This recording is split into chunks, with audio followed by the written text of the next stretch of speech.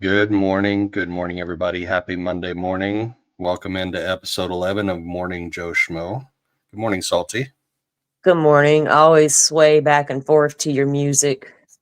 I know I love it, and I hate the fact that it demonetizes me, but at this point I really don't care because I'm not making any money anyway. So Does it I demonetize you, or does it share revenue with the owner of the no, music? it demonetizes me completely. I Oh, can't I don't have the option to share revenue, so but I just love it. oh.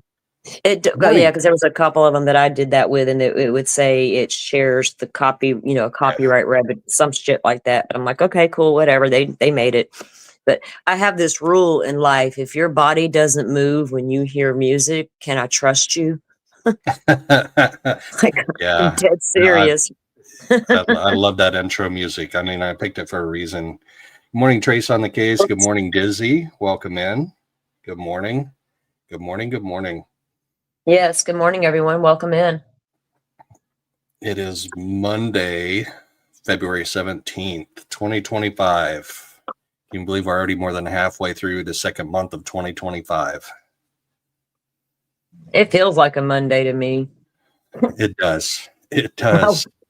I woke Did up I? in a mood. I was catching up on comments on certain things. I was like, oh, and then just some other things were bothering me. I was like, maybe I need a salty rant today. Maybe I'll go live later and do just that. But I might can calm down before then. So yeah, we'll see what happens.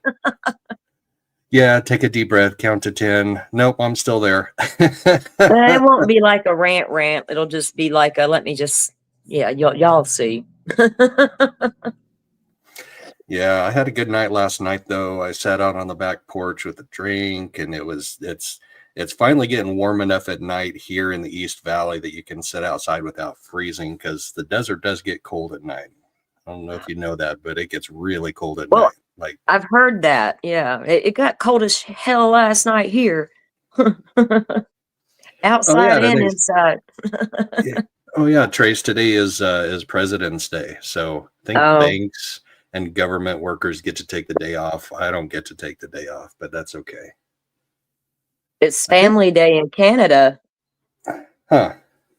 That's crazy. Yeah, the kids here don't have school. I don't know what's open and closed. My son's at work, uh, but the kids are out of school. Yeah. Yeah, government workers today get like 18 to 20 paid holidays. It's something ridiculous. Like, I mean, do we need a day off to celebrate President's Day? I guess people, well, but they not combine them everybody all. gets paid to be off. You know what I mean? Right? Yeah, true, true. And we used to in February we used to have like Washington's birthday and Lincoln's birthday, and I remember Lincoln's birthday because that's also my mom's birthday. Happy Oh, heavenly birthday, mom. yeah. She would have been turned 79 this year. Really? Oh, Yeah. I know. I've And lost my mom years ago, and she was just like in her early, I think she was right at 60. So I feel you. yeah, she was 53, and that was a 53 and a half ish. That's 53. Anyway, I calculated it, and I know the exact day that I was the exact same age she was when she was killed in that car accident. And Yeah. I almost did a tribute to her this year, but it was when I was doing the interview with Megan, and I didn't want to like throw any type of awkward thing into that interview with her. But I'm sure she would have been gracious and accepting of it. But Yeah. I have, on my private Facebook page, I have a thing set up, a page specifically for my daughter, and my family members and her close friends are all a part of that. And we go and post stuff in there. You know what I mean? On special occasions. And if somebody has a thought, they'll drop something in there. So that's the way we honor her, is on that Facebook page. that's amazing. Yeah.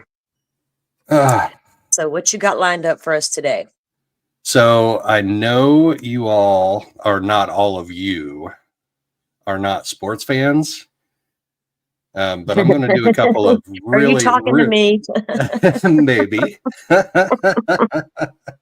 Good morning, Delaney. Good to see you in here. Welcome in.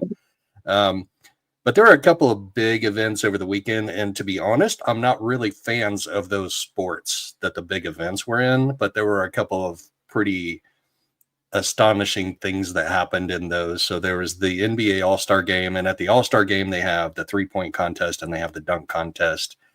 And Mac McClung won his third straight dunk contest.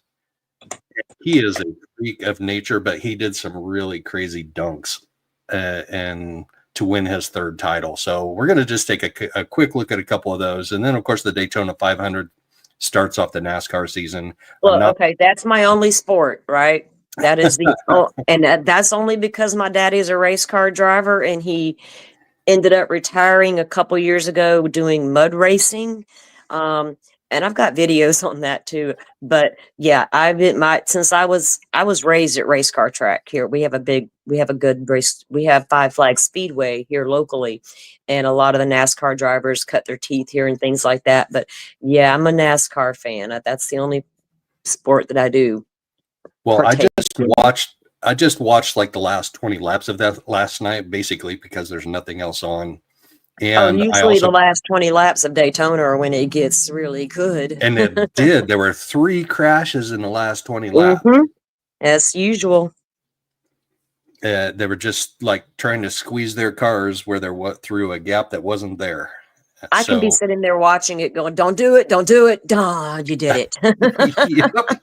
That's exactly what happened. And 3 times. So like with lap 186, so they do 200 laps of a 2.5 mile track.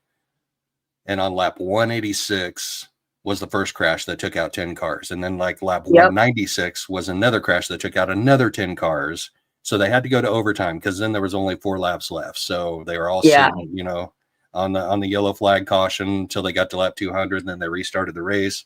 And in overtime on the very last lap was another crash that took out the lead driver, the lead car. Mm-hmm. Talladega and Daytona are always very interesting races because they're super speedways, you know, and they're much different than the shorter tracks. You can get cranking. Good morning, Star Hunter. Good to see you in here. Good morning, V. Welcome in, V. Welcome in, everyone. Happy Monday morning, everybody. So we're going to, but Ryan, I'm not familiar with the driver, but I think his name is Ryan Blaney? Preece. No, Ryan Preece. Oh, yeah. He's one of the newer guys. Yeah. Yes. Yep. And his car did a crazy flip in the second crash on lap 196, and he got airborne. And we're going to take a look at that. But he walked away from that. Like he walked away from that. The safety features that they have in the cars and in the walls now these days is just amazing. Well, the walls are a big deal, and I have seen some crazy, crazy car flips in NASCAR over the however many. I mean, I've been watching NASCAR for way too long, but I've seen some crazy wrecks. And Ryan Newman was one of the ones who walked out of a nasty crash. But I was watching the Daytona 500 when Dale Earnhardt died, and the Hans device was not something they made them do back then, and he was not wearing the Hans device. After that, they made them all start wearing it, and it made a big deal. The roof flaps on top of the cars also helped a lot. There's a lot of safety that goes into these cars. There really is, and there needs to be because they're going so fast. Yeah. And they also, after that Dale Earnhardt crash, they also changed the structure of the walls to take more of an impact. They kind of like his death is almost solely responsible for them changing the engineering of the walls. Definitely. Yeah, it broke my brother's heart. He was a huge Earnhardt fan, and I don't even think he watches that much anymore. My dad and I do. My dad will call me, "Are you watching this race, girl?" "Yes, sir." You better not say no. I better not. He usually will call me, what channel's that race coming on today? You know, he'll get confused, and I'll have to look it up for him and tell him, "Daddy, it's going to be on here or there." And yeah, but my dad's always been a race car driver, and I am a race car driver's daughter. And I'm a Ryan Newman fan because, you know, he's a Purdue guy, right?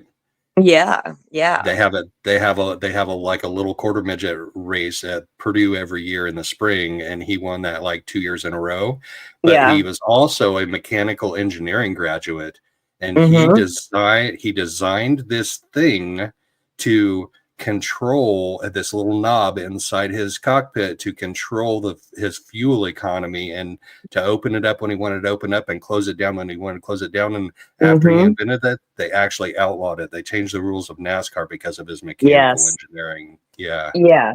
Yeah. And then cars go through hefty inspections. But I'm telling you, if you, we'll have to look it up and find that wreck he was in, because that was a nasty wreck. I was so worried about him, but he walked me, he went to the hospital and everything. And then they show a picture of him leaving the hospital holding his little girl's hands. He's got two little girls, and it was just like such a relief that he wasn't injured in that wreck. Yeah.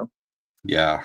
Rusty And Wallace took there's been some nasty wrecks in NASCAR. there have been. There have been. So this is Mac McClung. So this is the kid that has won 3 slam dunk contests in a row. And his first year, he was in the G League. Actually, he wasn't in the NBA proper. He was in their development league, the G League, and he was the first G League player ever to be invited to the slam dunk contest. And we're going to see why here. This was, I think this may have been his last dunk. Actually, no, this was his next to the last dunk. I'm more And inclined to watch basketball than I am football. I don't do the foosball, but I used to watch basketball. I'm going to always call it the foosball. water boy reference there. Yes, yes, yes, yes, definitely. Foosball's the devil. So, if you look here on this picture, there's a guy on a ladder with a balancing a ball on the rim. And then there's a guy off to his right that's on a hoverboard with a basketball on his head that is spinning in circles. You got to see this. He's spinning! Spin, young man! Oh, no! Vince Carter, you are being challenged for the greatest dunker in They'll show a slow-mo of it here in a minute, or a replay from another angle. That is There's something in the water here in Oakland. Oh, like the Watch imagination, the creativity, the ups, the height. Grab the other one, punch that. Oh, in. Come on, man. You got to get high. Come on, man. Come on, Mac. Mac Club, stop it. Stop playing with us, Mac Club. Wow. One more time. Oh, my gosh. Again, I will say this like I said last year. This young man. Boy can jump, can't he? Yes, he can. And we're getting ready to see an earlier dunk, and I can't believe he didn't save this for the last one, because this one blows my mind. Let me see, what's my time mark on that? 10:15. Let's go back to 10:15. He must have started playing as a young kid. Yeah, and working on his ups. But they all do now. I mean, basketball now, you start out in kindergarten and you are in travel ball in elementary school all the way through high school. Yeah, my That's just the son's way it is now. my son's girlfriend, her 9-year-old, he plays basketball, so that's a constructive good thing for him. Well, I'm from Indiana, so basketball's my thing. I ran the elementary school program for a number of years, and Oh, nice. and coached my boys in travel ball, and put together. I put together the first travel ball team from that elementary school. And the thing is, there's a high school, and there were 3 middle schools with elementary schools that fed into the high school, and our kids from our elementary and middle school never would make the high school team. And it's because they didn't have the program at a lower level. Yeah, my brother used to play baseball, t-ball, started out with t-ball and baseball, and actually his little t-ball team went to the t-ball World Series, and that year it happened to be held here in our hometown, and they won. And my dad coached his ball team from t-ball on up, and until he ended up quit playing after years. But that was their thing, and we used to go to the ballpark all the time for baseball. So it's good for you to be involved with your kids like that. It's great. Yeah, this second dunk is the second dunk I'm showing you. Actually, he did before the one we just saw, but this is the one that blows my mind. I'll think about it. All right, give it up one more time, everybody, for your AT&T Slam Dunk Champion. Gotta catch it first. over a car. He just dunked over a car. I wonder if he took gymnastics and stuff like that. You know how a lot of those football players will take what's it called? They'll take That's why those guys in the NBA. Look shit, at I that. forgot what you call it. He completely cleared that car. That's crazy. The Mac attack. They're scared. They're scared of the Mac attack. It's the return of the Mac. Oh my That's gosh. really pretty cool. That's pretty damn cool. It's creative too. I've never seen a car on the court at a slam dunk contest before. Correct. He gets his hands on the outside. Dude's like, whoa. Yes. Yep. They're like, white boy Everybody can was. jump. That's one of my favorite movies. White Men Right? Can't Jump. I love that movie. Mm, Woody Harrelson and Wesley yeah, Snipes. Yeah, I like Woody Harrelson. He's a clown. he is. I've watched bits and pieces of Doc Hollywood over the weekend. He was in that. Woody Harrelson was in that. Total Yes. redneck goober and just absolutely hilarious though. Like he played it so well. All right, let's watch this NASCAR crash now before we start getting into deeper stuff. All right, let me maximize my screen on my computers. I'm on the phone with you, but I'm on a computer watching as well. Okay, I'm good. But you know how it is at this point, Clint. You just have to take whatever's behind you and try to hang on to it. This isn't the scenario that I think I would want if I was a teammate. How close they are to each other. Door to door with my Oh, teammate, yeah. Hamlin and Bell for the front. Oh. Fell into the wall for the front bumper. Custer, Watch and 60 up in car, the the air 60 goes car, teal Ryan and black. Preece, and for the second time in his career, he is flipping at Daytona. Good grief. We're going Off to the watch a front couple bumper, we were replays talking of about it. lap before. Mm. Custer got to his bumper. That thing went side to side, and he couldn't hold on to it. It was one too many. Great speed in that car. All Here, we'll see it week from another long. car's angle, the one next to Yeah, I'm him, happy to behind see him it. to his Barrett left. Jones.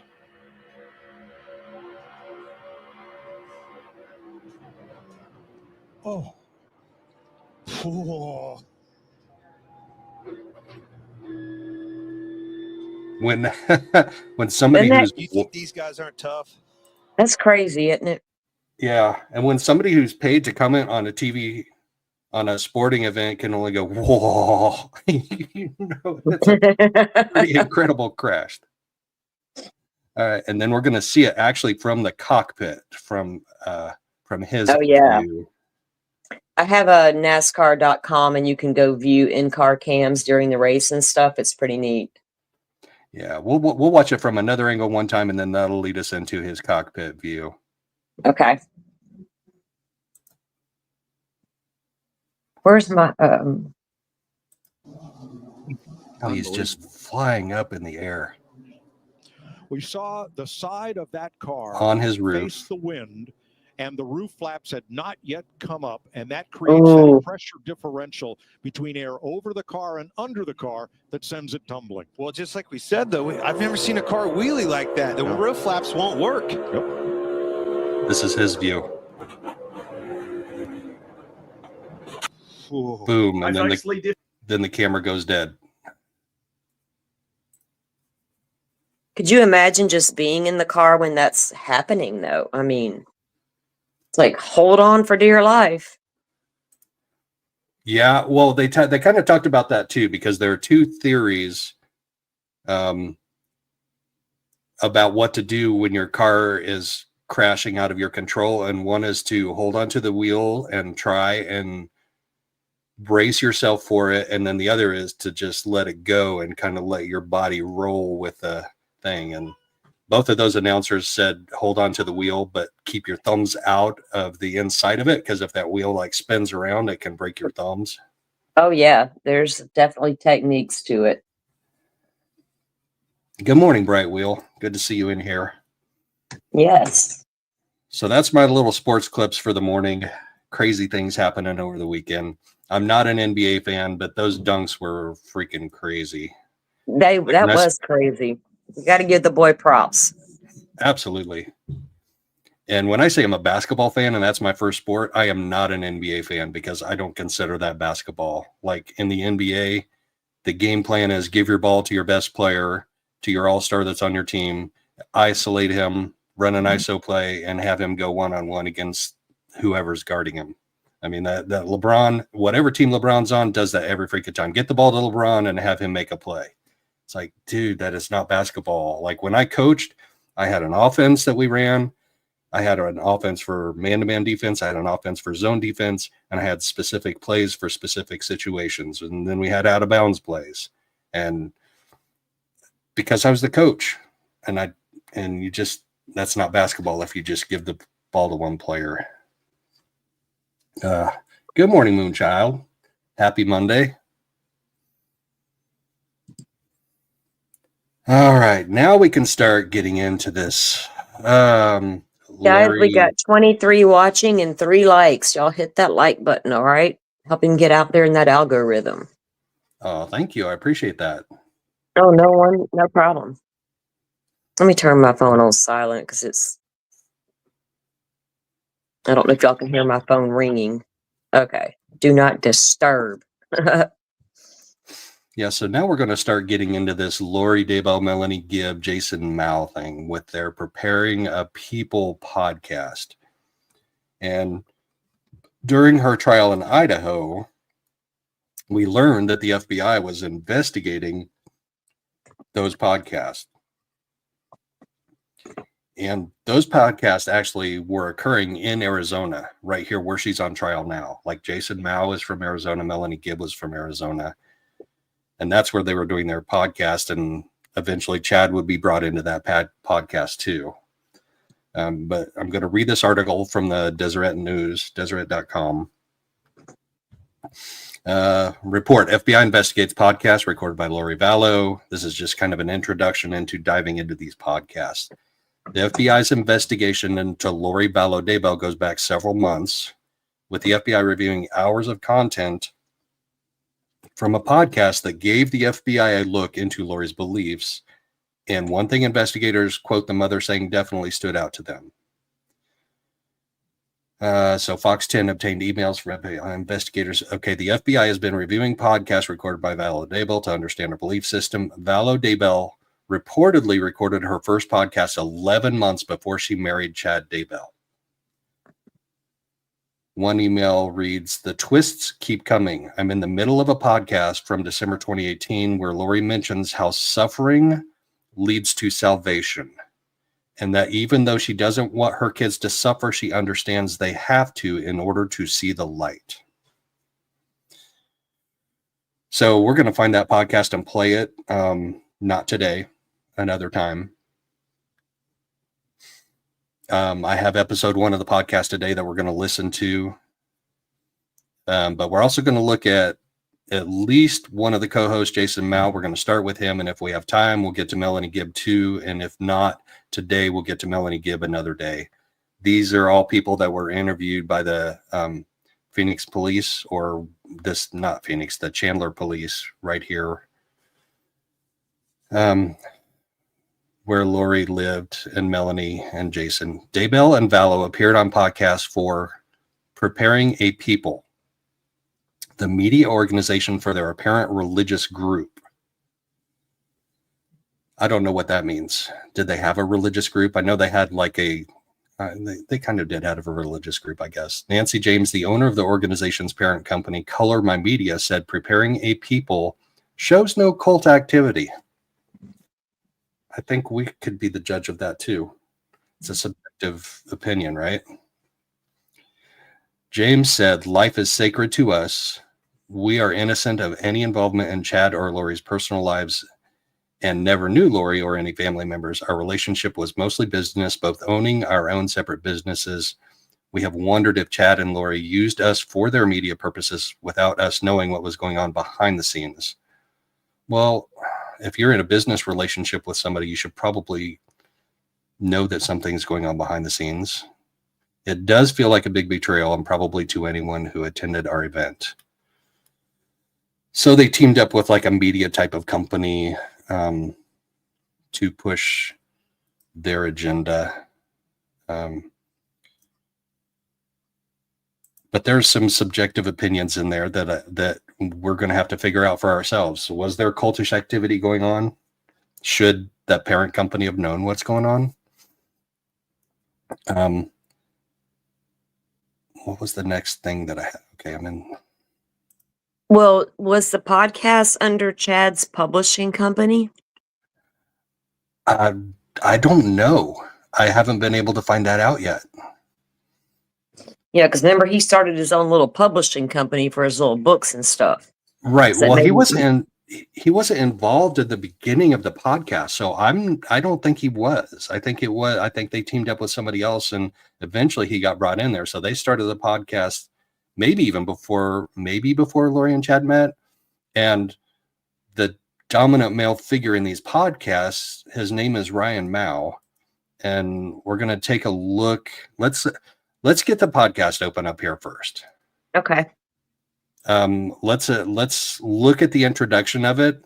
So I'm going to show you the introduction on one of the podcast websites. The audio is actually not available from this website, but there is an introduction to it. So this is episode 1, the introduction to episode 1.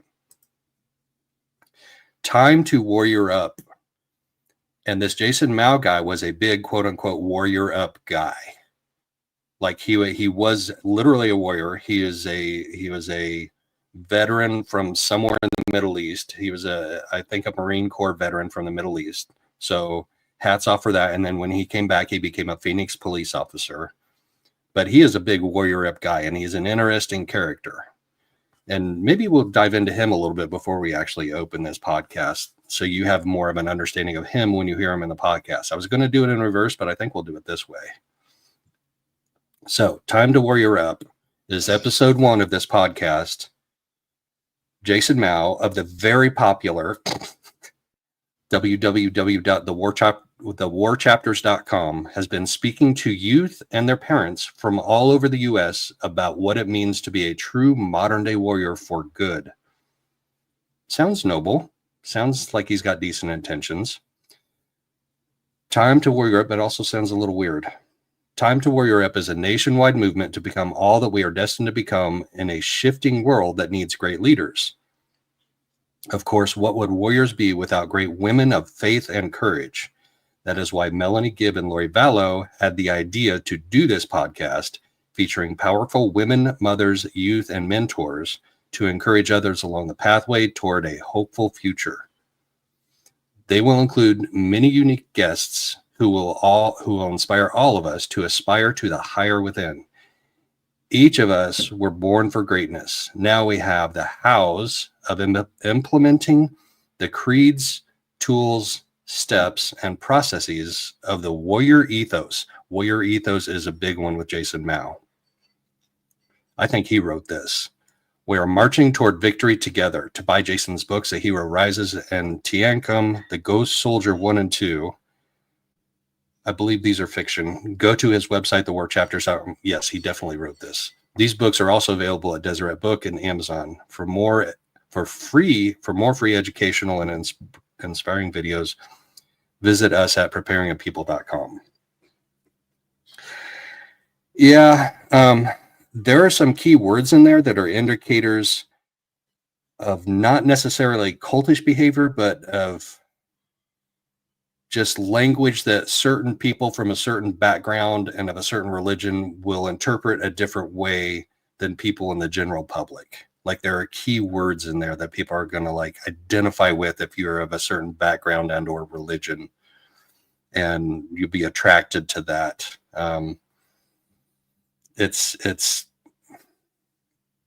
Yeah.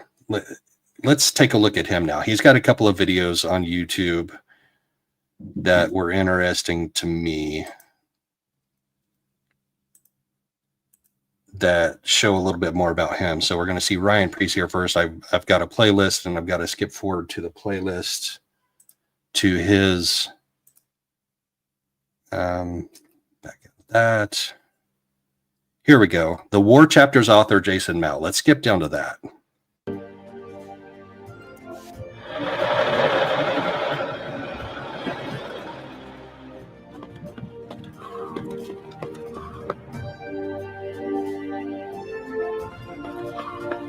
I I was stationed in Herat, Afghanistan, and working as a contractor for the U.S. government. While I was there one night, we got a rocket attack on the base, and they were firing rockets at us pretty much all night long. It was really emotional for me, trying to deal with the fact people were trying to kill me. Once the attack was over and they gave us the all clear, I went back to my bunk, was laying there trying to decompress, and a thought just came to me: what would Captain Moroni do? And as soon as I said that, I started. Captain Moroni. So anybody who's familiar with the Mormon Church knows who Moroni is, but until this, I don't remember ever hearing him called Captain Moroni before. So I think this is something that he's fictionalizing a character out of the Book of Mormon that is a primary central figure in the Mormon religion to create his fictional stories that relate to his warrior ethos and warrior mentality. Started having images and thoughts in my mind of a young Captain Moroni leading men into combat, and how he might have gathered strength, and that's started to give me confidence and strength, and I was able to get through the situation relying upon his example. My name is Jason Schmoe, and for the past 25 years, I've been a police officer, a soldier, and a government contractor. I was inspired to write down the images and the scenes that were playing in my mind, and I used my Did you hear that? The images and the scenes that were playing in my mind. Yes, the Angel Moroni is the gold statue that you see at the top of all the temples, all the Mormon temples. But before he was the Angel Moroni that Joseph Smith said appeared to him to show him where the golden plates were buried in New York, he was a character in the Book of Mormon, like as a human being on this earth, who later who supposedly wrote the history on the golden plates and then buried them in New York for Joseph Smith to find hundreds of years later. So a little background on the Mormon Church there, but this guy, Jason Schmoe, had images in his mind that he's writing down, and he's going to transform into fictional books about quote unquote Captain Moroni.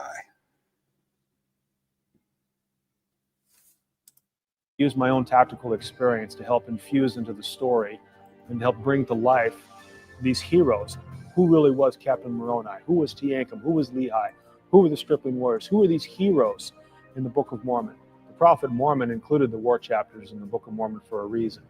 And he said about Moroni, if all men were like unto Captain Moroni, what does that mean? What does it mean to be someone that the very gates of hell would shake if all men were like unto him? What I want you to find out for yourself what it means to be like Captain Moroni, what it means to be a true hero. I've seen combat. I've led men into battle. I know what it means to ask men to lay down their lives for a cause greater than themselves. I want the youth of today to understand what it means to take a sacred oath, to be like Captain Moroni and to never compromise with evil. There is nothing more important in this world than faith, family, and country.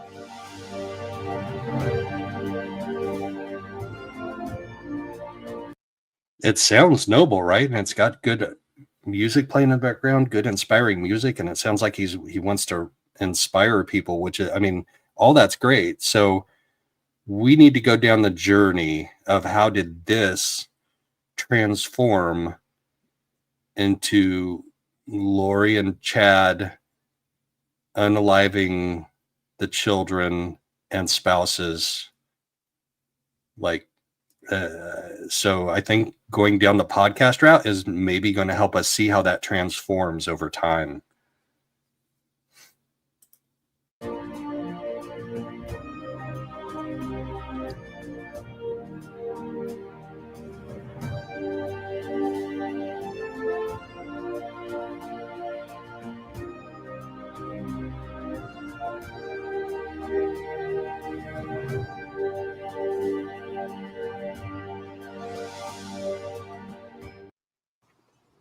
Hi, everybody.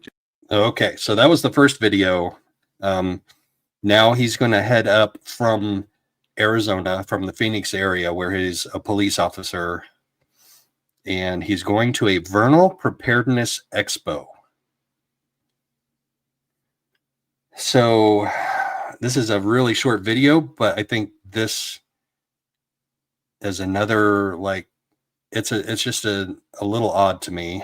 We'll see. You guys can judge for yourselves. Jason Mao here, coming to you from beautiful Phoenix, Arizona, where it's a frigid 70 degrees right now.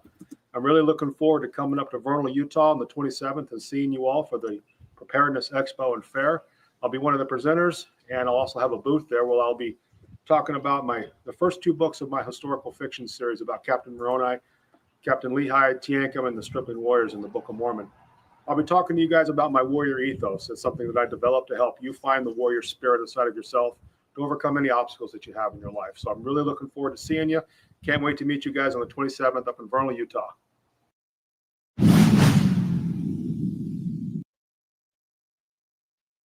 So that was him raw and uncensored, just like doing a little introduction video to when he's going up to a Preparedness Expo. So we see that Preparing a People is the name of the podcast. So there's a lot of preparedness talk. And so Preparing a People is about preparing people for the second coming of Christ. So there's kind of a disconnect there for me so far. Maybe we can find that connection between a quote unquote warrior ethos and preparing a people. But there's some deep Mormon doctrine that can tie those together. We're not going to get into today. Good morning, Lisa. God wants us to help people. God wants us to be obedient. Public speaker, Jason not only Mao. to our parents, but to the laws of the land. Do you guys see who he is publicly speaking to? Do you see who his audience is in this video? These are little kids. These are like 6 years old, 5 years old. These are little kids. Listen to the language that he speaks to these little kids with. And now I start to see the connection with the quote, what people will call cultish type of behavior, where you're planting these words in their heads that they don't understand yet. But if you keep planting them in their heads, when they get to a certain age, they're going to incorporate those in one way or another in their belief system, whatever that means for them, until there's a cognitive disconnect. And those are all things that heroes do. Who is your hero? Captain Moroni. Excellent. Here we go. All right, guys. High fives. High five. What I want you to do is to recognize your potential and to rise up to it, to realize who you are. I feel inspired to go out and help other people and to become my own hero and find my heroes that I want to follow. As a warrior, I serve a cause greater than myself. A warrior. He's talking to 5 and 6 year olds about becoming a warrior with a sword on the screen and these graphic art type of covers to his novels in the background while he's talking to like 4, 5, 6 year olds talking about becoming a warrior. What does that mean?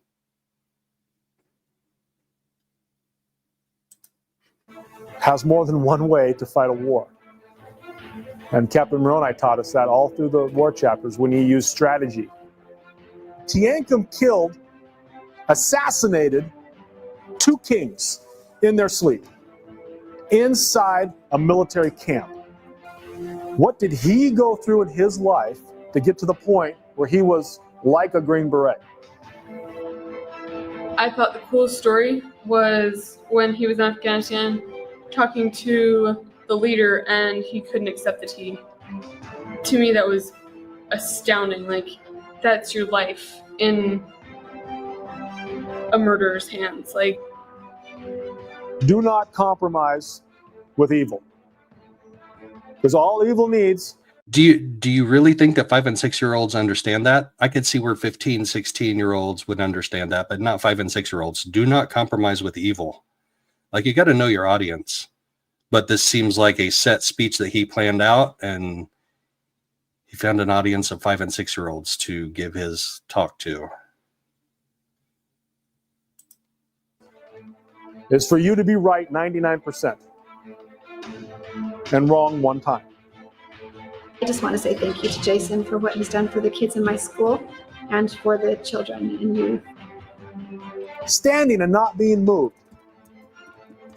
can save the world.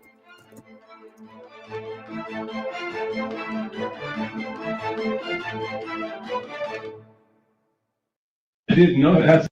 Okay. So eventually we're going to watch his interview with the Arizona police. I think that's the Chandler Police Department, if I remember right, about the Lori Vallow Daybell case.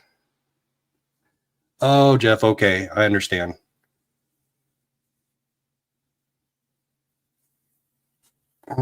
So you have to pass the sacrament along without partaking.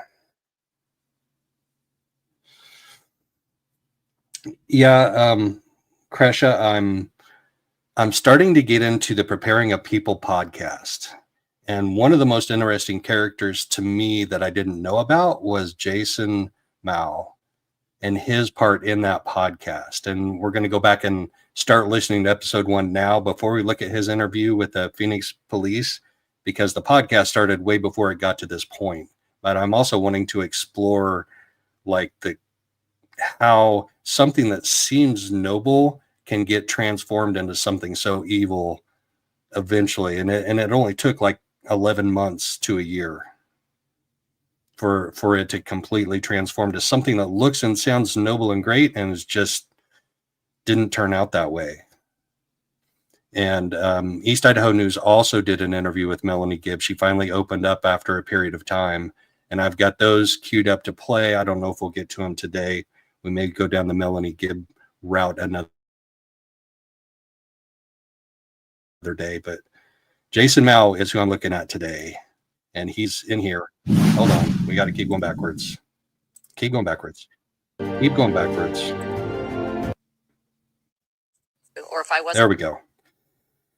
So this starts kind of into it. They have some music that plays. Somewhere I found the original audio that starts out with some type of music before we get into it. So this is kind of a few seconds into the podcast. But you hear Jason Schmoe talking to start, and then he introduces Melanie and Lori, and the language between them. Oh, Salty, where'd you go? All right, there we go. Welcome back, Salty.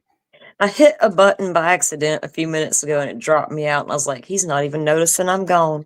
I was watching my videos. I'm trying to I know. videos queued up. I know. You're good. I was reading comments while all that was going on too. So yeah, good conversation over here. Oh, Kresha. Wow, that's interesting. Girl, you're going to have to get up here one day and tell me all of the stuff you know. Well, you can't tell me all the stuff you know because we'd be up here for days or weeks. I would love to have a chat with her, right? I mean, I love her. She's just, of course, I don't know her personally, but from what I have learned of her in our chats and stuff, I really like her. All right. So this is episode 1 of the Preparing a People podcast. That was Lori and Melanie and Jason's idea. And you could tell that he's wanting to inject his warrior ethos thing into it. But at the same time, it's the women's idea. So he's also needing to let them do their thing. So here's episode 1. And feel free to interrupt me if you have any comments on it. I haven't listened to the entire thing. 52 minutes long is a lot for me to take, but this is Jason, Melanie, and Lori. Gibb. Melanie is awesome, for those of you that...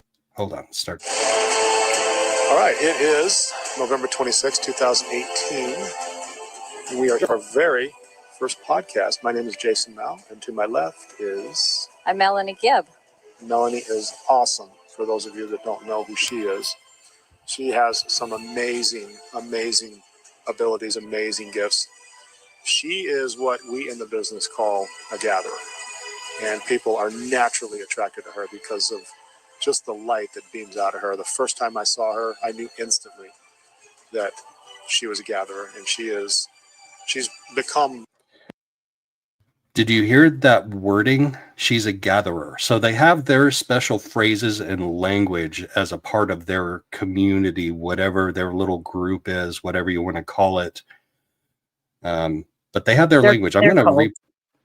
Yeah, Melanie Okay. Gibb's a very interesting character. I'll call it what it is. It is a freaking cult. And Melanie Gibb was a very interesting character. And Lori reached out to her to help try to get her to say she, had JJ and things like that to cover up what was going on. And Melanie Gibb cannot be trusted. Was Melanie the one that Lori said had the kids? I do believe. Okay, I don't remember who the other Melanie is her niece, which was married to Brandon, right? And this is Melanie Gibb, the one that, yeah. Do I have that right, guys? I think I do. That sounds right to me. And Melanie testified in trial. And people are yes. Naturally attracted to her because of just the light that beams out of her. The first time I saw her, I knew instantly that she was a gatherer, and she's become basically the point person here in the Southwest area for like-minded people to start focusing on greater light and knowledge and learning a lot about themselves and about the Lord and what it is that He wants from us. And so I am honored to have her to my left. Thank you. Also with us today is Lori. And Lori is so cool. Lori is so cool. Well, thank you, dude. Because I was about to say, what? Lori is so cool. There's like a little bit of subliminal, like almost flirty thing going on there. Mm-hmm. Do you catch that too? Yeah, well, Lori bats those eyes and that blonde hair, and all these men just like, oh. Dumbass men. That's redundant. That is totally redundant. And I won't tell you my redundant phrase for women. Why not? Do it. No. Although it does apply to Lori, it does not apply to all women, but okay. Lori and I met in a very, very unique situation. And real quick, Lori, let's talk about that before we start, because people don't even know who you are. Well, the people in the know who you are, but one of the reasons why we're doing this podcast is so that we can spread the light of knowledge and help people learn about who they are and find their gifts and draw closer to Christ. And what happened to you was pretty unique, and how we ended up in the same room together is even more unique. So can we start off with that? We can. It's so fun to be here with Jason and Melanie. I love them so much and grateful for them and all their service that they do. I feel like that I work for the Lord. I feel like I have turned my life to Him from circumstances that have happened to me in my life. And I ask Him who He wants me to meet, who He needs me to go to, and what He wants me to do. And I was sent to the temple on a certain day to get a message from someone. And I was sent to the temple one day to get a message from a certain someone. Mm-hmm. Okay, episode 1, she's already weirding me out. Well, and yeah, I mean, they honestly believe, Melanie bought into everything Lori told her about those kids being possessed with the zombie stuff. A lot of them did. And that's the scary part. Like I said, it was so aggravating to me during Lori's trial that everybody wanted to focus on that sex, love, and money shit when it went so much deeper. And people didn't want to delve into this stuff, with their religious belief. We've seen religions where people don't even take their children for medical care, right? Because of all their beliefs. And everybody has the right to believe what they want, but it gets dangerous at some points. And these people thought they believed in, all kinds of stuff.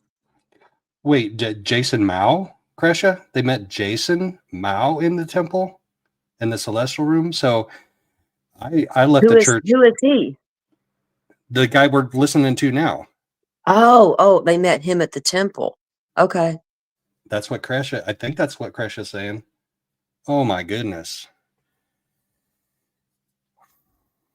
And I take it Kresha, you're fine. She's like, I'm gonna sit my phone down because she doesn't want to dominate the chat. Girl, you're good. No, that's why we're doing this, because the more I learn, then the more I can understand. Exactly. What's and going you have on. and you have some great insights. So thank you.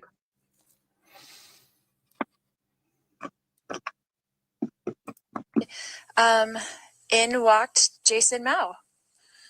And when I looked at you, when I looked into your eyes for the first time and really saw who you were inside. This is just weird. I mean, we're Not 2 the minutes into eyes. this podcast and there's just a strange energy between them. And this is like 11 months before she married Chad. So, but she's still married to Charles. So what the heck? What in the world is going on here? What is going on? Inside, I instantly knew you're one of us. You're a gatherer. You get it. You understand that there's something bigger going on here than just church on Sunday. That this is the end times, and you are awake. You are prepared. You are moving in that direction. And I saw that in just a half a second. More dog whistles. You're awake. You're prepared. You're moving in that direction. You're awake. They woke. Oh hell. Of that brother and sister connection that we made. And I just knew right away I had to get you in touch with Melanie, and we needed to connect somehow. And so Whoa. He looked in her eyes and he said, he thought to himself, we need to connect somehow. How exactly did you want to connect with Lori Vallow, who she was at the time? How exactly did you want to connect with her? Yeah, and the divine one told them all to hook up and connect. I'm sure he wanted to connect in other ways, right? I'm getting that vibe. I am totally getting that vibe. Who's to say they didn't? Lori liked her men. that's how one thing led to another, and then Melanie. Well, isn't that a sign of narcissism? Is you seek a lot of attention from the opposite sex? Oh yeah, that's a sign of narcissism, right? Mm-hmm. Like the more attention you get from men, so she'll lead men on, thinking that they can quote unquote connect with her in some way, so she can have more attention from them. Like if she, has that hook out there with a bait. Melanie, you got the idea to start doing a podcast so that we could kind of just spread the good word. Yeah. So once, and I've known Jason for a while now, and meeting Lori, I knew that there was a message that we needed to share. And one of the things that we all have in common is we have all been. Whoa, did she just make a Freudian slip there? Did you hear that? I think that was a Freudian slip. Yeah. I'm going to back up. She stumbles over the word common, and it sounds almost like she said something else. And I've known Jason for a while now, and meeting Lori, I knew that there was a message that we needed to share. And one of the things that we all have in common is we have all been changed by Jesus Christ. And we've all woken up. We've gone through some incredible trials. And so I knew that there's many people that are becoming aware that either they want to be more awakened or they already are beginning to be. And so they wanted to learn more about some of the things that we've gone through, some of the trials that we've gone through, to help us have that mighty change of heart. And I've been wanting to do this for a very long time. About 10 years ago, I had my experience with the mighty change of heart and have started to write a book about that experience. Very cool. Yes.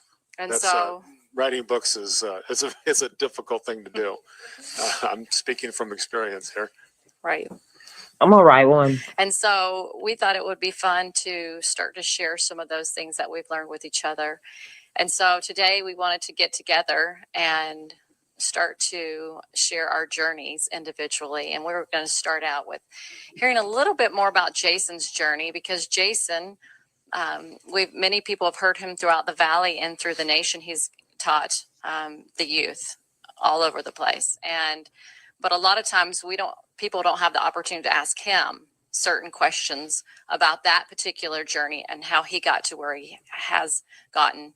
And so we thought we would give an opportunity for him to start sharing some of those experiences in a little bit different perspective, a little unique way today. And that's one of the issues that, again, one of the issues that I've come across going all over the country and talking to people is my time is real limited. I try to be as generous as I can, but you know, when you have to catch a plane, you have to catch a plane. And so a lot of people are left wondering and wanting and needing to know more, and how, okay, you've given us this thing. I'm going to speed this up just a little bit. Now what? And so one of the things that we're trying to do with this podcast is take it to the next level, if you will, explain what the warrior ethos is and how it applies not only to my life, but to Melanie's life and to Lori's life. See, he wants this podcast to be about his warrior ethos. And I think over time, I think it probably got changed to something else. And when he didn't, quote unquote, connect with Lori on a deeper level, I wonder how involved he was in later podcasts. I know Chad came into later podcasts. I'm not sure exactly when, and she ended up marrying him. But I wonder where he ended up disappearing or fading off into oblivion. Life. And we're also going to have guests come in as often as possible so that we can get their perspective also on what it means to be a true warrior, not necessarily a war fighter. We're not talking about being big and strong and carrying a gun. We're talking about how you live your life. The whole idea behind the warrior ethos is, and the word ethos is an old word and it means character. It means, what do you stand for? What is your belief system? Is it either as an individual or as a group? And so what do we as Latter-day Saints, what do we as Christians, what do we as followers of Christ believe? And how do we get from point A to point B? Okay, this is boring me. I'm going to skip and see if I can find it. Interesting information later. For those of you that know the city of Phoenix, Arizona, it's just him talking. Place to be if you want to be a cop. It's you know, it's like an episode of live PD or Cops every single night. You know, there's gunfights and dog bites and car chases and donut runs and you know, everything that comes with just a good old fashioned rock'em sock'em police work. And I loved it. It was absolutely the place for a guy like me to be. Loved it past. So apparently he's not still a Phoenix police officer, but somebody asked earlier in chat, where is he now? So I'm going to have to research that. That's a good question. But he does do a police interview and we are going to watch that. So I don't want to spend too much time on this because frankly, it's boring the crap out of me, but I'm going to see if we can find Lori in here somewhere. And I like saying this, no was cry. Because I couldn't even get up. So I cried, and I cried for a really long time. Christ, and worried about what was happening around him is when he started to sink. Your life, when you have to choose victory or death. The God that you believe in didn't send you down here to fail. He didn't set you up. You know that there's only one way back, and that's heat, pressure, and time. You have. Who's in charge, Melanie? You know, all the things that hold us back from having a true relationship with Christ. He's begging for us. He's pleading for us to get over that obstacle. But he can't do it for us. We have to do it ourselves. And in my mind, that's what I saw was this argument, if you will, between good and evil. And I was stuck in the middle, getting an earful from both sides. And once I made the decision, evil got harder and good got encouraging. You know, he didn't need to yell at me. He didn't need to do anything like that. He just said, keep going. You got it. Hand over hand. I'm going to fall. I'll be here to catch you, and we'll do it again. Well, thank you. Lori and I have been through through things just like you have, but differently. And all of us are supposed to go through something, I believe, at least that's my own opinion, that will make us either turn to God or make us turn away from God. And one of the headspace fights that I've had to go through is, who's in charge, Melanie? Who's in charge? Satan or you? Or are you going to let God help you? Every time I try. Whoa. Melanie Gibb just said, I have these head fights all the time. Who's in charge? Satan or you? Melanie Gibb just said that. I have these head fights all the time. Who's in charge? Yep. Satan or you? Woo. I tried to say, I can't do this. This is too hard. It just felt hopeless and helpless, and it felt horribly dark. And that was not interesting to me. No. And it's interesting when you look at it from an eternal perspective. It's not as helpless and hopeless as what Christ went through. Right. It's perspective. And it's really interesting to see those perspectives from the other side. When you look back at that, your own personal testimony, if you want to be this warrior, unfortunately, sometimes people don't agree with that, and it requires this guy bores the crap use out of force me. that is appropriate. And the warrior, and that's kind of how the warrior ethos came to be. Is I started clawing my way out of this hole that I was in, and people would see that I was doing this, and they would go, "Geez, Mr. Jason, any one of those things would have been enough to cause a person to quit. A divorce is enough to cause a person to quit. Being crippled in the city into that room." And then they said, "Well, would you send some questions to Jason?" Melanie became a warrior because of Jesus Christ. The principle from Melanie's perspective, from Lori's perspective, and then if we have guests from their perspective, absolutely, on what it truly means to be a warrior from that perspective. And I also want to talk a lot about being a warrior as a mother and a wife, and the background that I came from. And I'm not going to talk about it today because we wanted to talk to Jason. Here we go. Being a warrior as a mother and a wife. Let's see if there's anything interesting that comes out of this. Jason about his journey is just a little bit about some mental challenges coming from a family that has a lot of those challenges, and how to deal with life as a mom in this day and age, and how I became a warrior because of Jesus Christ. The principles are the same regardless of the obstacle you're trying to overcome, whether it's in the home or in business or at school or in church or in your heart. The truth is the truth, that we train for perfection. All of these principles are Oh, that's a Mormon dog whistle right there. Training for perfection. We are trying to perfect ourselves on this earth so we can make it to the celestial kingdom. That is a Mormon dog whistle right there. Training for perfection. Nobody's perfect, no matter what. But Mormons teach that you can get there. You can get to perfection. If you do, It's very misleading by them, but okay. Well, that's why it's a defeatist religion, because we never can achieve perfection. And every time we fall short of it, we feel guilty for it, and something must be wrong with us. And so it just makes it worse. It's a cycle of defeatism. And there are so many LDS women that I knew in the church in the 80s and 90s that were on Prozac. And some of it probably had to do with that, and some of it probably had to do with the fact that it's also a very patriarchal religion where men mostly control things. So this is kind of a unique podcast in the fact that it's professing to empower women, but at what cost? I don't know. Are applicable to whatever you're facing in your life.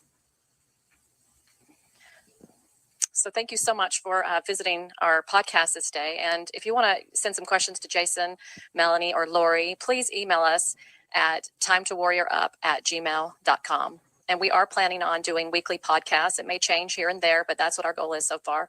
So thank you so much for visiting today.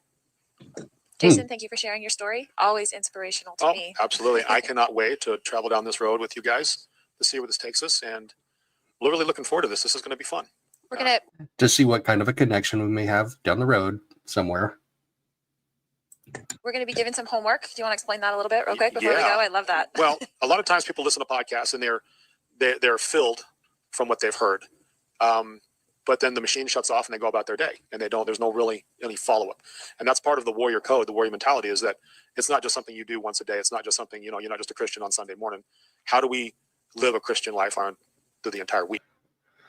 Kresha, I'm reading your comment, and it's funny that you say that one thing about them is the bloodlines. I think there's a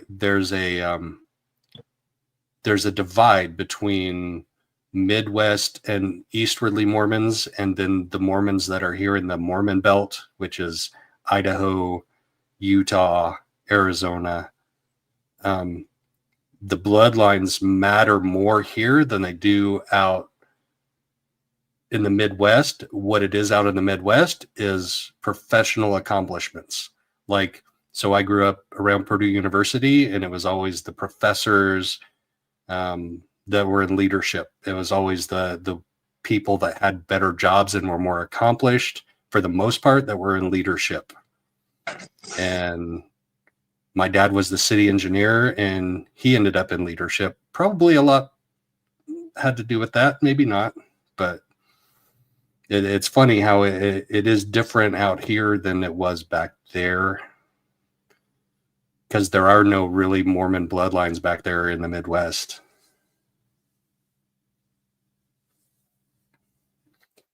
Anyway, that's the end of this podcast. So now I want to take a look at his interview with, I think it's the Chandler PD.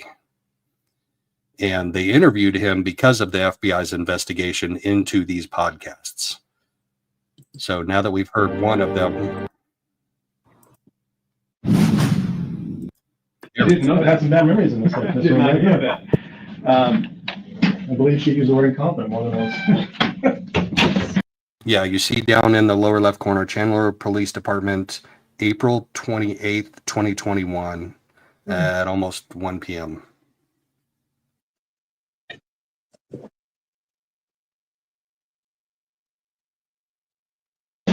Sorry. Oh.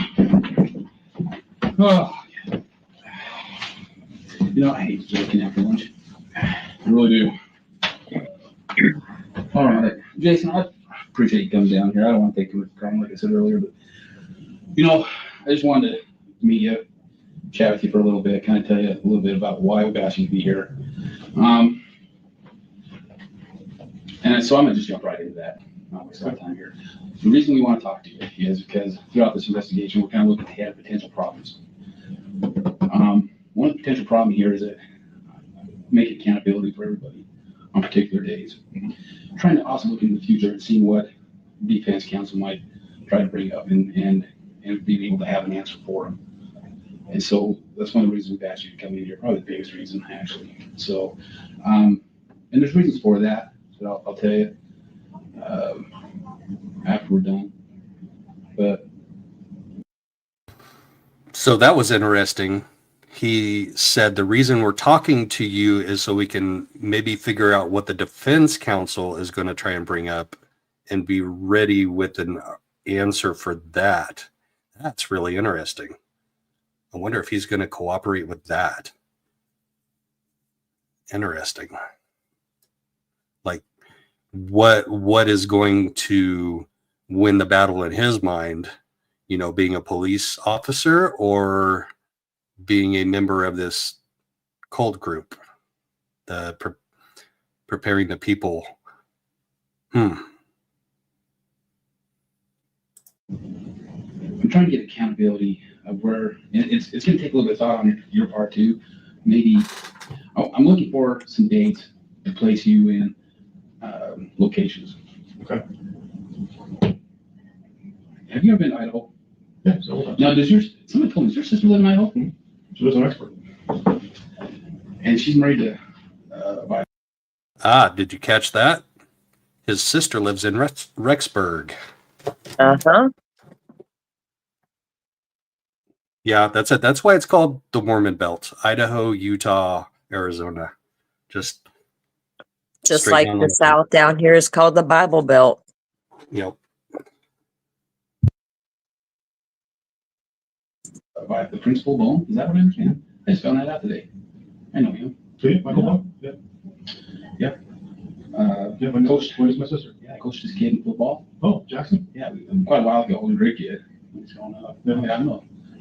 your sister taught my daughter dance. Yep, that's what she does. That's what she does. So yeah, I was pleasantly surprised. I found that out. They're good people. They're very good people. Both of them. I mean, they're just good people. Anyway, so I'm not exactly sure how we're going to do this, but I'd like to get some accountability of where you were on, let's say, well, actually, let's go October 9th and October 19th of 2019. I know that's a big job. I understand that, but if there's any way. Let me check my phone and see if I got my calendar back there for.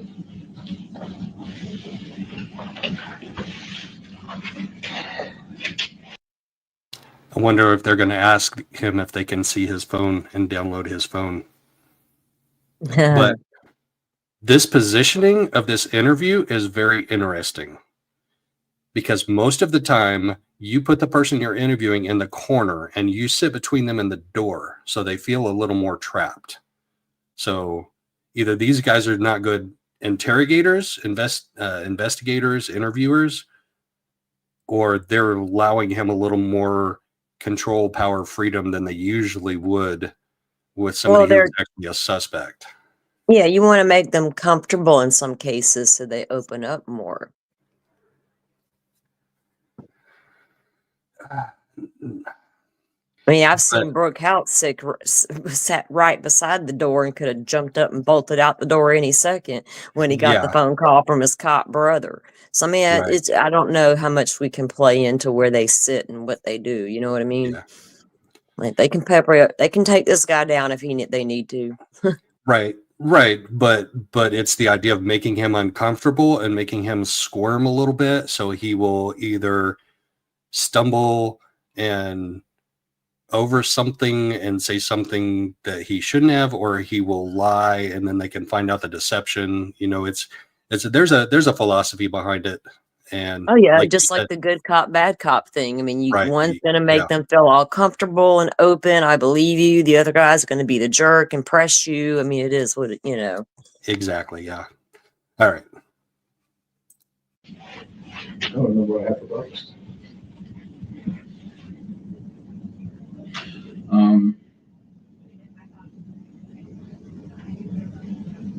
Let's see. I mean, it would have been in the fall. Were you up there in Idaho? Do you recall it in the fall at all? 2019? Go back there. October. I don't have my glasses with me. Crap. Those readers? They are. I didn't know what we just call them old man readers. Yeah. Because we all have a pair.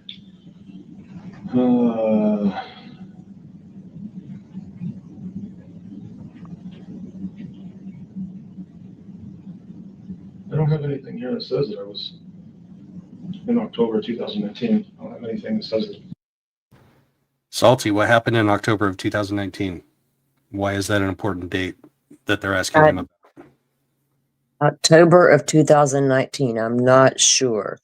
God, dude, I've got so many cases piled up in my head.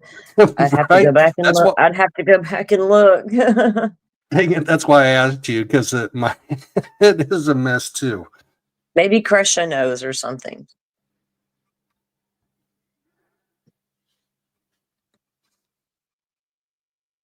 Would you normally have something booked if you had it planned? You know, October, I wasn't teaching then, so it's possible that I was doing a lot of traveling back and a lot of speaking all over the country. But that usually was I have it here. Oh, was that when Tammy Vallow was red-rummed? Oh, okay. Oy vey. If I did anything. What about the 9th? You got anything on the 9th? That would be a Wednesday. No, I don't have anything on a Wednesday, October 19th. And on 9th and the 19th. The 19th, I did an event at Feed My Starving Children here in the Valley. On what day? October 19th. I did that. Who's your man? According to my calendar, I was at Feed My Starving Children October 19th. Okay. Which is Yeah, that's the exact day that Tammy Daybell died. Wow. they package food. So it's probably for my church to use there. Feed my starving children. So my calendar says. Did you need to see that? No, I got it. And then October 9th, I don't have anything for October 9th. Okay. Next one. Feed that starving children. You may need more. That doesn't have anything to do with that organization that Christine Atwood has anything to do with. Oh, I have no idea. You know who she is? Oh, Kresha, they just mentioned Christine Atwood.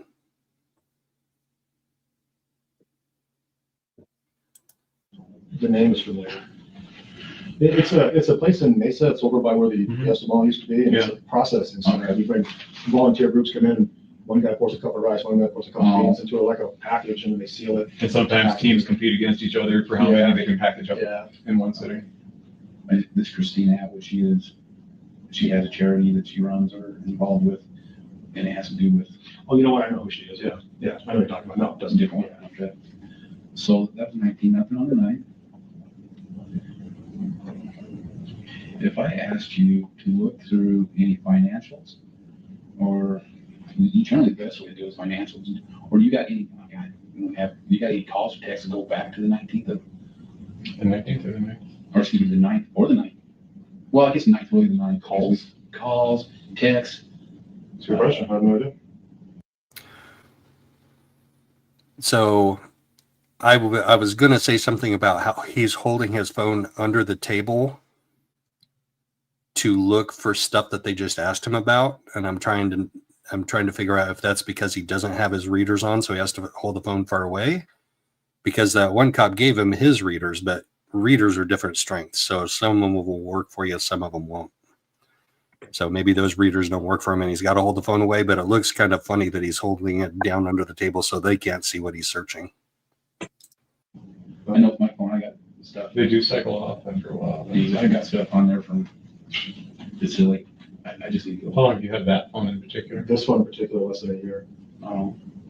Yeah, my calendar doesn't go back. It drops off. Well, it's reloading, sorry.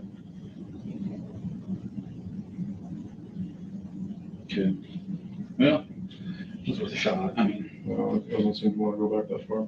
You normally use your debit card when you go out and about to get food or whatever? Almost 100%, yeah. Unless I'm traveling, I use my business card for everything.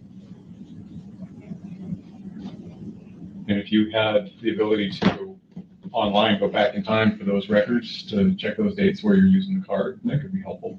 I just want to just be able to say, okay, we talked to Jason. He said, this is where he was. This is how we show where he was. Okay. Am I getting drug into this? It's, I think, more along the lines to not.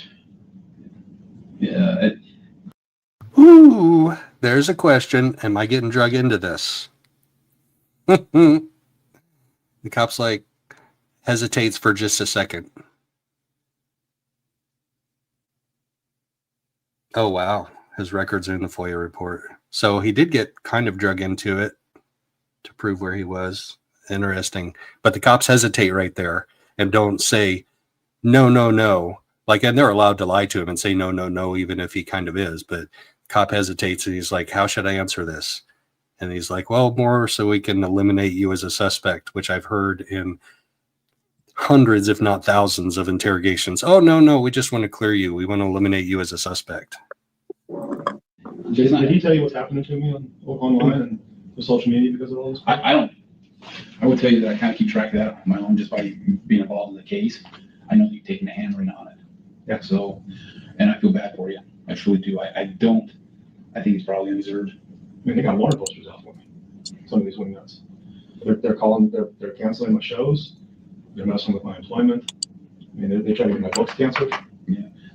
Wait, who is he talking about as canceling his shows and everything? I got to go back and hear that question and answer again. He's complaining about his shows getting canceled and some other stuff. And wanted poster? That's the first I've heard of that. I know the FBI was investigating the podcast, but I'd never heard anything about a wanted poster.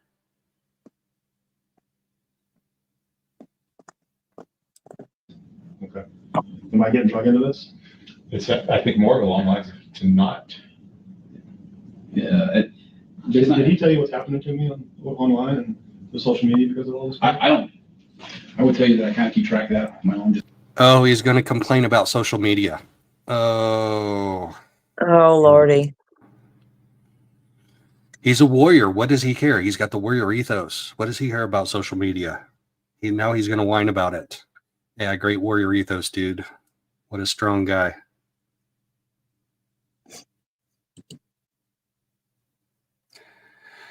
Yeah, talking about the true crime community. Yeah, and they can be vicious, and they especially in the high profile cases, this one and Brian Koberger and Delphi, they could be vicious, but dude, man up.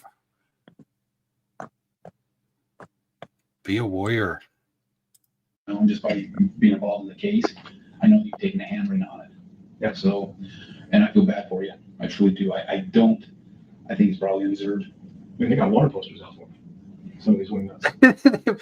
The true crime community has wanted posters out for him.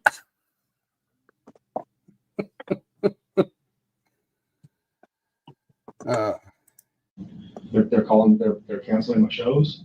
They're messing with my employment. I mean, they try to get my books canceled. Yeah.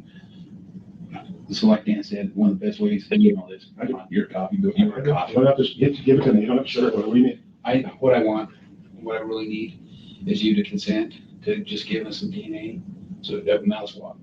Here's why. Some of this evidence we have is forensics.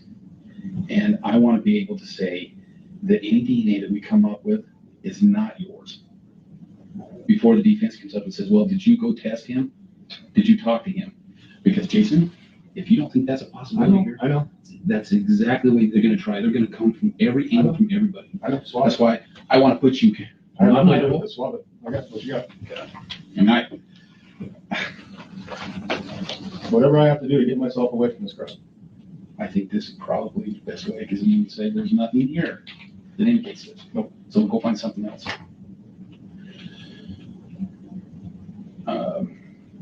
And you're not the only one we're getting with it. So I think myself, sorry.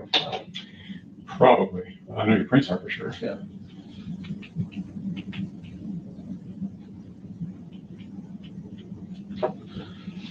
Do you want to collect or you want me to? No, you go ahead. I'll watch it. Are you taking this back to Idaho or you haven't? I'll take it back to Idaho, and if we come up with, because a lot of stuff is still at the lab. In fact, they're arguing today. Should be arguing today. So you probably get online and watch it. They should be arguing today on some DNA testing. If we get DNA that's but we don't know whose it is, we at least have to say compare this.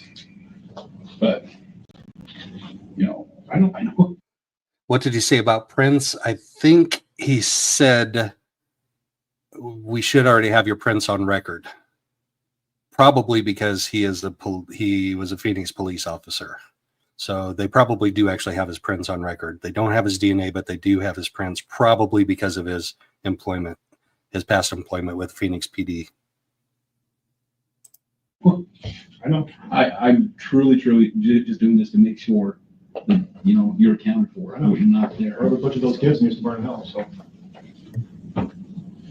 if you want me to, I can't agree with you more. That list is getting long.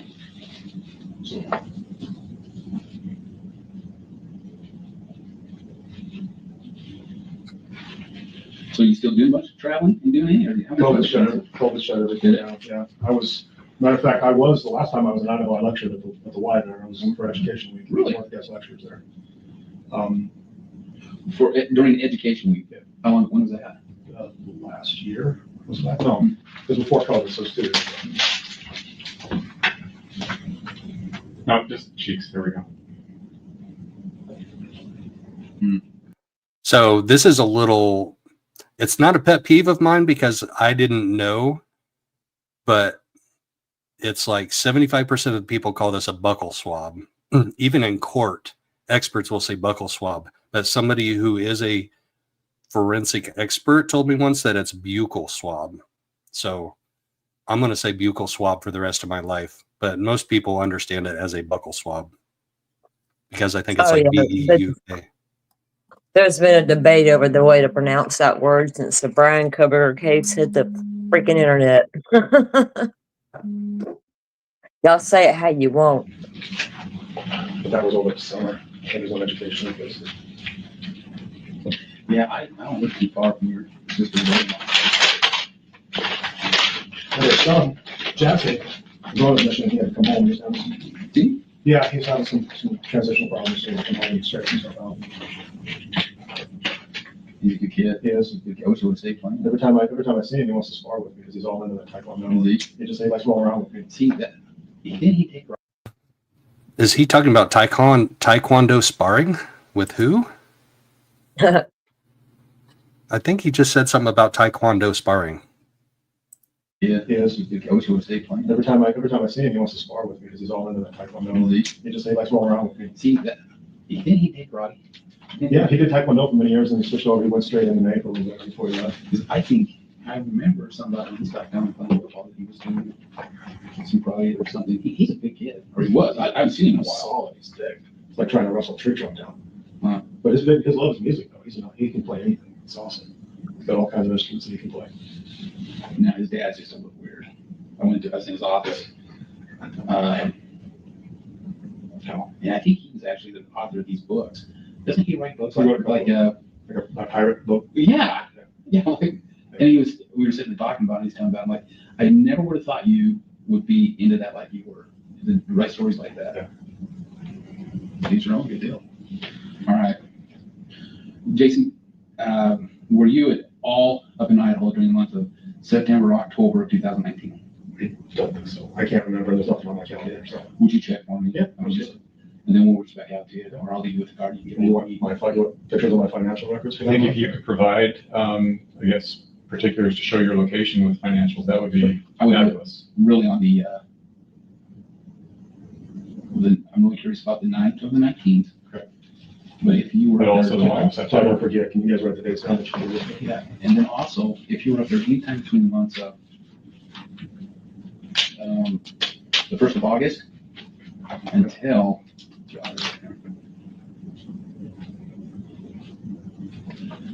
the 1st of November. Of 19? You were up there a couple years ago and gave that talk. What was that at? Oh, not BYU. Oh, you said it was at BYU. But well, I've been up there a few times. I actually spoke at the school. I spoke at the Tabernacle. Mm-hmm. I spoke at Mike Bones' school. What was this? I spoke at Fireside at a church there. I've been up there a couple times. I spoke in Blackfoot. I did book signings in Rexburg and Idaho Falls. I got a huge fan base. So let's do this then. If you were up there through the month of the 1st of August through the 1st of November, whether it be Blackfoot, Idaho Falls, any of those surrounding areas, towards Rexburg, let me know where that was and the dates. But I'm really particular about if you were up in the Rexburg area through the 1st of August through November 1st. Okay. So anything you can help us out, just to forward it to Coons or send it to you. Either or. I'll give you my card. But either or. You still have mine? My email's on the bottom there. Okay. Yeah, I had one, but you should get the phone. No, that one was updating, so I had to give it to you. So oh, never mind. You still have it. Got it. Just go ahead on back.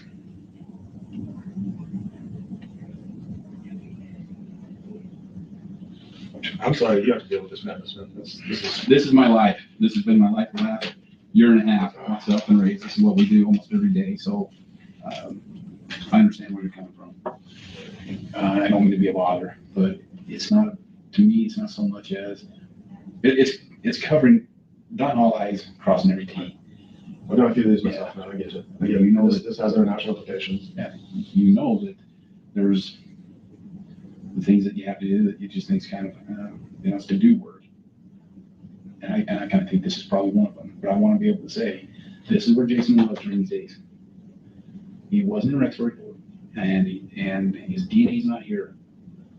And so that just, I want to make sure that avenue is cut off from the get-go. Yep. No, I agree. So I don't want to cause you any more grief than what you're already going through with this whole thing. I appreciate that. So, all right. I just want my name to get clear. I want it to be blatantly clear that these fucking wingnuts on the internet don't know what they're talking about. I have nothing to do with this at all. So I think it's help. Yeah, the keyboard detectives don't have a lot of the information. I know, but what they don't, they start making crap up. And I think there'll be at one point in time when you can say, you know what, I gave the cops DNA. I told them where it was. I showed them where it was. And, you know, if things happen out in court, this comes out for it, well, it's said in court. You don't even have to say anything. I mean, so this is a good thing. I know. It just sucks. Okay. I was enjoying retirement. One day I will. Well, let's hope we can get you back to that part too. All right. You good? Yep. Just a very, very casual relationship. I mean, I've seen interrogations of cops before, interviews. So it's interrogations, I guess, is when they're a suspect, but he's kind of a suspect because they're asking him to verify, provide alibis, provide DNA. So most of the time when you're interviewing a cop that may be a dirty cop, you're a little less casual with them, I guess you could say. Very, very interesting.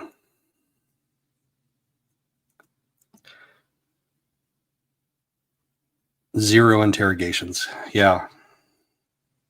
It's crazy. And it boggles my mind. Let's see. We do have the one with Melanie Gibb too, so we can watch that. Salty, are you down to watch the Melanie Gibb one also, or should we save that for another day? That's totally up to you. Let's go ahead and watch Melanie Gibb's interview also, because she gets brought in. She's a very interesting character. All right, we'll hit that next.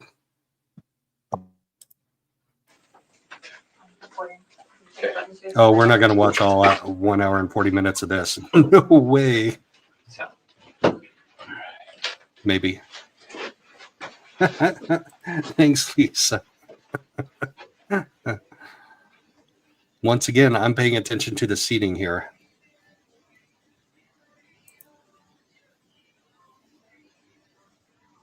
Let's see, when does she get brought in? Zoom forward just a little bit. Here we go. Duncan going to be around? Duncan's on another case right now, so if he finishes up, I will let you know that he is. Yeah, I like him. He's fun. He's fun. He's a jokester. Yes, he was. I get to work with him every day. Oh, good for you. So he never wears socks. Odd. Does he not have sweaty feet? No, he wears those little tiny, what are they called? They're not anklets. Like this? Once again, they're sitting in the corner themselves and they're letting her choose to sit by the door, which puts no pressure on them at all, which puts no pressure on the person that they're interviewing at all. Like they can be nice and relaxed. They don't, yeah. But if you get them nice and relaxed, sometimes that's when they open up more because they don't think they're actually a suspect in anything. It's a mind game. Yeah, and that actually coincides with that question that they asked of Jason, because they said, he said, "Am I being drug into this?" And then they paused and they said, "Well, it's really more to eliminate you to not get drug into it." So exactly. I guess that may be the game they're playing. I guess I wouldn't do it. I would like. Joe's like, I'll corner your ass. That's right. I'm going to make you sweat bullets. Like this? No-shows. Oh, no-shows. Yeah. You see, those creep down to me. And then they go under. And This is really loud, so I turned the volume down. Let me know if that's too low. You see, she was like that much because he's so tall, long-legged. Let me say that again without the volume. That seems really loud to me, so I turned the volume down. Let me know if it's too low. Nothing. No socks. So we always tease them about, man, are you wearing socks today? It's always girly-like because girls have more ankles. Or did you cut the little ball off the back of your socks? I bet you guys are fun. Oh, how are you? You guys are fun. Oh, good. Married now? Did she just say that? I bet you guys are they got her. They got her right where they want her, man. They got her. You guys are fun. We're gonna have a good time in here. Let's just, yeah. Yeah, if I cornered her, she wouldn't be saying that, would she? But it's okay for her to psychologically, Joe. It's okay. Yeah, that's what I'm saying. Yeah, no. Yeah. If you had cornered her, she wouldn't have been saying that to you. Exactly. She like, might close up. Yep, you're right. Yep. You're 100% right. Yeah. You're no Yes, fun, Joe. She would have said, "You're not fun, Joe Schmoe." I understand. Good. Awesome, congrats. And we still are married, according to a gossip that's out there that we're separated. That's the gossip. You know, I may have saw that somewhere. And I'm like, who comes up with this stuff? Caught me by surprise a little bit. And I was like, they got the gossip. You know what I heard? I don't follow me. I don't look up any information about what people say about me. Don't want to know. Don't care. Anyway, but somebody told me, did you know? Anytime somebody says, I don't look it up, don't know, don't care, they're lying through their teeth. Liar, liar, pants on fire. That you and David were married on 12/12. That's 12 times 12 is 144. Like 144,000. I went. Oh my God. I was like, are you? I never ever put that together. And then it was Alex's death. Didn't even know it was his death. Didn't even know. Because I didn't memorize the 12th anything. December. That's what they said. And I was like, Yeah, he did that. I thought that they know more than I know about myself. And I was It's like, crazy. It's crazy. people, Yeah. you guys are like, Melanie, why do you spend your life looking at another person and gossiping about them? That is so bad. Some people, and really with this case, they're so involved with it, is like, it seems like it's just consumed their lives. It's consuming. It's addiction. They're always posting, they're always looking, always coming to these little things. Oh, it's so gross. I don't know what else they're saying. I don't. Here we are obsessing over this case and replaying her police interview. She's talking about us, Salty. She's talking about us. I'm so hurt. I'm so Talk away, baby girl. Talk away. Lisa, that 144,000, I don't know if it's really a thing in the Mormon church. It's a thing in Jehovah's Witnesses. I know that the 144,000 thing is a Jehovah's Witness thing. I don't remember if it has anything to do with the Mormon church. But anytime that Jehovah's Witness knock on my door, I'm like, so are you two one of the 144,000? And could I be one of the 144,000? And they're like, no, you misunderstand it. I'm like, that's okay. I'll keep on misunderstanding. I don't want to know. So I always tell people, don't tell me. Don't want to know what they're saying. Just leave me alone. So I don't know too much more. Isn't that great? So Dave's still up there in Utah? Yeah, and he said that if you wanted to, he was going to come down and help me with some moving. I decided, no, I'm keeping my stuff in storage for another month. Okay. So he says, if you need him, I can call him. He's standing by. I don't think we need to talk to him. Yeah, he said, I'll do what I can, but I don't really think. She's doing a thing with her mouth right there. I don't know if she's got like a piece of broccoli stuck in her teeth or something, or if she's processing her interaction with these officers. I paid way too much attention to this stuff. I pay way too much attention to it. Really think I'm that useful, but I think it's a little bit. See how she puts her bare knee up there on the table? Flirty. You look at me. My husband's up in Utah. I'm down here by myself. Let me show you my bare leg. Mm-hmm. This hour and 42 minutes is going to take me like 5 hours to get through. He's useful. He's useful because he's another witness. Yeah, he's useful. He's useful. And a pretty good guy, I think. But there may be an opportunity we have to sit down and have a chat with him, kind of like we're just trying to butt things up a little bit. Good. Cross these I's, and then prepare for what's possibly coming here in the near future. The trials. The trials. Anyway, so it's been a long time since we chat, and then She's definitely making flirty eye contact with him. 100%. Like she's got that cute little smile going on her face. She's got her knee up on the table. She is absolutely making flirty eye contact with this guy. You know how many women do that in their life and think, and it works for most of them. I mean, yeah. I can't even. And so in that period of time, Ray, myself, any other detectives gone over quite a bit of stuff. Okay. And also quite a bit of stuff with you. Yeah. So in going over that stuff and talking to other people, more questions come to mind that we may have not known back then. Okay. And so this is where it's important that we sit down and talk with you again, kind of get that all out in the open and try to figure out exactly what has happened here and what was going on. Okay. Even, when they moved to Idaho, but maybe even prior to moving to Idaho. Okay. So that's what we'll talk about a little bit. Melanie, one of our main objectives here is we are trying to block off any type of avenues here that somebody's saying we may not have checked out. Okay. Okay. So in doing that, some of these questions popped up, and I want you to be honest with me. I don't have any reason. I'm always going to be 100% honest with you. Oh, she just adjusted her chair. When he told her he was going to ask her some tough questions, she dropped her leg off the table. She sat back in her chair. She leaned forward and said, "I'm going to be totally honest with you." Not the real questions, man. Right. Total change of body language, facial expressions. She's guarding with her right arm. With you. I believe that you haven't. Okay.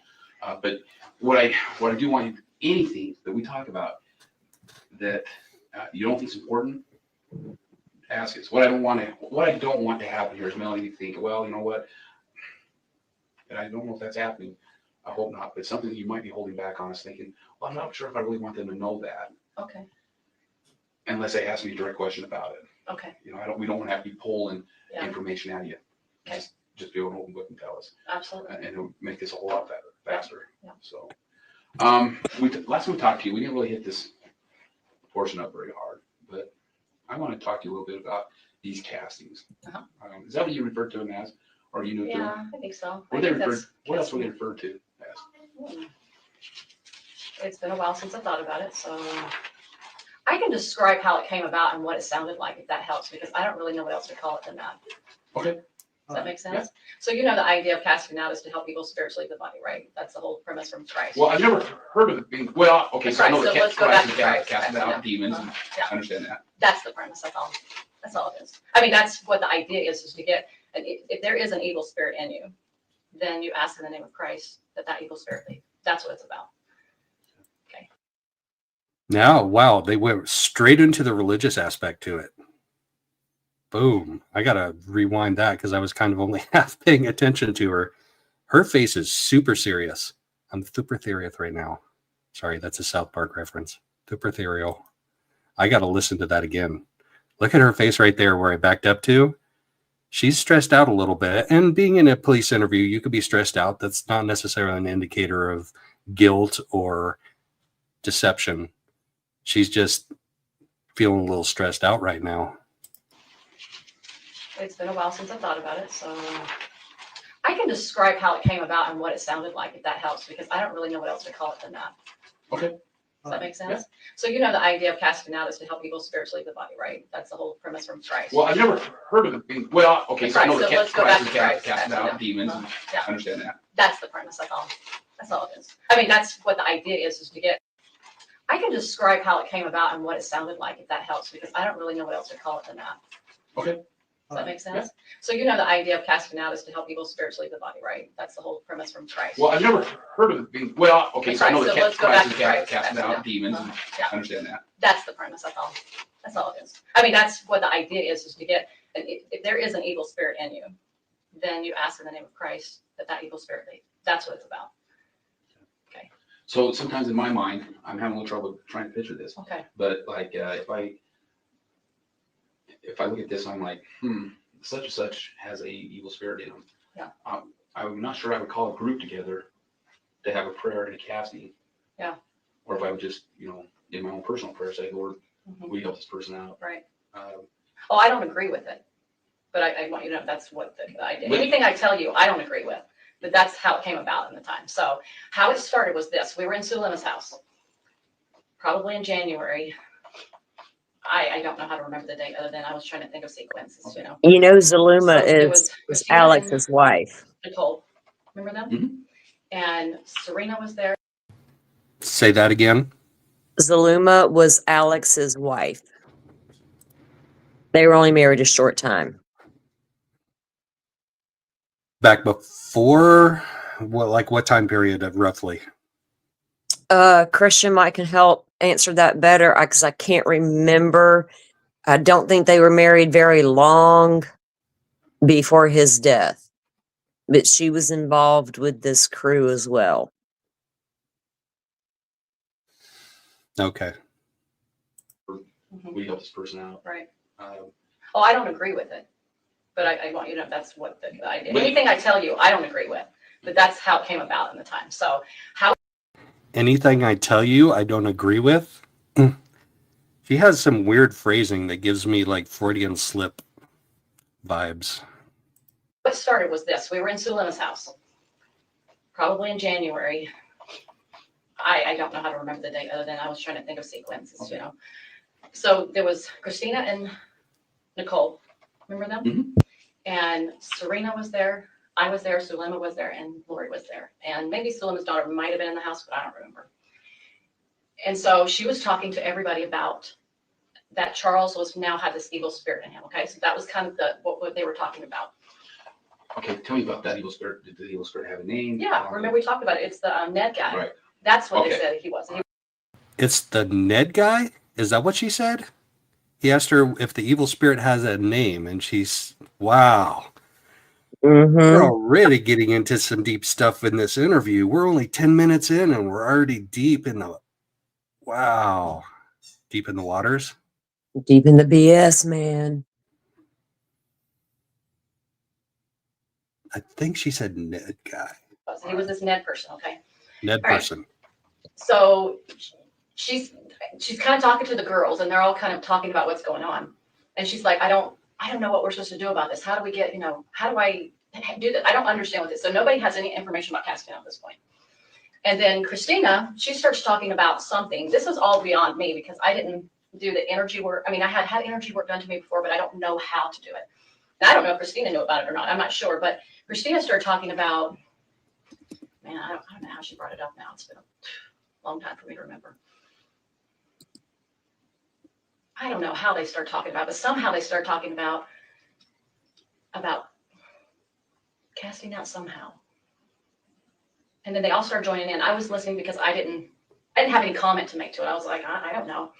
And then they were trying to figure out, she was trying to help solve the problem. Like, if this Ned is in him, how do we get him out? Or I don't even know if that was the right word at the time, get him out. But Can I stop real quick? yeah. Remind me how she knew that was Ned. Okay, that was, remember when Chad made the phone call? Lori and I were in her house, one of her houses she lived in. Not the last house, but the one prior to the last one. Because I remember where I was at certain times, so I remember the house. Anyway, so I remember she was coming in the door. It seemed like we just did a podcast with a couple of men. So we just did that podcast. They left. And We just did a podcast with a couple of men and they left. And this is when Lori is going to name Ned as the evil spirit that is possessing Charles Vallow. Y'all, like, the first part of this live we're doing today was interesting, but this is like wacko stuff. Oh, and I want to know how they got from point A to point B to point C, but in the meantime, we just did a podcast with two guys right before Lori named an evil spirit in Charles named Ned. Wow. How did we get here? and Chad calls and says, hey, I want to let you know that I did some research and figured out that this Ned. So it's Chad. It's not Lori. It's Chad. She's saying after these two guys were in the podcast, Chad calls them and says that Charles has this evil spirit named Ned. He did some research. What kind of research do you do to find out that there's an evil spirit named Ned in your girlfriend's husband? Oh my gosh. There's only 11 people watching right now. Y'all are missing out. I'm sure there are people that have watched this before, but I have not, and it's blowing my mind. Oh, it's been a while since I thought about this. Yeah, Ned, that's right. I know Ned, what you're talking about. yeah, you even forgetting details. It's been 2 years, right? Or something like that. Was So Ned Ned, Schneider. yeah, Schneider, thank you. And Ned Schneider is in him. And she was taken back a little bit because it was a new concept for her. She didn't know about that this could happen. So this was introduced from Chad. Absolutely 100% sure of that. Okay. So then she was ruminating over that idea for a while. They were Actually, talking how are you 100% sure of that? That was introduced by Chad to her. because I'm watching them talk on the phone. And after that conversation, she shares with me, this is what Chad just shared with me. And So that's what Jason Mao did wrong, is he didn't figure out how to name the evil spirits that were in Charles Vallow. like Chad figured that out. He's like, oh, we're going to name those evil spirits that are in your husband now, and we're going to have to do something about those. Like, have your brothers okay, shoot so him. there's other spiritual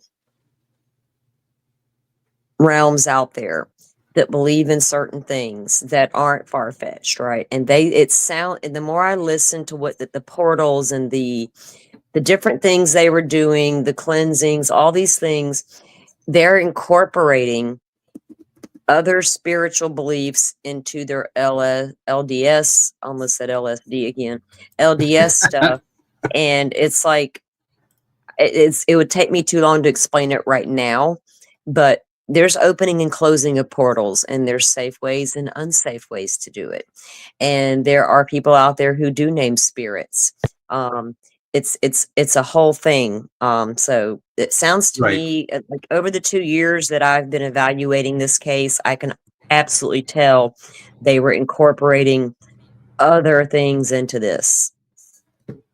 Right, absolutely. This is nowhere near mainstream LDS belief. I mean, oh no, but the things that they are incorporating are very specific to certain paganism type beliefs. Let me just say it that way. Not that paganism's bad. Trust me, I don't feel that they are. But there are certain things that are done. Yeah, it's just they're incorporating some of that here. oh my gosh, Christian, no way. What'd He used you a say? pendulum. Chad used a Yes. pendulum. He found a lost I and found have once in his one. Okay, look. I have a pendulum. Do I use it often? No. But Chad definitely had one as well. And that's why I'm telling y'all, I know they were incorporating other things into this Chad type religion. Well, the connection to Mormonism that takes me to immediately is when Joseph Smith was interpreting the golden plates that the angel Moroni showed him buried in New York. He used seer stones to do that. And God, it's been so long since I've remembered it. The and Thummum, I don't remember, but he used like quote unquote seer stones to interpret the golden plates. So yeah, that takes me right there. Like that's. Yep. All right, we're going to continue with this. And so she didn't look like she made it up because she had never talked that way before. She never said anything like, hey, there's an evil spirit. And that never occurred to her. So when she first told me, I could tell she was like trying to absorb it. It looked like it was new for her. And so, so that's where it came from. And so I'm sure they had a lot of conversations, which I wasn't privy to. So then when she came together in January with all these girls, she was talking about this problem she had about this Ned person now coming in. And she said that her reasoning for that was that Satan was breaking eternal law and that he could now do this. Like he had some kind of power to do this. And so now these evil spirits were able to get into these bodies. So if we use you as an example, Ron is no longer Ron, he's, Phil. And Phil comes in, he is now, I'm really dealing with Phil. I'm not really dealing with Ron anymore. Because Ron's gone. Ron's gone. He went to the spirit world or whatever, someplace, right? And so anyway, Spirit world, that's another Mormon phrase. So I actually wondered about this. I think we may have talked about it on a live before the last time we were talking about this case. Is like, so if they get inhabited, and I think I asked you about with JJ and Tylee when she said they were possessed by evil spirits. Where did JJ and Tylee's spirits go? She answered it right here. She said the spirit world, but then she goes, or someplace. So it's fringe. It's beyond fringe LDS belief, but the term spirit world is a LDS dog whistle phrase. You're talking to somebody that's LDS when they use the phrase spirit world. Well, it's also in other religions as well. Yeah, true, but it has special meaning in the Mormon religion because they believe that we were all spirits before we were sent to the earth, and we lived in the quote unquote spirit world as just spirits. And then when we were created by our mom and dad, then our spirits left the spirit world and entered our bodies. And then y'all got me smudging right now. Y'all feel that smudge coming through there? I just lit my smudge stick. Get them evil spirits away. They were trying to figure out, well, how do we do this? How do we get the spirit out? So they sat there and talked about it. And a lot of the wording that they used, which I can't recall all of it, but it had to do with features that they learned from energy work, different weapons and different so like stones or different things that they had learned through a spiritual means, talking about, hey, and they came up with this stuff. I did not come up with it because I didn't even know what to say about any of it. Did they come up with it, or did Lori assign them something? No, at first they talked about it as a group. They were like, well, what can we do? And it was like Christina started bringing it out first, actually. She's the one that, and I'm trying to remember the words, but I can't really remember what she said. I just remember she's like, I remember her sitting down with her one day and go, what can we do to help you, Lori? She was sincere. And I was thinking, I have no idea. I don't know what that looks like. And so anyway, they start talking and getting different ideas. And so she was told that she had this priesthood power. Now that Moroni gave it to her in the temple, she suddenly had this priesthood power that women were now getting it, because you know that they don't have it in church, right? I find that odd. Yeah, everything's odd. But at the same time, because I was on this, What? I got to replay that. Moroni gave her the priesthood power in the temple. Okay, I don't know of any priesthood powers that are conveyed in the temple. And I'm not sure what the church's stance is on the women holding the priesthood now. Maybe they've evolved and maybe women can hold the priesthood, but it's just so bizarre to what I was raised with. I mean, you would have hands laid on your head in your church ward to have the priesthood bestowed upon you. So I don't know what priesthood Moroni bestowed upon her in the temple. Oh, okay. Code for Jason Mao. Really?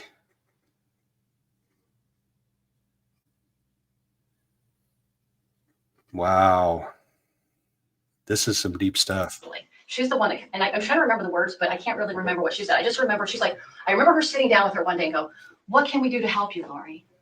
She was sincere. And I was thinking, I have no idea. I don't know what that looks like.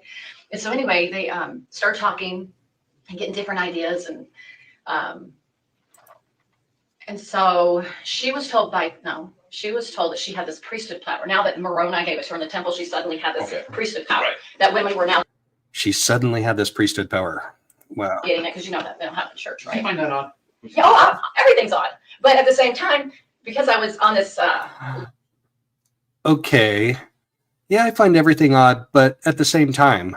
So in other words, she's getting ready to excuse herself. But if you say, yeah, everything's odd, but at the same time, then you're getting ready to contradict yourself. So I had listened to some podcasts she had learned. So it wasn't super odd for a person that had listened to Julie Rowe or Mike Stroud, because they were talking about how, now if you go back and listen to those two. Kresha, do you know about Julie Rowe and Mike Stroud? Is that what she said? This is the first time I've heard those names.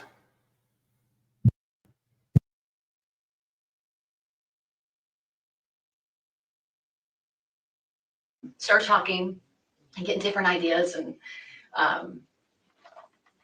And so she was told she was told that she had this priesthood power. Now that Moroni gave it to her in the temple, she suddenly had this priesthood power that women were now getting it because you know that they don't have it in church, right? I find that odd. Yeah, everything's odd. But at the same time, because I was on this, so I had listened to some podcasts she had learned. So it wasn't super odd for a person that had listened to Julie Rowe or Mike Stroud, because they were talking about how, now if you go back and listen to those two, she doesn't come up with this stuff herself. This has been coming up by other people, okay? Well, right. And I know that the big picture, it's all a little weird, but when you hear, because, you know, you're LDS, when you hear something as in Moroni appeared to her in the temple and gave her priesthood powers, what did you think about that? Well, let me back up to when I first met her to help you understand how I got involved with her. You know, Jason. Anytime somebody you're interviewing, you ask a direct question, what did you think of that? And they have to say, well, let me go back and explain something to you. Then they're avoiding the answer to the question. Probably. Not definitely, but probably. Jason Mau's the one that introduced me to her. he met her in the temple and said, hey, there's like-minded people that are spiritual, da-da-da. Here's Melly's information. So she meets me and she hears me talking a little bit because I'm doing something for a steak event. It was really normal and good. And, it had to do with, like natural preparedness kind of things, something that we all can learn and enjoy. Anyway, afterwards, she's in the back with Melanie. And then I came out, and then she came out, and Melanie was still in there because there was other classes going on. And she was just so excited to meet me. And she was like, she's talking about people she knew, like Mike Stroud, or not knew, but knew of from podcasts, and Julie Rowe, and her change of heart. And I said, well, I've been changed to Christ, and my experience is a normal experience that somebody would have, but she was like mirroring me, and I thought, I was like, I think she's mirroring me because I didn't know that then. I didn't know her, so I would have no way of knowing. But anyway, she was like, oh, I've been changed by Christ, and I said, well, I have too. And it wasn't in a more significant way than maybe what I experienced at church. It was a beautiful experience that I had. And so, but there was nothing odd about it. It was just beautiful, And so she said that she had the same, and she was super excited. And then she said, well, I said, you must have been through a really, a lot of challenges in your life to be able to have these experiences. She goes, well, she says, I've had some special experiences with the Lord in the temple. And she might have said Moroni at the time too. She might have, I can't remember if that was the next time I saw her or not. And I was like, wow, what have you been through? And she's like, well, my kid was raped by her father, and I wouldn't know, that probably is a lie. But anyway, she was bringing the story about all of her trials, and they sounded genuine to me. I did not think I don't think people are manipulating. That's one of my weaknesses. I don't manipulate. I don't know how to. So I was so foreign to it that I was like, oh, she can't be lying to me. She sounds just like me as far as. This lady. I'm going to go back. We're at 1810. I'm going to go back like 30 seconds and talk about manipulation and how she didn't realize she was being manipulated, supposedly. Oh, what have you been through? And she's like, well, my kid was raped by her father, and I wouldn't know, that probably is a lie. But anyway, she was bringing the story about all of her trials, and they sounded genuine to me. I did not. Wait, she just said that Lori told her that her kid was raped by her father. That's something I don't know about. Oh, was that Charles? Yes. Lori lied to everyone, including Melanie, to try to get them on board with her into why she was doing the stuff she was doing.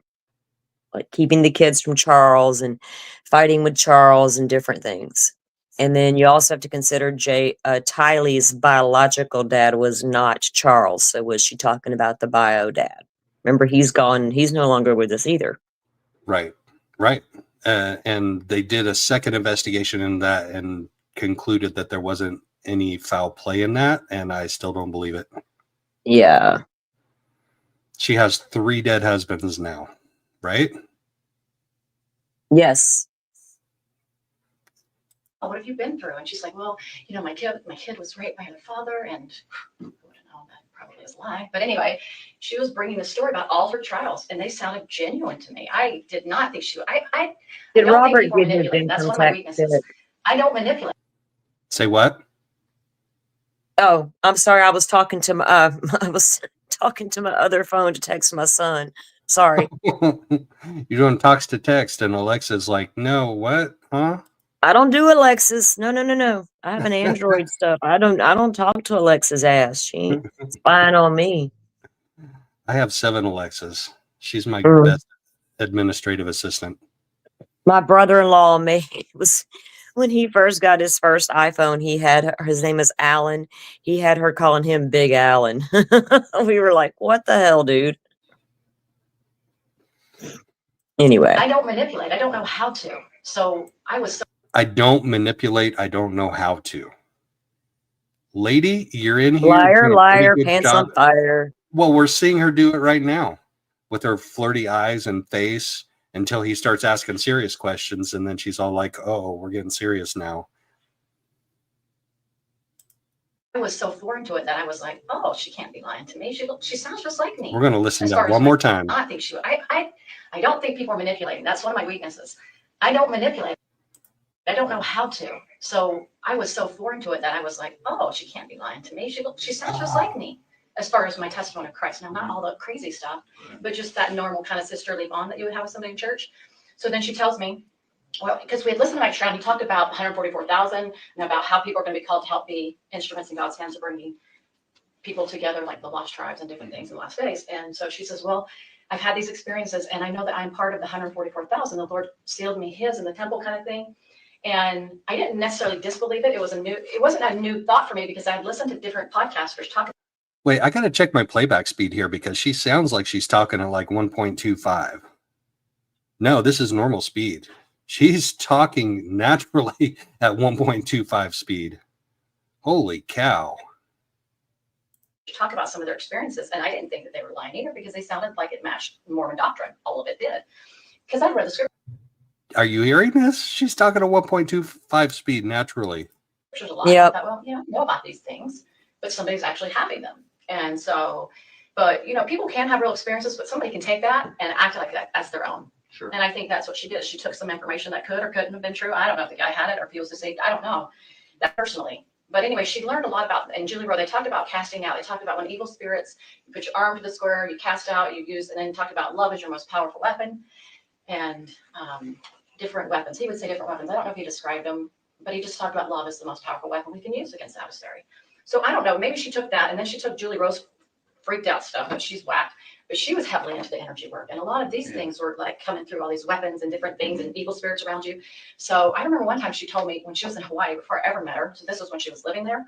She recalled a moment. She goes, I remember, Melanie, I woke up, an angel woke me up and said, you need to email Julie Rowe and tell her that she's a true servant. Wow. Lori has so many encounters with angels and spirits. It is amazing. It is amazing. So many encounters with angels. And I was thinking, wow, maybe Julie, because I didn't think Lori was lying to me. I thought she was really enlightened. And anyway, she believed in this. And anyway, she said she finally figured, she said, I can't even email or I don't do Facebook. She's like, I just finally read the back of the book, had the email on it. I just said, you are a servant. And that's it. And she just said, Lori. And that's all she said. She sent off and went back to bed. So I was thinking, wow. Okay. And so, so when her and I met that day, she's like, I know that Moroni, she must have told me about Moroni, or he was the savior. I know that he's called me to be part of that 144,000 to help other women. I'm to gather other women, something like that, and help them be part of the gathering kind of thing. Okay. So her and I go to the temple. We go to the Phoenix temple because I remember the Gilbert temple was closed. So we're going in there. This is, if you're LDS, you're going to be surprised by this. This is where the deception really began. This lady can talk so fast that it's amazing to me. And I'm just trying to figure out the psychological aspect of that, why she's talking so fast. But she didn't just talk fast like in an explanation for one thing. She's telling a half an hour story in 10 minutes. And that tells me that she's telling a story. I go into the temple and I'm going to the dressing room, we're getting our white clothes on.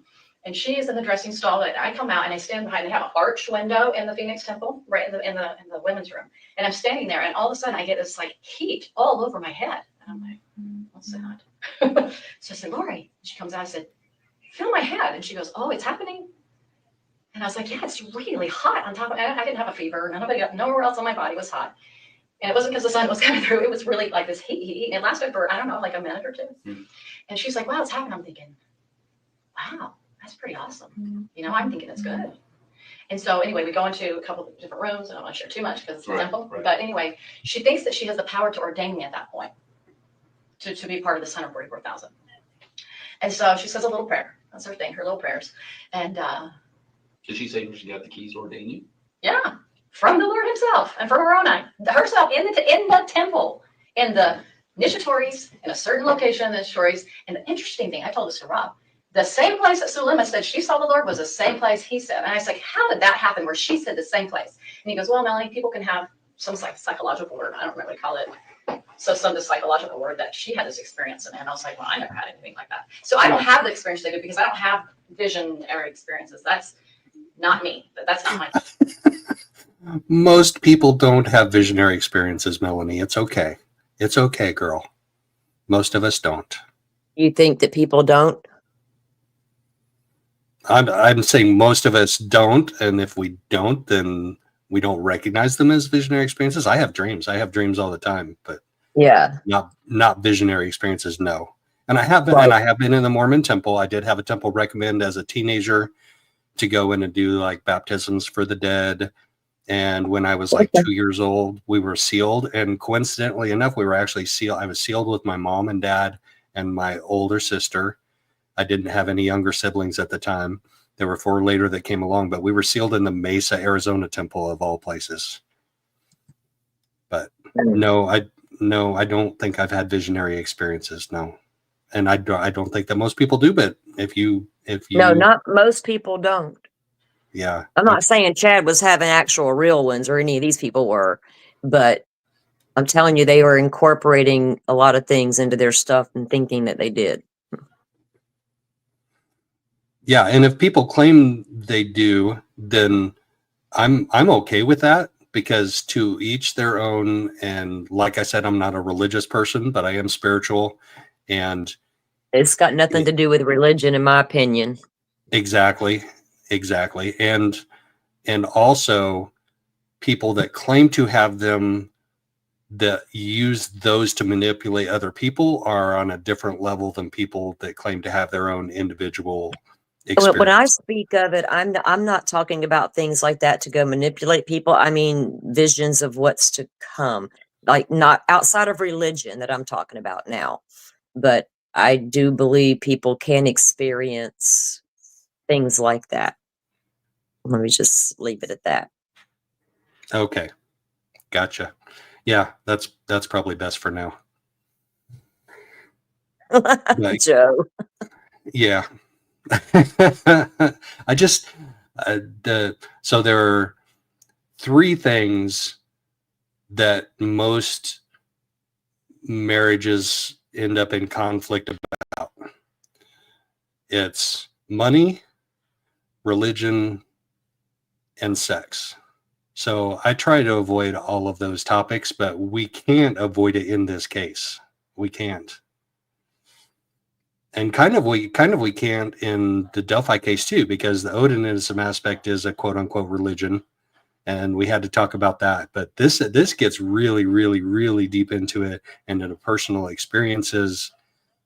Like I have my own personal Mormon experiences growing up in the Mormon church, and Megan does too, and Kresha has done a ton of research, and we all have our own personal experiences with it, but we're like diving into some really deep stuff with somebody like Lori, who is a proven narcissist, who is claiming that she's had visions and she's anointed, and she received the priesthood from the angel Moroni in the temple. I mean, all of these are like really bizarre claims to give her the power and authority to do what she wants to do, basically.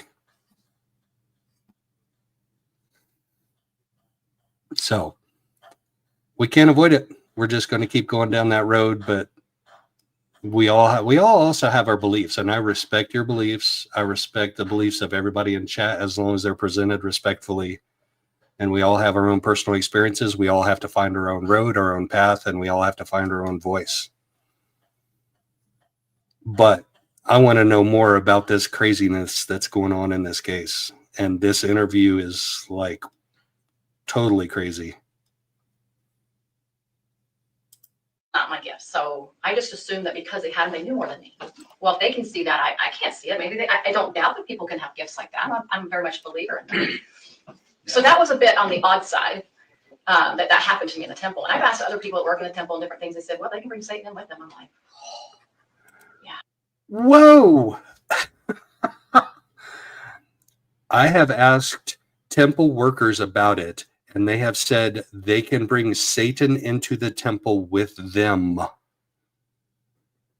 So Satan can go into a Mormon temple through people. That's a crazy philosophy. I'm using so many judgmental words.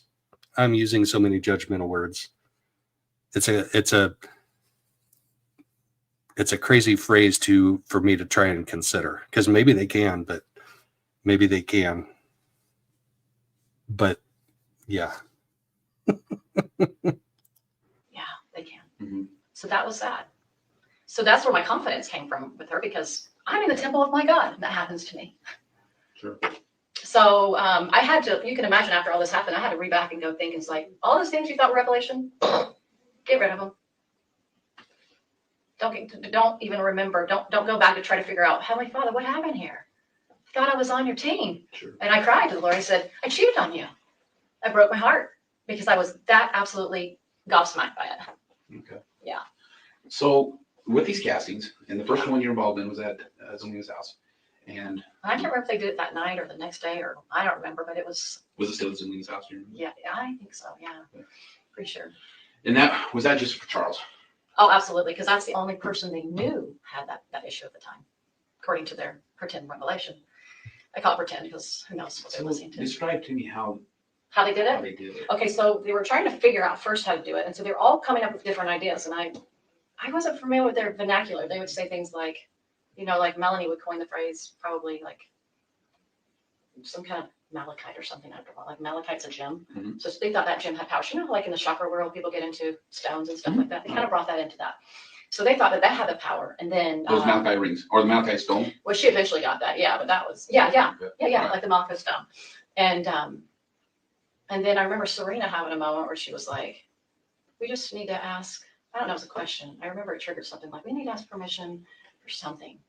Anyway, sorry, it's been too long. And it was weird that something happened that night that was strange. Sulema and was it Serena? It's almost like they got attacked by an evil spirit. Like all of a sudden, Sulema's sitting there talking, and all of a sudden she can't breathe. Like she's like. All right, Crash, you're going to have to tell me about Sulema and Serena. These are new names also. I'm having a hard time. I'm like, what is that about? And then Serena, it seemed like something happened to her where something happened to her. And Nicole, or maybe it was Nicole. I know Nicole had something with Nicole's a sweet, gentle soul. If you ever met her. And she just all of a sudden got really depressed and really heavy and quiet. So anyway, they're obviously open in darkness anyway. So they would say, well, anytime darkness comes after you, it's because you're doing the right thing. So it's proof positive that you can't talk about religion, sex, and money. Because we lost like 5 people immediately when we went down that path about having personal visions. Like boom, 5 people out of viewership. Thank you all for the rest of you for hanging in here. And so what did you just say? I had to go to the bathroom and just walk back into part of that. What was that? I just said that proof positive that we shouldn't talk about politics, sex, and money in here because we just lost 5 people watching, just like dropped out when we started talking about personal visions. All right, I'll stay silent because apparently people can't handle adult conversations. Sorry you lost some people, but I'll just mute out. No, you're fine. You be you. Like my channel is supposed to be a welcoming environment for people to be themselves, as long as we're all respectful, and we don't have to agree. Just be respectful to each other, be kind and loving. Mm-hmm. And yeah, be open-minded and listen to what's actually being said. Brooklyn, welcome in. So good to see you. Thanks for dropping in. We are watching a crazy interview with Melanie Gibb. I love you. Nuts. This interview is nuts. They went like straight in, like 8 minutes in, they started going down the religion route and this whole cult thing with Lori and Chad, and Charles was possessed by an evil spirit named Ned. Like, if I were going to, I rebuke Ned. I could have got rid of Ned for them. I'm just saying. If I were going to name an evil spirit that is possessing my spouse, it wouldn't be Ned. No.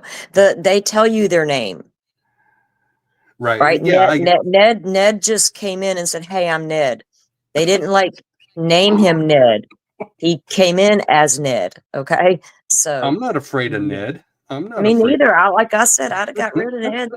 I'd fucking light his ass up.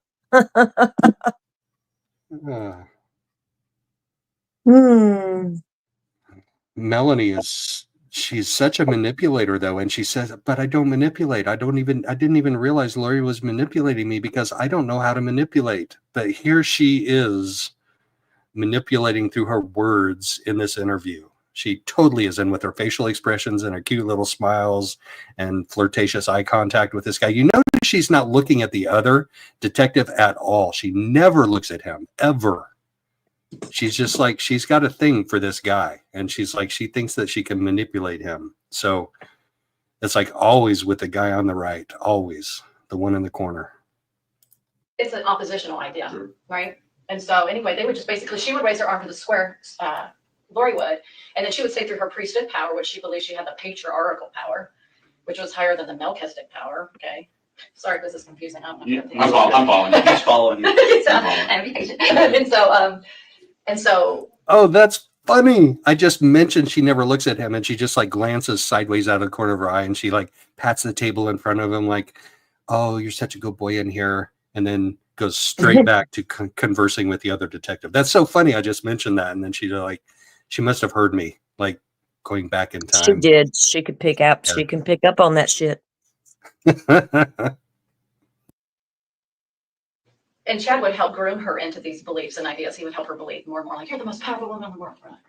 And so,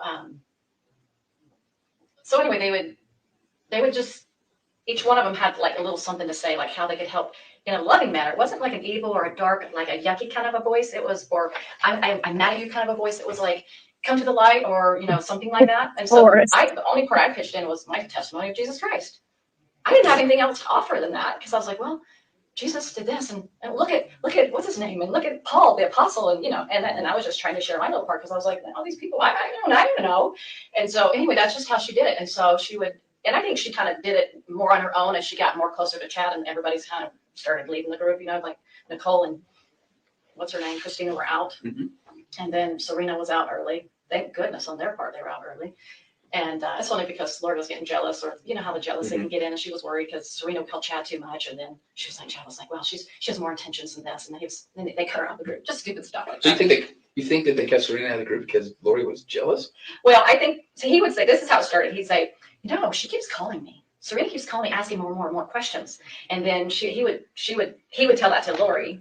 And Lori would talk to him about that and say, oh, she wants to learn more power. And she's actually now getting dark because she's getting like Julie Rowe or something something stupid like that. And then so pretty soon they had deemed her more dark, and she just they just cut her off. Basically means, I'm not gonna talk to you anymore. So she went out of the country and came back. She got sick, and she was asking like, what happened? Was some evil spirit touching me when I was there? And Serena had a hard time swallowing all this. After I came to her and said, these people are bad. She was like, you mean they lied about that? And that? I'm like, Serena. And I had told her the whole story, everything that they killed the kids, and I really felt they did. And she was like, we got to replay that again. Laugh out loud, Joe.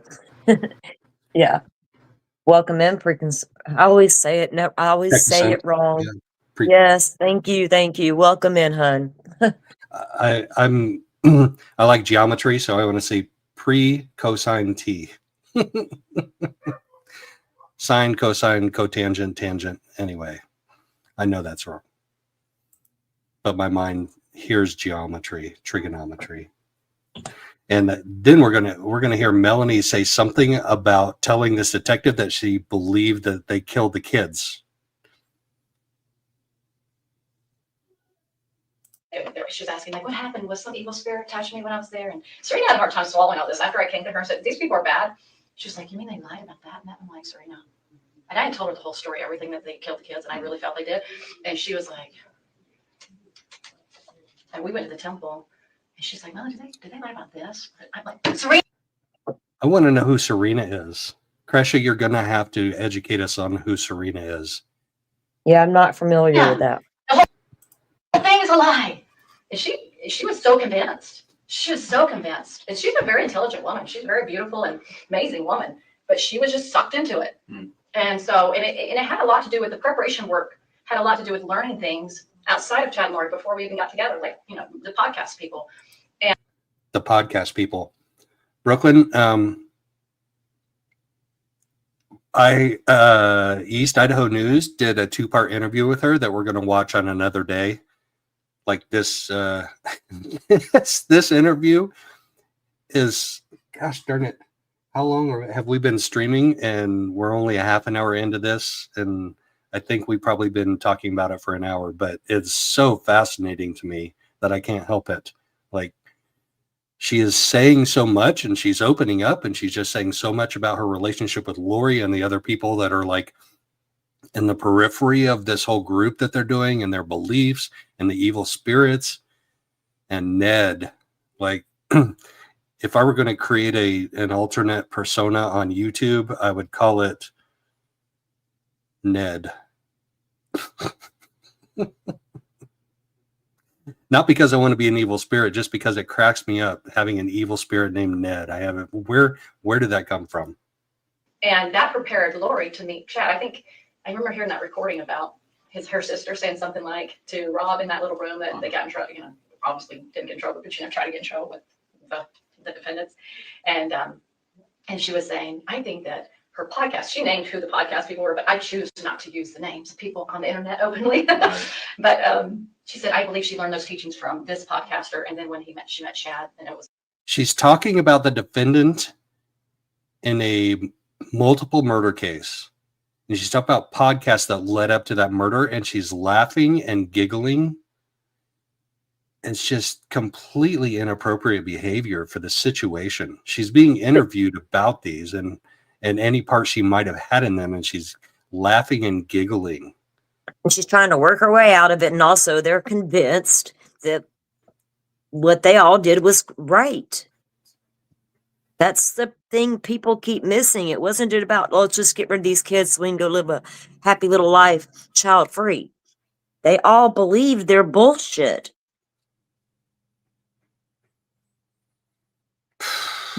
But she's trying to convince this detective that she didn't believe their bullshit. But she didn't have a choice. She didn't have a choice because,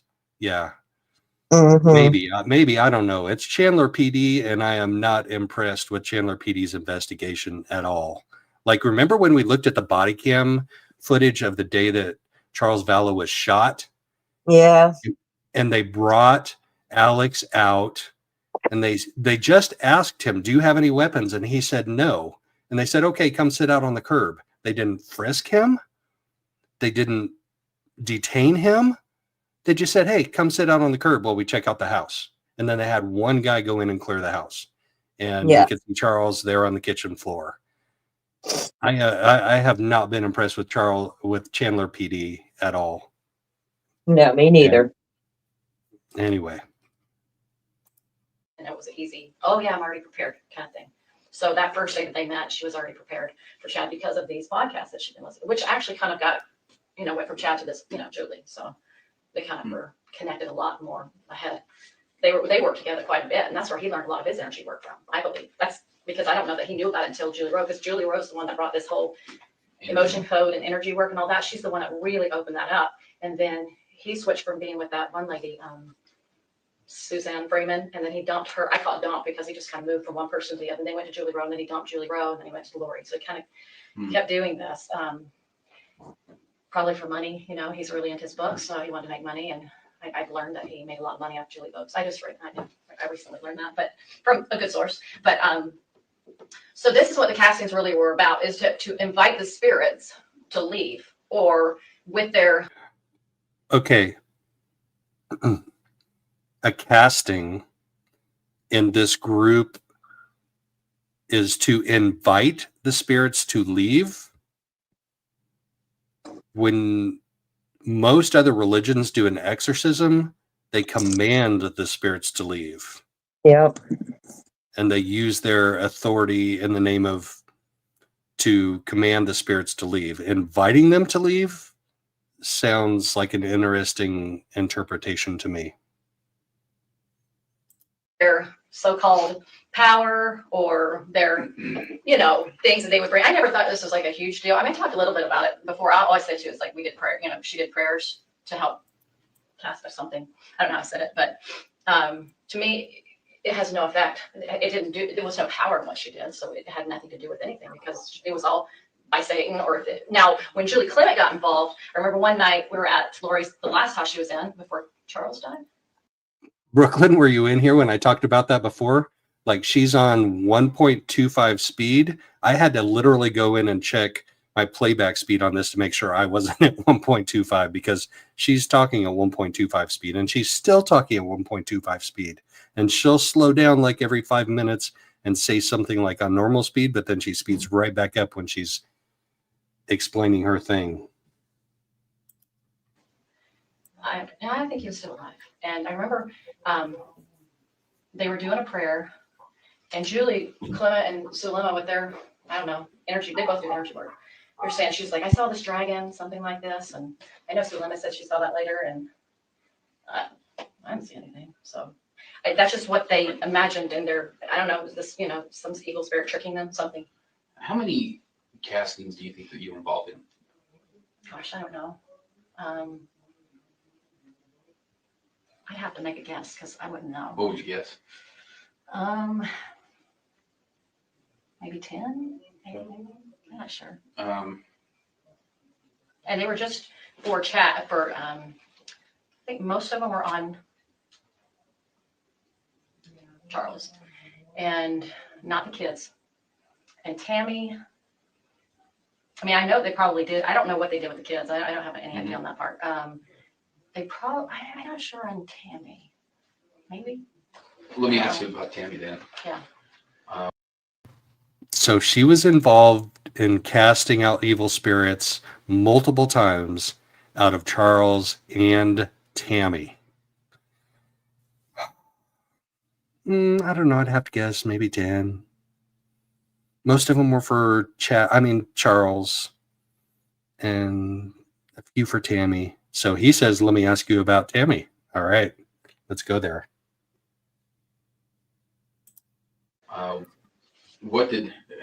Was Chad there? Or was it just Lori?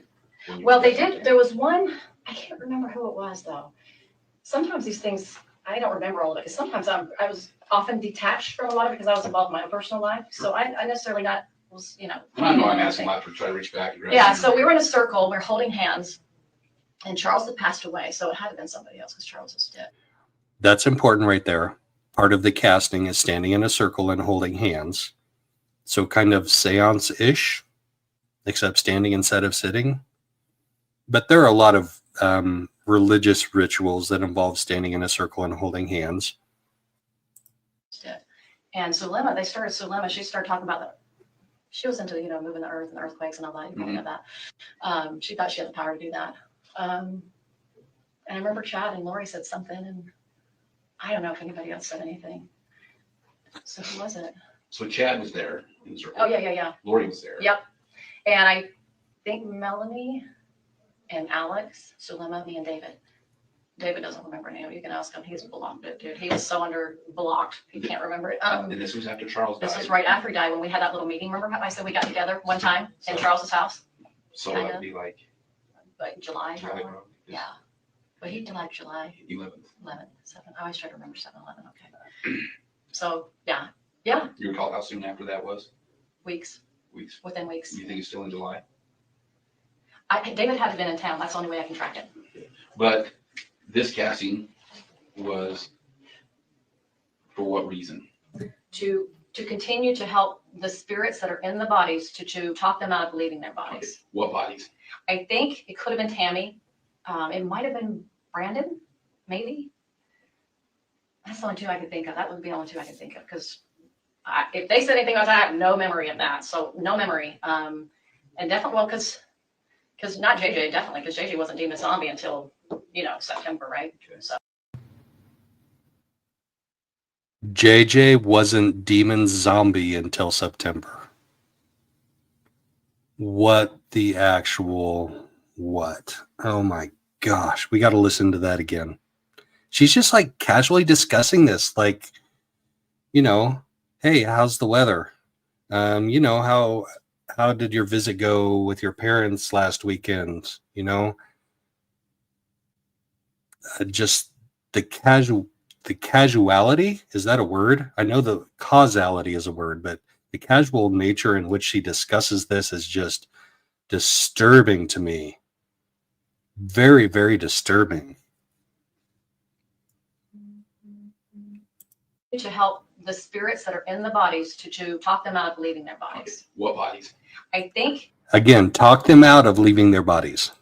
It could have been Tammy. It might have been Brandon, maybe. Brandon Boudreaux. That's the second case that Lori is going to be tried for, that she submitted a motion to dismiss for lack of a speedy trial. that's her niece's, which is the other Melanie. That's her niece's husband. So they were casting evil spirits out of them too. That's the only two I could think of. That would be the only two I could think of, because if they said anything about that, I have no memory of that. So no memory. And definitely, well, because not JJ, definitely, because JJ wasn't demon zombie until, September, right? Did you catch that? JJ wasn't demon zombie until September. Whew. So they would definitely not have done it about JJ. So probably Tammy and Brandon, because they said Brandon was definitely in this high level, dark. I don't want you, I appreciate you saying it was probably either one of these two or maybe both, but I need you to remember who was the cast, who was trying to be casted. If it was both, fine, but if it was just one. I know it's. Think about it. I can't even remember what Chad Lori said. Okay. I remember she always used her priesthood power, and then she was like, "Go ahead, take it over, Zulema." I remember that. All right. So, were you? Because Zulema remembers. Yes. Some things. Okay. Refresh my memory when you were up here in Idaho. September. You dated in September. Mm-hmm. Was there a casting done at Lori's house? Not that I can recall. I tried to remember, like, not that I recall. Or did you have, how about a prayer? Where you guys got together and said a prayer or anything like that? Normal prayers, like on the flute or something, right. Possibly like that. I don't recall. Okay. I mean, I could say maybe, but I don't remember. So as far as castings, nothing took place in Idaho that you were present at? Not that I can recall. Okay. And I'm doing my best to remember, but it's horrifying to think about it, but I don't know. Okay. So the ones you may have been involved in were the ones here in Arizona, and that would have been at Lori's house. Yeah. Zulema's house. Mm-hmm. Where else? I remember when she was in Charles's house, and the one in Houston, or was it Houston or no, the other city? I always forget what city it was. Remember she lived in Florida and Texas. Mm-hmm. Remember that? I remember she was. I can't remember if I was. It seemed like she was on the phone with Chad. I remember her talking about Charles because he was in the house. She was really really into Charles. She kept saying, "Oh, he's getting broken down. He's getting broken down. He's getting weaker. He's getting weaker. We're doing things to help, get him weaker, get his, spirit out of his body, kind of a thing." They were like working on him. I remember that a lot. So let me ask you this: were there any? Lisa, all I know about the missing children was that Lori's alibi was that the kids were with Melanie, and the police came to ask her, and that's when she denied having any knowledge of where the children were and that they had never come to stay with her. So that's all I know about it, but I don't know when she knew that the children were missing. Were there any castings that you weren't present? You were just on the phone with them. So there was, in the beginning, there was a phone call. That's right. Good. Thank you for reminding me. Serena, Zulema. At one point, Melanie joined in, and Nicole, Melanie Boudreau. Oh, wait. Sorry. I remember one. Let me just stick to that one right now. I'm sorry. It's running all over the place. This is not enjoyable for me. It's all right. This sucks. Anyway. We'll get through it. So yes, there was this phone thing because she was doing it through Zoom. It was a Zoom thing. And so they were like everybody had their own little parts. Like, so, like I just said, like mine, I just talked about Jesus, right? Mm-hmm. But theirs one was over fire elements or something, wind, fire, earth. I don't know, just they came up with some funky words. And not that they were horrible words, they were just not usual, putting them together in a sentence kind of thing. I don't know how to describe it. Mm-hmm. It's very unusual. So yeah, they did that a few times on the phone. And then Dolores just kind of got tired of dealing with them. She was like, "Oh, this person talks too much." She'd get irritated with people. Like, I think she was always jealous. Anyway, so yeah, that was on the phone. And I don't know how many times, but I'd say a handful. Maybe they tried it maybe 2 or 3 times. Maybe, I don't know. And then one time, okay, so the house she moved in the first time, Alex's house, right after she left Charles the first time. Mm-hmm. She went to Alex's house for a while. She had Serena on the phone, and Melanie was new to it, and she really didn't know what was going on. So it was the first time Melanie was exposed to it. And I remember we were holding hands, and I remember she said, "My hands got really hot and they got really cold." I was like, okay, not my experience, right? And then Serena kind of related. So I think she just said Melanie, maybe, which is Lori's niece, and her hands got really hot and then really cold. But then she talks about Serena again. I need to know more information about Serena. That they were talking on the phone, and that was the night she came up with this idea, this map thing of zombies in the world. Arizona, Utah, Idaho, Ooh. Did you just catch that? She came up with this idea of doing a zombie map. Yeah. Arizona, Idaho, Utah. What was I just talking about with the Mormon Belt? Holy cow. She did a zombie map.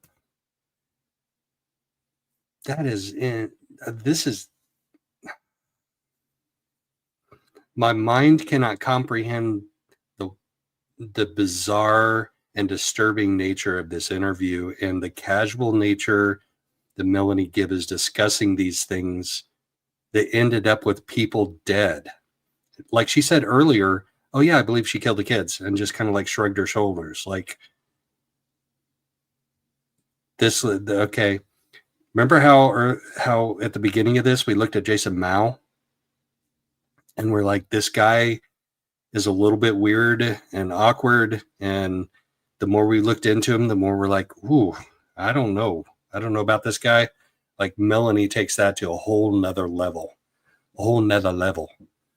She's like the weirdness and the bizarre and disturbing things that are coming out of her mouth, and she's just discussing casually, which tells me, and I could be wrong, but she's developed a certain perspective and just a perspective over time and a mindset over time that these things are okay. Like all these things are okay. The zombies and the getting your priesthood from Moroni in the temple, like all these things are okay and normal. Like all this is okay. It's normal. Like I can just discuss it with you casually.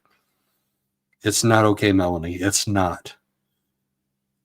We have children that were unalived because of these beliefs. It's not okay.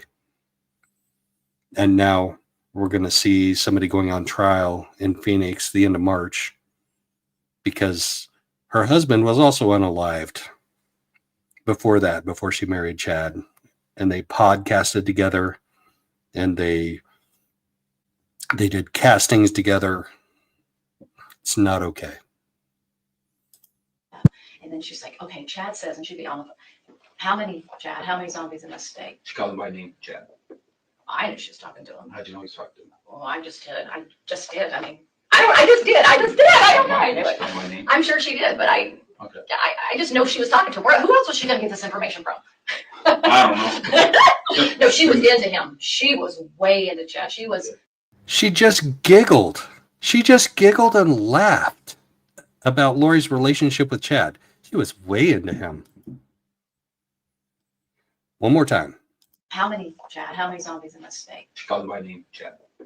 I knew she was talking to him. How'd you know he's talking to him? Well, I just did. I mean, I just did. I don't know. I knew it. My name? I'm sure she did, but I just know she was talking to him. Who else was she going to get this information from?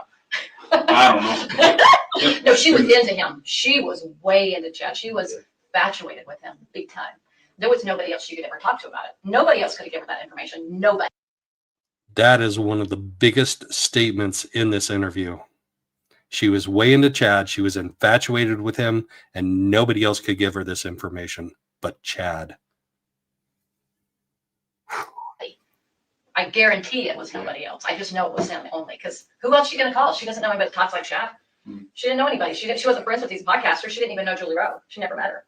Okay. So, anyway, and I could maybe possibly heard his voice if she had speaker sometime. I'm sure that happened at times. So I knew it was them talking. And I heard, she was on the phone a lot, in the car a lot. She was talking to him, and I just knew she was talking to him. And so anyway, he would say, okay, there's, I don't know, grab a number, 100 in this state, something in this state, and then throughout the whole world. And so he got this, like these people, or these entities are in other people's bodies. So her idea was, it was for her to get rid of the zombies. The idea was for her thought she had the power to cast out, she'd say in the name of whatever and with her power. And then he would check, there's none left in the state, So anyway, that's how she did. So anyway, I remember that conversation was kind of going on that night. And then, I don't know the heck they were talking about that night. I don't know who, I'm sure it was Charles. And I think it was probably for the world too. It probably was. And anyway, everybody was just holding hands. And anyway, they all said their little, whatever they could come up with, they think of that would help encourage the spirit to leave or purge them. And it wasn't done out of, it didn't seem like it was done out of any like kindness or anything like that. It was just a matter of, if you were to invite somebody to leave. I think they started using different weapons that had light in them to help that encourage that spirit to come out of the body by those words. But it had no power. So I haven't worried about it since I've left Lori. I was like, she didn't have any power. She can't hurt me. I'm not worried about her. So obviously I didn't believe in it to the level of worrying about my life, right? So that's kind of it. I mean, you know, is there something you're kind of looking at that might help you more? Well, I really want to just dive into these. Yeah, to kind of understand them.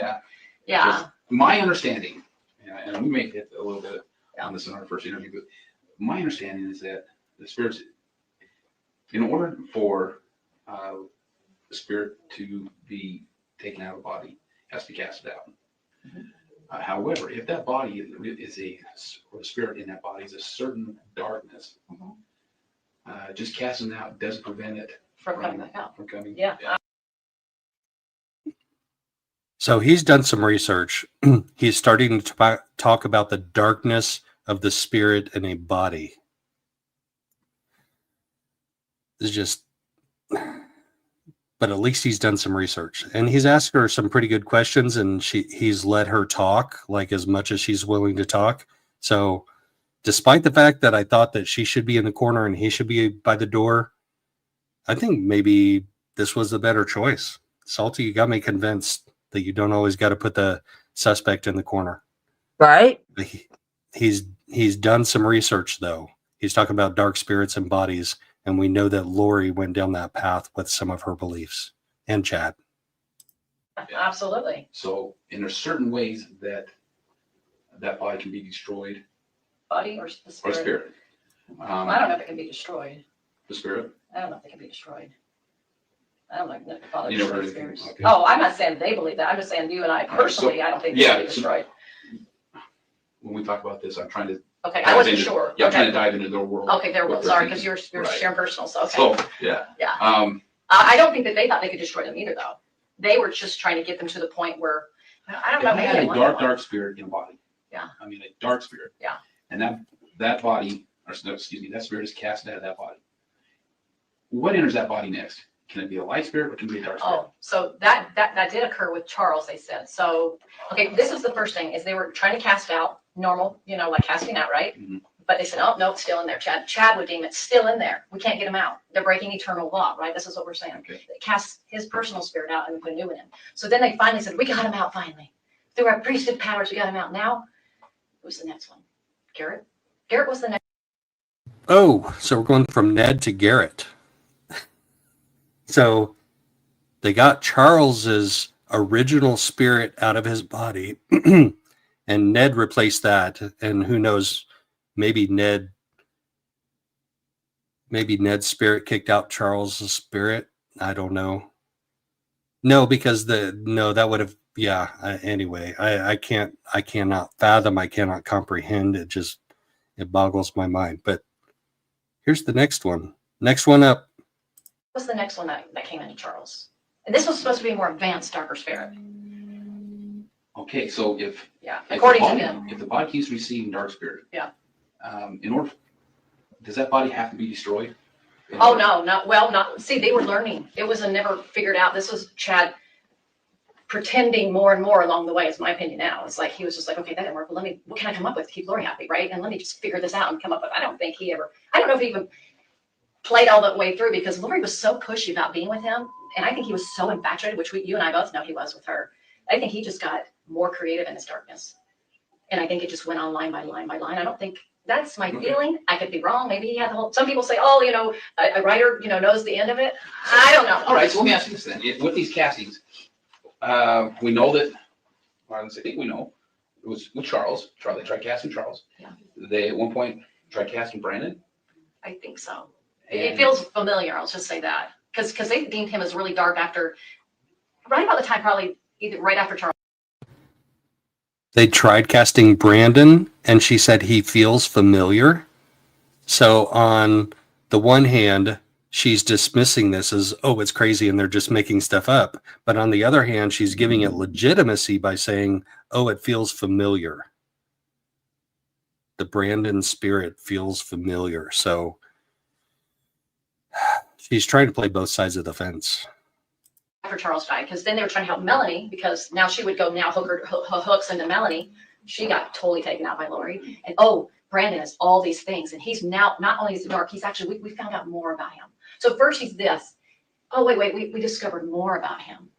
Now now we know he's actually a high level. He's like up there with Hitler kind of thing, right? Right. And yeah. Did they ever say that? He was one of the Hitler crowd. He was one of the group that associated with Hitler. Mm-hmm. Was he?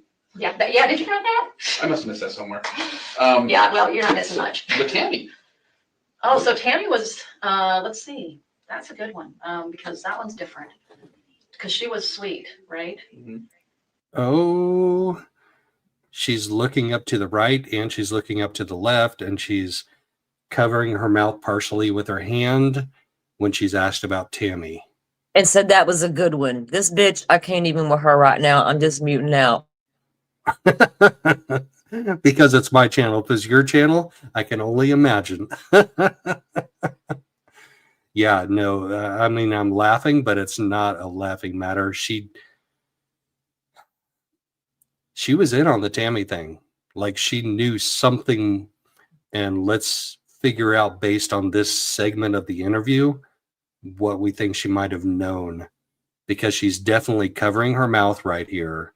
She's looking to the left, looking to the right. Like, the body language thing is telling in this part of it, I think. No, it was at the very, no, it must have not been Tammy. Well, that's a good thing. Thank you, because I got to route it around. Tammy, what would they have said about her? Because she didn't have an evil spirit in her. So then at the very end, she did. And who? Because it was, she probably told me like once, so it's not like it was a lot of time spent on Tammy, to my knowledge. There was enough time spent on Tammy to unalive her. I remember she said right in September, well, there's evil spirits starting to work on Tammy now. Tammy's good, but they're not in her yet. They're like working on her, and they're coming around. Wow. There's no evil spirits in her yet, but they're working on her. So I'm not sure yet that I want to marry Chad and that we actually need to unalive Tammy, but they're starting to work on her. So I'm starting to like have inclinations that Chad and I may need to be together and get rid of Chad's his wife. trying to convince everybody at this point his wife is now becoming possessed so he can get rid of her. So he can go be with Lori. Right, but Lori's not convinced of it yet because she's not convinced yet that she also wants to be with Chad. So she's kind of infatuated with him, but she's also the narcissist. So she's playing a whole bunch of guys. She's playing Jason Mao. She's playing, I don't know what other guys she's playing, but she's playing a bunch of guys because she's a narcissist and she loves that male attention. But eventually, maybe Tammy will have evil spirits in her so they can unalive her and they can be together, which... Yeah, as soon as Chad tells him that they're there. No, I think Chad was suggesting it to. This is what I think. This is pure speculation, and dang it, I need my little scroll thing at the bottom because it's pure speculation. But I think Chad was like into her, and she was into him, and Melanie said they were both infatuated with each other. But I think Lori was infatuated with Chad because she was a narcissist and she loved having male attention. Like we saw that with Jason Mao. Like Jason Mao was into her also. We heard that in episode 1 of the podcast. So she was just deciding at what point in time she was going to be into Chad enough to allow Tammy to have evil spirits in her that they would need to unalive Tammy. That's just my speculation. Around the house, something like that, and then she had to knock at the door one night, and Tammy wakes up to go see the house, and of course Chad and Lori would say, "Oh, that was Julie Rose's spirit that came and knocked on the door." What the heck? A spirit was knocking on the door? Julie, somebody or other. They say if you keep a cat in your house, it'll drive away the spirits there, Melanie.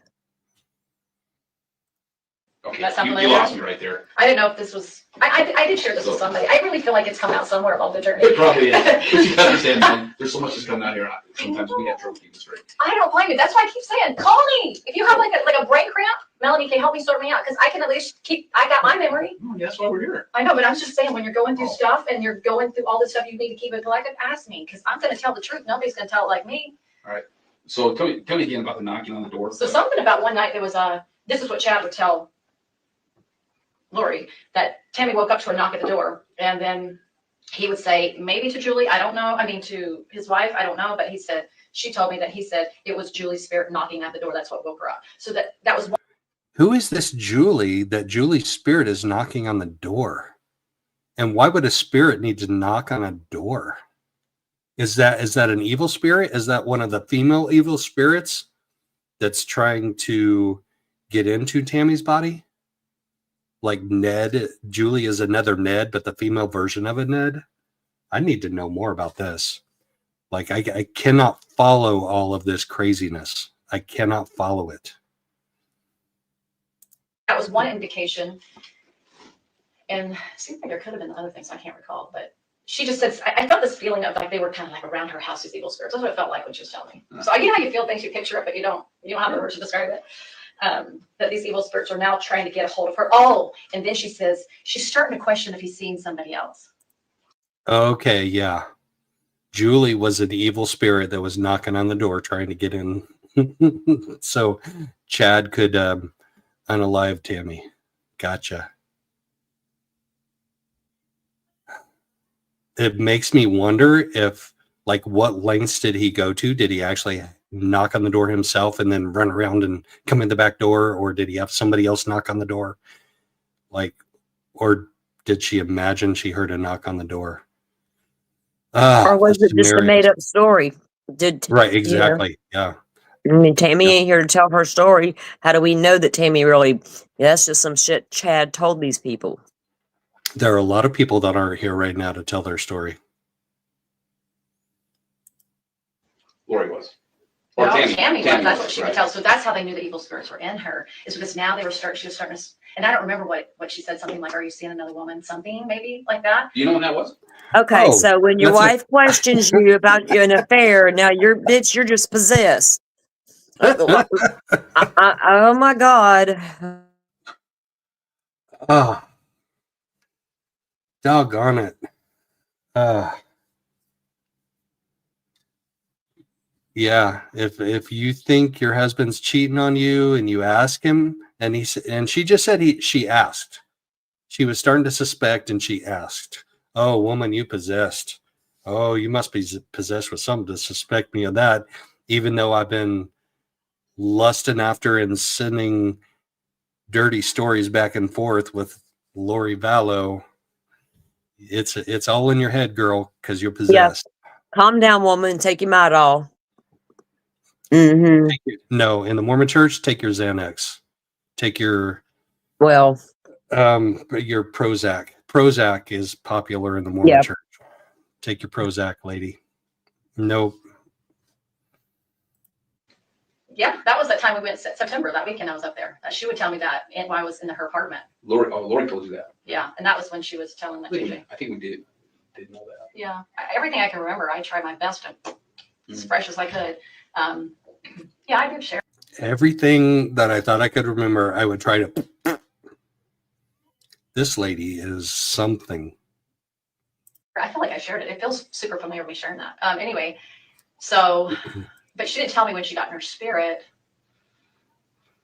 I think after she died. So I didn't know, and I don't know that she ever said who was. She was trying to describe it, but I don't even remember what she said. Can I interject really quick? Yeah.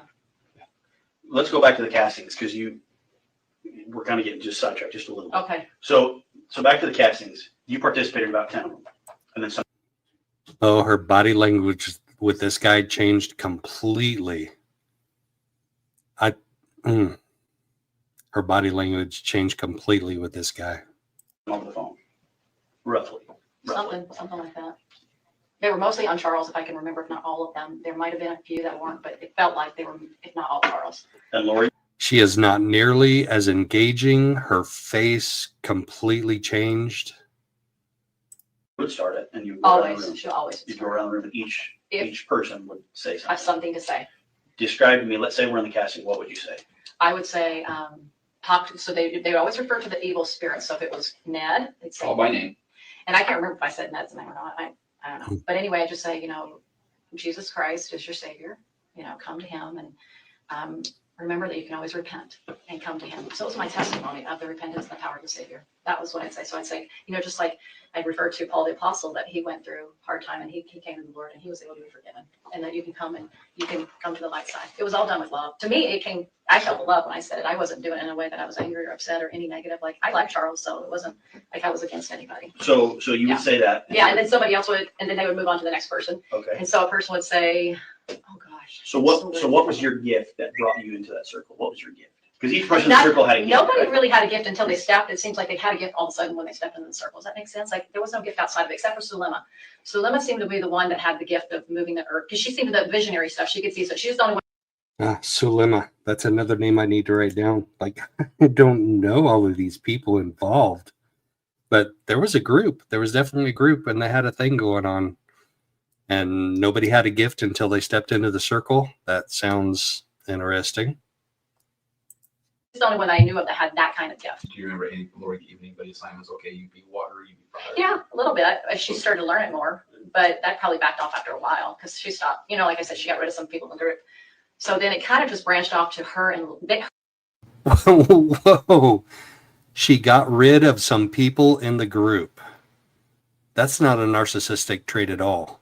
She got rid of some people in the group. So there's people that are following this little cult thing that they have going on and buying into their belief system about the evil spirits and about the castings. And Lori got rid of some people in the group. I want to have an interview with one of those people that originally was in the group and Lori, quote unquote, got rid of. Like, that is a totally narcissistic trait. They're not quite being a part of the group the way that I want them to be a part of the group, so they're going to have to go. Like, it's going to be, we got 15 people now, and next time it's only going to be 12 people. We're going to have 12 people in the circle, and when you get in the circle, ooh. Her and Lori would do a lot of it on their own in the temple. And I'd come and see them in the temple later. I was like, hey, what's going on? And she's like, oh, we just were talking about how to, do this and da da da da. What? Who? Lori who? Sulema. So they'd be in the temple doing it sometimes. And they would just do it like they'd sit beside each other, just hold hands or something like that. Like, nobody could really tell what they're doing. And they would talk, I'd see them talking, and then they would just close their eyes and then think that they could do something like leave their bodies, And I've heard people do weird stuff like that. Like, it happens to people. I don't know. I've never had those experiences. But anyway, so somebody would do something about water and. The elements of the earth thing is confusing to me because I don't remember that being a part of basic LDS fundamental doctrine, earth, fire, wind, water, like the elements. Confused me a little bit and how it related. The elements are coming from the other stuff that they incorporated into their religion. It's a whole other show that the elements matter. Okay, and you got I don't want to go down that rabbit hole yet. Okay, yeah, no, so they were incorporating stuff from somewhere else because it definitely wasn't what I grew up with in the LDS church. Like, as part of our fundamental doctrine, there was nothing about that I grew up with in our doctrine. Nothing. Right, that's why I'm telling you, I know from the stuff that they talk about and the stuff that they were doing, they were definitely incorporating other things and twisting it along the way. Let's put it that way. Right. Okay. I can't remember the words. They were so different. Sorry, I'm trying. Crystals or whatever. And I'm trying to remember Nicole and Christina. Like, what would they have said? That's okay. I don't really remember. So you guys go around the circle. Each person says their part, right? Yeah. And that comes back to Lori. Most likely. And how does Lori close it? Like, how do you guys get done with the casting? She would invite the spirit to come out of the body. And I think a few times, if I remember now, it's so long since I thought about this dilemma. They would try to, is the right word, seal it up or something like that. Seal it. Like sealing a Like the blessing. sealing, yeah. Like try to seal it where they could that light energy that was going to them that would cause that evil spirit go, okay, I'm gonna leave now. So they were trying to You fight it to seal the leave. circle. And yeah, kind of, yeah. Say that again. You seal the circle. You got to open us. Right. If you're Right. doing it, you got to, before you ever open the circle, you got to do certain things to bring in safety and protection. If you don't, you could be inviting unwanted evil spirits in. It's just a whole thing. It's incorporating some paganism type things with it. I'm telling you. Not that that's bad. I'm saying there's a right way and a wrong way to do it, and they're doing it the wrong way. They took this stuff, kind of like the Odinism and the white supremacy, and then they twisted it all up to make it their own. That's what these people have done.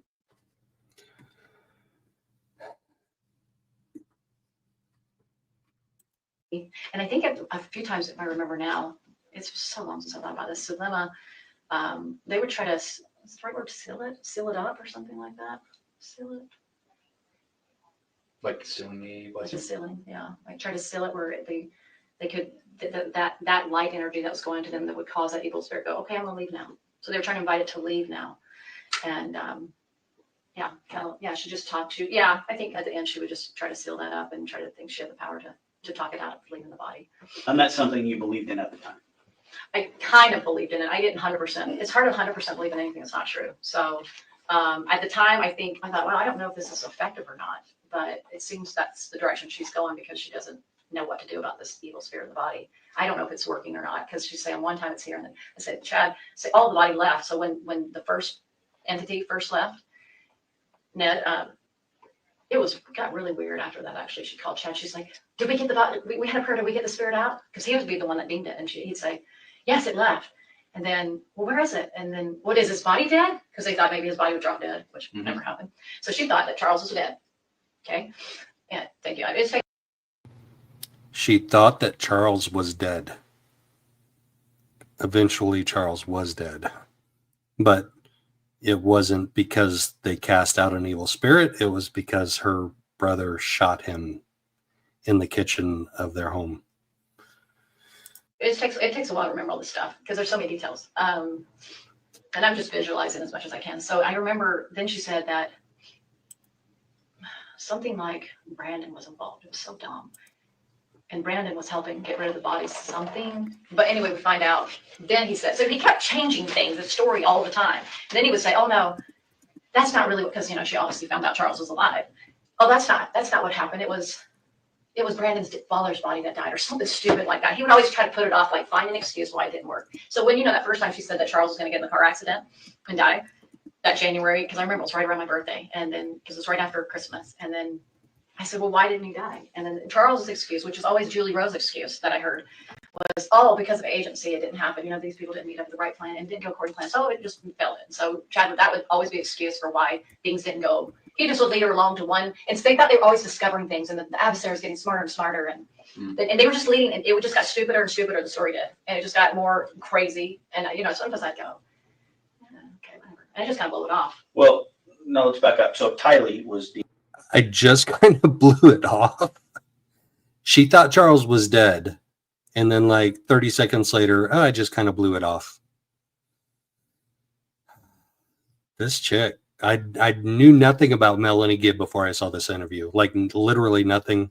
I have her 2-part interview with East Idaho News in my play reel. Not going to play it today. We're going to go way too long if we get to that. But I hadn't watched that, and I had only heard her name, but I feel like I know her so much more in depth after this interview. She gives me Lori vibes like 75%, 67%, 2/3, 3/4. Like yeah, she gives me some of those vibes. Was deemed dark when She Did was you guys dating ever Dark at some point. cast for Tylee? I do not recall that. Okay. But I know at some point she was called Dark, and Who called that? well, probably Chad would tell her, because Chad was the one she would go to. And I remember I said this out loud to you guys, is she used to think she got a lot of revelation, but now that Chad's in her life, she just would let relies upon him more. So she kind of didn't think she had the power anymore because he seemed to have more power than her. Do you know at that point in time if there was any tension between Lori and Tylee? There was always tension. Was there? When was there wasn't tension? I mean, it was from day one that I met her. You know, I walk in the room. I super good at teenagers. Love them. Hi. She's like, if we were each other, I was like, hi, and she didn't even want to look at me, and she was probably thinking one of her friends that she just totally dumps me on. Who knows? But she would never contact me. I did one time try to be affectionate and kind to her. And we're sitting at the table going to California with her friend. And we're sitting at the little that wiener place. I forgot the name of it. Anyway, but that. We were sitting at that little wiener place. She is just, yeah. I'm laughing at you. I'm laughing at you. You know that. We were sitting at that little wiener place. That's what she said. That is what she said. But she is so casual and she talks so fast that I just have such weird vibes about this chick. Like, I don't think she's ever been charged with anything. Jason Mal hasn't ever been charged with anything. But the vibes that they give are so, like, they're on the periphery of the actual deaths that happened.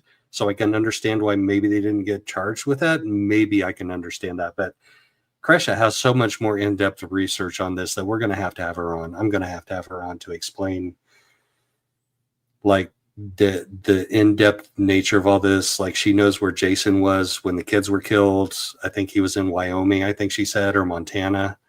But the vibes that I get from this interview, just, yeah. That fast food restaurant, you know, the Wiener Central? Well, not that one, the Schlotsky's. Yes, I don't even know how to say it. We were there. Schlotsky's Deli is not a little wiener restaurant. That was one of her Well, it is to her. Yeah. See, she said she was big on. Do what? I said it is to her. I guess so. Maybe their hot dogs weren't big enough. She liked them big. She's like, give me a damn hot dog. I want a big one. Oh my gosh. You went there. I did. I did. Big on food. Now she loved her fast food. If you didn't know that, she did. And so we were sitting there, and I just, just like try to put like Patty's hair. Women just do that kind of stuff. And I just pulled her hair out, and she was like, "Meow." You know what I mean? I was like, and I didn't take it personally. I knew her mom was her mom. Like, she had a rough life. I was like, whatever. And I think it upset Lori. That kind of upset her. I was like, no, maybe upset. But anyway, so she didn't think she was dark at that time. That was another time. That was earlier on. And I know this stuff, bringing it up, can be kind of embarrassing to think that I actually bought into some of that Absolutely, stuff. It is. But it's super important that if you did buy into it, you let us know, because we've recovered text messages and conversations between you and Lori, or you and Zulema and things like that. So there's some things where it shows that you actually believe that Charles was a zombie. Well, like I said, to a certain level, I believe it, just like Zulema. But remember me asking her the last time I saw them, I said to him directly, it's like, and this was just to show you where my beliefs were, and Zulema's. I said, I'm not 100%. Now, here we're not influenced by Chad and Lori because they're not in the room. This is us three now, alone, without their influence, and Alex. No. So here we're in Zulema's home, and I remember he's sitting right by the door, and she's in the kitchen, and I'm right here. And I go, 100% the zombie thing, I'm still not 100%. Okay, so that's what I said. So he goes, 100%, and then she goes, I'm still getting my answers on that. She goes, I'm still not 100%. So that's what our conversation. Now, to me, if she said that, that means she didn't know that they died, or they were whatever, they're missing or whatever. I don't think she was privy to that because of her comment there. She didn't seem like she knew what was going on to me. But this was after they had moved to Rexford. This was like a few weeks before he died. So this was like Charles. No, Alex. This is right before Alex died. Yeah, so this is after they moved to Rexford, they came back. Yeah, this is after they went to Rexford, and they already were married. They just got married, Zulema and Alex. So when I say, yeah. So Zulema and Alex got married a few weeks before Alex died. So were they married when he died? Yes, that's what I was telling you earlier. She was Alex's wife, and they hadn't been married long. Just for a couple of weeks. Holy Yeah. cow.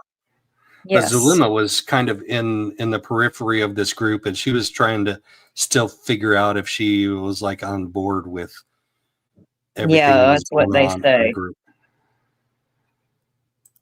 Yeah, I went along with the text because I was trying to believe in it, and I was trying to, but there was always that little part of me that was like, you're going to have that. You're going to have that doubt. And She is totally playing both sides of the fence here. Like she will spout the teachings that they were teaching as if it's fact and as if she believed it, and then she will turn around and say, well, I don't know if I really believed it. Like, what kind of a person is that, especially when people are dead as a result of it? until you ever had doubts about something, but you go along with it for a while because you kind of, and then you're like, So I'm not. No, if you have doubts about something, run away, run away. And if people are dead, she's trying to cover her own butt here. Is all she's doing. Yeah, 100%, 100%. I'm not denying that because I told you I was gullible. So that, it's just that I didn't 100% believe in it. I never 100% believed in anything, but she was so convincing when she comes. Gotta believe in something, lady. I never Give me 100% something to believe in. Around you, she would just like make you try to believe it more. You know what I mean? It's like when you have something, you ever try to believe in something and you keep talking about it to keep convincing yourself of it. Multi-levels are great at that. You're just trying to talk yourself into it. And so, but the 100% was never there, even though it made it sound like it. Even Lori doubted it. Because she made a few comments, and I remember her seemed like she could have been in the last house she lived in when Charles died in. If he's a Satan, he's a good one. Or maybe she was in Texas too. It wasn't one of those. So I'm just saying, how do you 100% believe in something that's not true? It's very difficult to. This time that you were with Alex, Zulema, and you, where was that at? That was at Zulema's house. And did you have a conversation at that time with Lori and Chad? They were in the room. When was the last time I talked to them? Well, remember I was already coming down. I thought you said that you talked, or you just got to talk to them or something. No, I said we weren't talking to them, so we weren't in their conversation. Like we were just talking, the three of us. Oh, okay. So I want to make that clear that they weren't under our influence. They weren't trying to influence us. I was trying to say we three got to talk without them in the room, which really because they left. No, but they were wherever they were. Okay. I don't know where they were. And it wasn't that you hadn't been on earlier with any phone conversation or anything. The only phone call that I shared with everybody, which is the truth, is when I was coming down from. Which is the truth is a sign of potential deception. The only conversation I had with them, which is the truth, if you have to stop and say that, that might be an indicator of deception. You may have had other conversations with them. It's not 100% guaranteed that she's lying, but it is an indicator of deception. From Utah. Remember, it was the Thanksgiving time. And remember, I said I did the three-way call, and I called them to say, hey, let's say a prayer. I'm worried about them. So Lena got on the phone call. She didn't really seem like she understood what was going on. Because I asked Lauren, like, does she know what's going on? She's like, oh, yeah, she lied. Anyway, so when I was listening to someone, I was like, I don't think she understands what's going on. I got that feeling. She's like, what is this about? I just want to make sure that. So that was the last conversation I had with her. Okay. Was that conversation on the phone. I prayed when I had a prayer. I was worried about, they said the kids were being kidnapped. Yeah. Well, actually, I was in the car with David, so he heard it because we had it on the speaker thing. That potential deception I just mentioned is critical because she is saying the last conversation she had with Lori and Chad was after the kids had supposedly been quote unquote kidnapped. So if she was being deceptive in that statement that this is the last phone call she had with them, the last conversation she had with them, that means she had another conversation after that might have been about the kids as well, after they disappeared, after nobody knew where they were. Oh, I'm glad I pointed that out in the moment because that potential deception could be huge. But obviously, if she hasn't been charged yet, then nobody has any proof that they did have a conversation after that. And you would expect that all of their phone records have been examined and extracted. But I'm going to play that one more time so you can hear that potential deception and how it relates to their last conversation after. And she says the kids had been quote unquote kidnapped. They weren't trying to influence us. I was trying to say we three got to talk without them in the room, which really Because they left? No, but they were wherever they were. Okay. I don't know where they So, were. and it wasn't that you hadn't been on earlier with any phone conversation or anything? The only phone call that I shared with everybody, which is the truth, is when Which is the truth. was coming down from Utah. Remember, it was the Thanksgiving time. And remember, I said I did the three-way call and I called them to say, hey, let's say a prayer. I'm worried about them. Sulema. This is red flag city. This little paragraph that she says right here is red flag city to me of deception. I don't think this is the last conversation that she had with them. I really don't. And that's just my opinion, and it's just pure speculation. Sulema got on the phone call. She didn't really seem like she understood what was going on. Because I asked Lauren, like, does she know what's going on? She's like, oh, yeah, she lied. Anyway, so when I was listening to Sulema, I was like, I don't think she understands what's going on. I got that feeling. She's like, what is this about? I just want to make sure that. So that was the last conversation I had with her. Okay. Was that, No. that conversation on the phone when I prayed, when I had a prayer, I was Nope. worried about, you know. Nope. They Nope. said the kids were Good being Lord. kidnapped. Yeah. Well, actually, I was in the car with David, so he heard it because we had it on the speaker thing. And then she said, actually, those last like 4 sentences she said, I think are lies. Just my opinion. And so anyway, so that was that conversation. And then it got busy for me. I was doing Thanksgiving. And then I went over to their house. And anyway, it was the last time I saw him. And he said, I 100% believe in it, Melanie. Alex. And so this is the thing is I think because he 100% believed in it, he had to, because at this point he had probably killed the kids is my guess. He probably did it. I don't know. I'm guessing. Maybe you guys are guessing too. But he 100% believed it. And she didn't 100% believe it.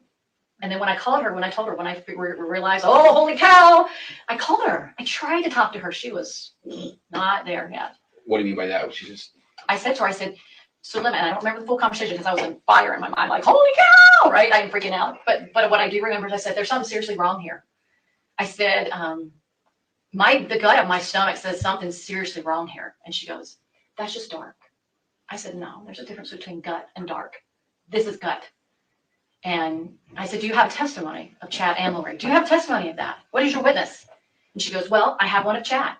When he gave me a blessing, shortly after meeting him, I had more visions after that. And she goes, I'll get my witness about Lori. And I said, well, I don't believe they are. I don't know what I described it. I just described it and I didn't believe who they were. And I said, I'm going to be going to the police. And I remember it seemed like I talked to her maybe twice. And probably the last. So I said, I'm going to the police. And I said, is Alex on? Can Alex hear me? And she goes, it's on speaker. I said, take it off speaker. Now here's the murderers down the street. Remember, they live close to me. Remember, Sulema lived around the corner from me. And I'm thinking, I just got myself in a situation. They could come after me, right? Mm-hmm. But I had to do what I had to do. She was my friend. I wanted to warn her. And I just said, hey, so anyway, the police I know circled her house, circled my house, making sure I was safe and making sure he probably didn't get in trouble, whatever. And so she texted me, didn't call me, texted me next day, I got my witness, which means to me.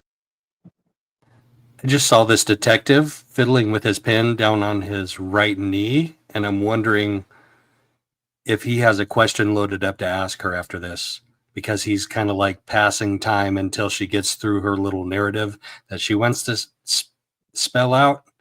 If he's got a question loaded up for her, let's find out.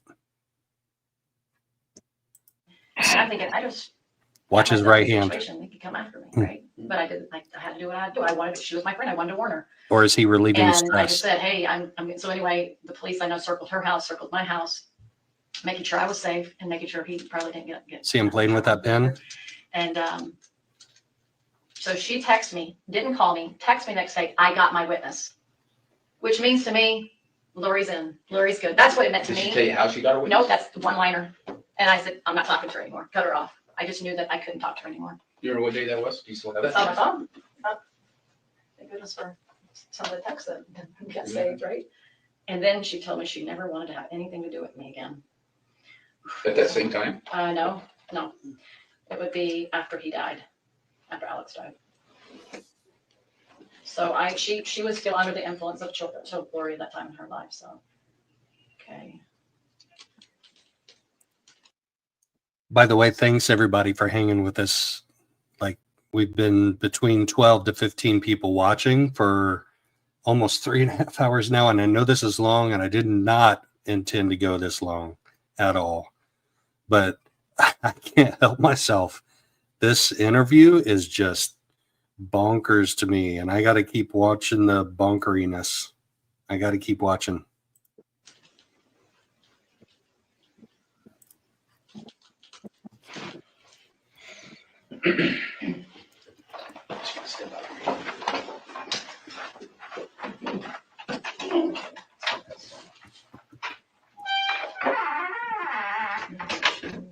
Oh, December 6th. I received my witness today. On December 6th? Yep.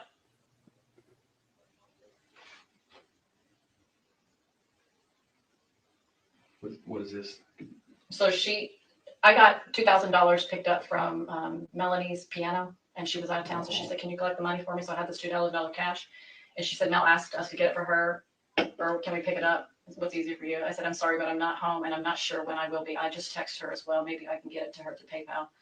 Just PayPal it to me. I can't right now because I don't have enough money in my account. If you'll anyway, she goes, "Let me know, thanks." Are you up for a convo? The bishop told me what happened. I was so surprised. So sad. This was after he died. So this was, I guess it was 2 days later, right? "I'm so sorry. Words cannot express how I feel. I'm extremely only surprised at your hypocrisy because of what you did. I didn't have to not only deal with my precious husband dying." Oh, so if you're just listening and you're not watching, Melanie got her phone out of her purse. They asked her what she was doing on, was it December 6th? Some specific date.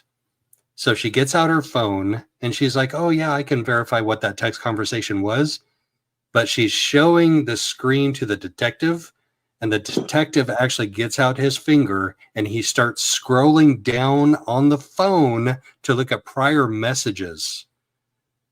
Well, when you offer your phone to the cops, I don't know what kind of she's allowing it.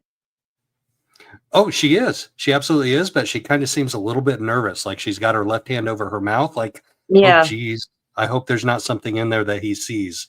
Like, that's Yeah. how I'm interpreting it. But yeah, she can, at any time she can pull it back and say, "All right, that's it. That's all you need to see." But she's not. She's kind of like leaving it out there in a show of trust with once again, Salty, probably because he's sitting in the corner and she's sitting closer to the door. In my arms, but then when police were ransacking my house and traumatizing my entire family, "You are not my friend. You are not to speak to me or anyone in my family ever again. I want you to pay the $2,000 you owe as soon as possible. I go to the map and I forget that I exist." So you can understand why I'm talking to her. So Then I just told her. is she just mad because you made the phone call to us? Is that why she's mad? And she thinks that God's pointed towards Alex's direction? I guess. She knew I was going to police. I need to hear that again. I need to hear that text conversation again, Are you up for a convo? because he's literally putting his fingers on her phone. I need to go back and know what date this is and what is the significance of that date. So there she is reaching into her phone. There she is with her eyes wide open, pointing to the left. All right, let's see what date this is. Right. But I didn't. I had to do what I had to do. I wanted. She was my friend. I wanted to warn her. And I just said, "Hey, I'm." So anyway, the police I know circled her house, circled my house, making sure I was safe and making sure he probably didn't get in trouble, whatever. And so she texted me, didn't call me, text me next day, "I got my witness," which means to me, Lori's in. Who is she? Is she Lori or is she another friend like Zulema or somebody else? I think she's talking about Zulema. Lori's good. That's what it meant to Did me. she tell you how she got her witness? No, that's the one-liner. And I said, "I'm not talking to her anymore. Cut her off." I just knew that I couldn't talk to her anymore. You remember what day that was? Do you still have that? I gotta back up. I gotta know who this is. I'm sorry. Sorry guys, we're gonna have to replay like a couple minutes of this. She remembers I said, "There's something seriously wrong here." I thought you said that you talked, or you just got to talk to him or something. No, I said we weren't talking to them, so we weren't in their conversation. Like we were just talking, the three of us. Oh, okay. So I want to make that clear that they weren't under our influence. They weren't trying to influence us. I was trying to say we three got to talk without them in the room, which really Because they left? No, but they were wherever they were. Okay. I don't know where they were. And it wasn't that you hadn't been on earlier with any phone conversation or anything? The only phone call that I shared with everybody, which is the truth, is when I was coming down from Utah. Remember, it was the Thanksgiving time. And remember I said I did the three-way call and I called them to say, "Hey, let's say a prayer. I'm worried about them." So Lemma got on the phone call. She didn't really seem like she understood what was going on. Because I asked Lauren, like, "Does she know what's going on?" She's like, "Oh yeah," she lied. Anyway, so when I was listening to someone, I was like, don't think she understands what's going on. I got that feeling. She's like, what is this about? I just want to make sure that. So that was the last conversation I had with her, was that conversation on the phone when I prayed, when I had a prayer. I was worried about, they said the kids were With being Lori. kidnapped. Yeah. Actually, I was in the car with David, so he heard it because we had it on the speaker thing. And so anyway, so that was that conversation. And then it got busy for me. I was doing Thanksgiving. And then I went over to their house. And anyway, it was the last time I saw him. And he said, 100% believe in it, Melanie. Alex. And so this is the thing, is I think because he 100% believed in it, he had to, because at this point he probably killed kids. Is my guess. He probably did it. I don't know. I'm guessing. Maybe you guys are guessing too. But he 100% believed it. And she didn't 100% believe it. And then when I told her, when I realized, oh, holy cow, I called her. I tried to talk to her. She was not there yet. What do you mean by that? She just. I said to her, so Lemon, I don't remember the full conversation because I was on fire in my mind, like, holy cow, right? I'm freaking out. But what I do remember is I said, there's something seriously wrong here. I said, the gut of my stomach says something seriously wrong here. And she goes, that's just dark. I said, no, there's a difference between gut and dark. This is gut. And I said, do you have testimony of Chad and Lori? Do you have testimony of that? What is your witness? And she goes, well, I have one of Chad. When he gave me a blessing, shortly after meeting him, I had more visions after that. And she goes, I'll get my witness about Lori. And I said, well. Okay, there she goes. I'll get my witness about Lori. So this is about Zulema. This text message that she's going to pull up on her phone is with Zulema, because she said, I'll get my witness. And then in the text, she says, I got my witness. Exactly. But she doesn't say, she says about Lori. She doesn't say her witness is Lori. She says, I got my witness about Lori. About Lori. Mm-hmm. So Zulema sounds like doesn't trust Lori and doesn't trust this whole thing that's going on in this circle of people around this. It sounds like to me, from what I can figure out. Well, I don't believe I don't know what I described it. I just described it and I didn't believe who they were. And I said, I'm going to be going to the police. And I remember it seemed like I talked to her maybe twice, and probably the last. Oh, wow. She said, I'm going to be going to the police. Yeah, you didn't hear all that a little while ago? I didn't catch it. I probably heard it, but I have man hearing disease where I can hear something and it just like doesn't register with me. You half-ass listen to women. I'm teasing. And children. It's not exclusive to women. So I said, I'm going to the police. And I said, is Alex on? Can Alex hear me? And she goes, it's on speaker. I said, take it off speaker. Now here's the murderers down the street. Remember, they live close to me. Remember, Sulema lived around the corner from me. And I'm thinking, I just got myself in a situation. They could come after me, right? But I didn't. I had to do what I had to do. She was my friend. I wanted to warn her. And I just said, hey, I'm so anyway, the police I know circled her house, circled my house, making sure I was safe and making sure he probably didn't get in trouble, whatever. And so she texted me, didn't call me, texted me next day, I got my witness, which means to me, Lori's in. Lori's good. That's what it meant to me. Did she tell you how she got her witness? No, that's the one-liner. And I said, I'm not talking to her anymore. Cut her off. I just knew that I couldn't talk to her anymore. You remember what day that was? You still have It's on my that? phone. See, she cut Zulema off. Right? And then she. Yeah. She said, I can't talk to her anymore. Now that she's witnessed Lori. Not just witnessed Lori, but said, I'm going to go to the police. That's what Melanie's like. No, Melanie was going to go to the police. I thought Zulema was. No. Zulema, no. I mean, I might have that wrong, but no, Melanie was the one, because the police were coming down on Melanie at some point, right? They knew that that's where Lori claimed the kids were. No, but Zulema said, I found my witness and I'm going to go to the police. I swear that's what she said like 2 minutes ago. Do we want to go back and watch it? I mean, does it matter? No, it doesn't. I might have misunderstood it. I might have also. I mean, both of us can misunderstand things, but I'm 79.3% sure that Zulema said. I feel like Zulema got her witness that Lori was real, authentic, and Melanie's like, nope, now I'm done. Now I'm going to the police. No, I thought Zulema was saying, I thought Zulema was saying, I found my witness that Lori is not real and not authentic, and that I suspect her of killing the kids, and so I'm going to go to the police. I don't think Melanie was ever there. I don't think Melanie was ever going to the police. Like, if you watch this interview, she's evading responsibility. I've seen a lot of other stuff on Melanie besides this interview, is why I was concluding that, but I still could be wrong.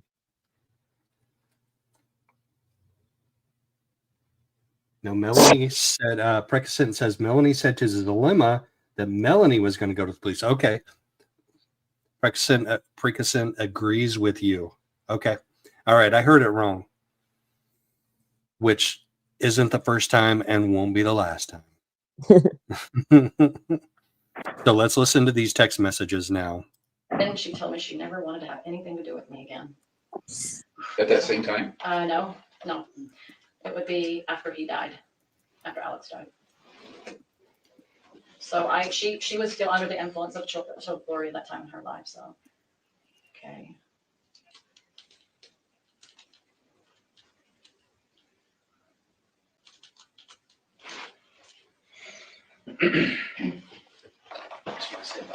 So she's holding the phone out there voluntarily for him to look at. The other detective leaves. He's probably got to take a leak. Oh, December 6th. December I 6th. received my witness today. I received my witness today. So that's Zulema that says I received my witness today. On December 6th? Yep. He puts his finger at the phone and he scrolls up. What is this? So I got $2,000 picked up from Melanie's piano, and she was out of town. So she said, "Can you collect the money for me?" So I had this $2,000 cash. So that's Melanie Boudreau. That's Lori's niece that had a piano, sold it for $2,000. I'm walking myself through this. I'm not walking you guys through it. I'm sure you probably already understand it, but I'm walking myself through it right now. And she said, Mel asked us to get it for her, or can we pick it up? What's easier for you? I said, I'm sorry, but I'm not home and I'm not sure when I will be. I just text her as well. Maybe I can get it to her to PayPal. Just PayPal it to me. I can't right now because I don't have enough money in my account. If you'll anyway, she goes, well, let me know. Thanks. Are you up for a convo? The bishop told me what happened. I was so surprised. So sad. This was after he died. So this was, I guess it was 2 days later. Right? I'm so sorry. Okay, so Alex dies. Melanie Gibb tells Zulema, the bishop told me what happened. I'm so sorry. So Alex died. There's not been anything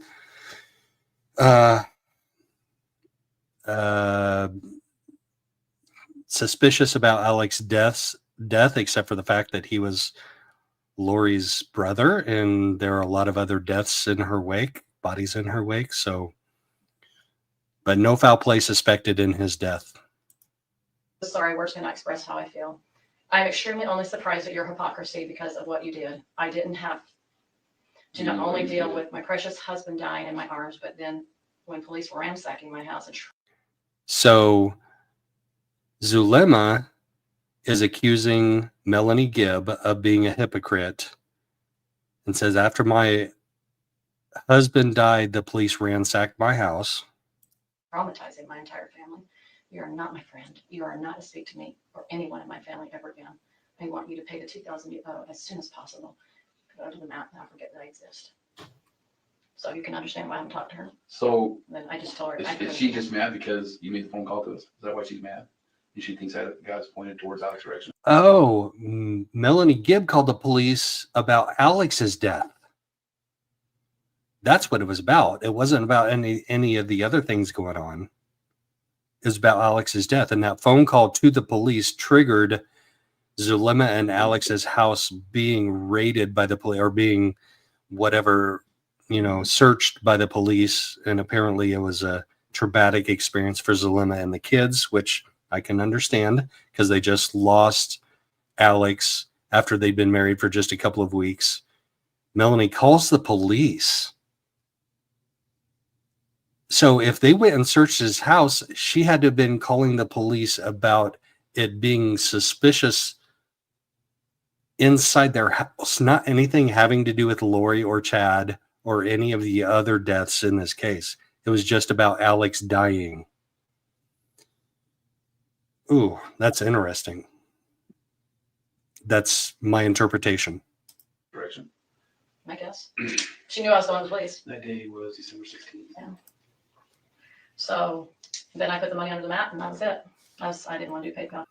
Yes, this is in Arizona, Lisa, in the Chandler area, which is why they're being interviewed by the Chandler Police Department. If you look down in the lower left of the video, you see this is a Chandler Police Department interview. They also interviewed Jason Mao earlier. But this is where Alex died, and I believe Charles Vallow also was murdered in Chandler. PayPal because I hate using technology for that.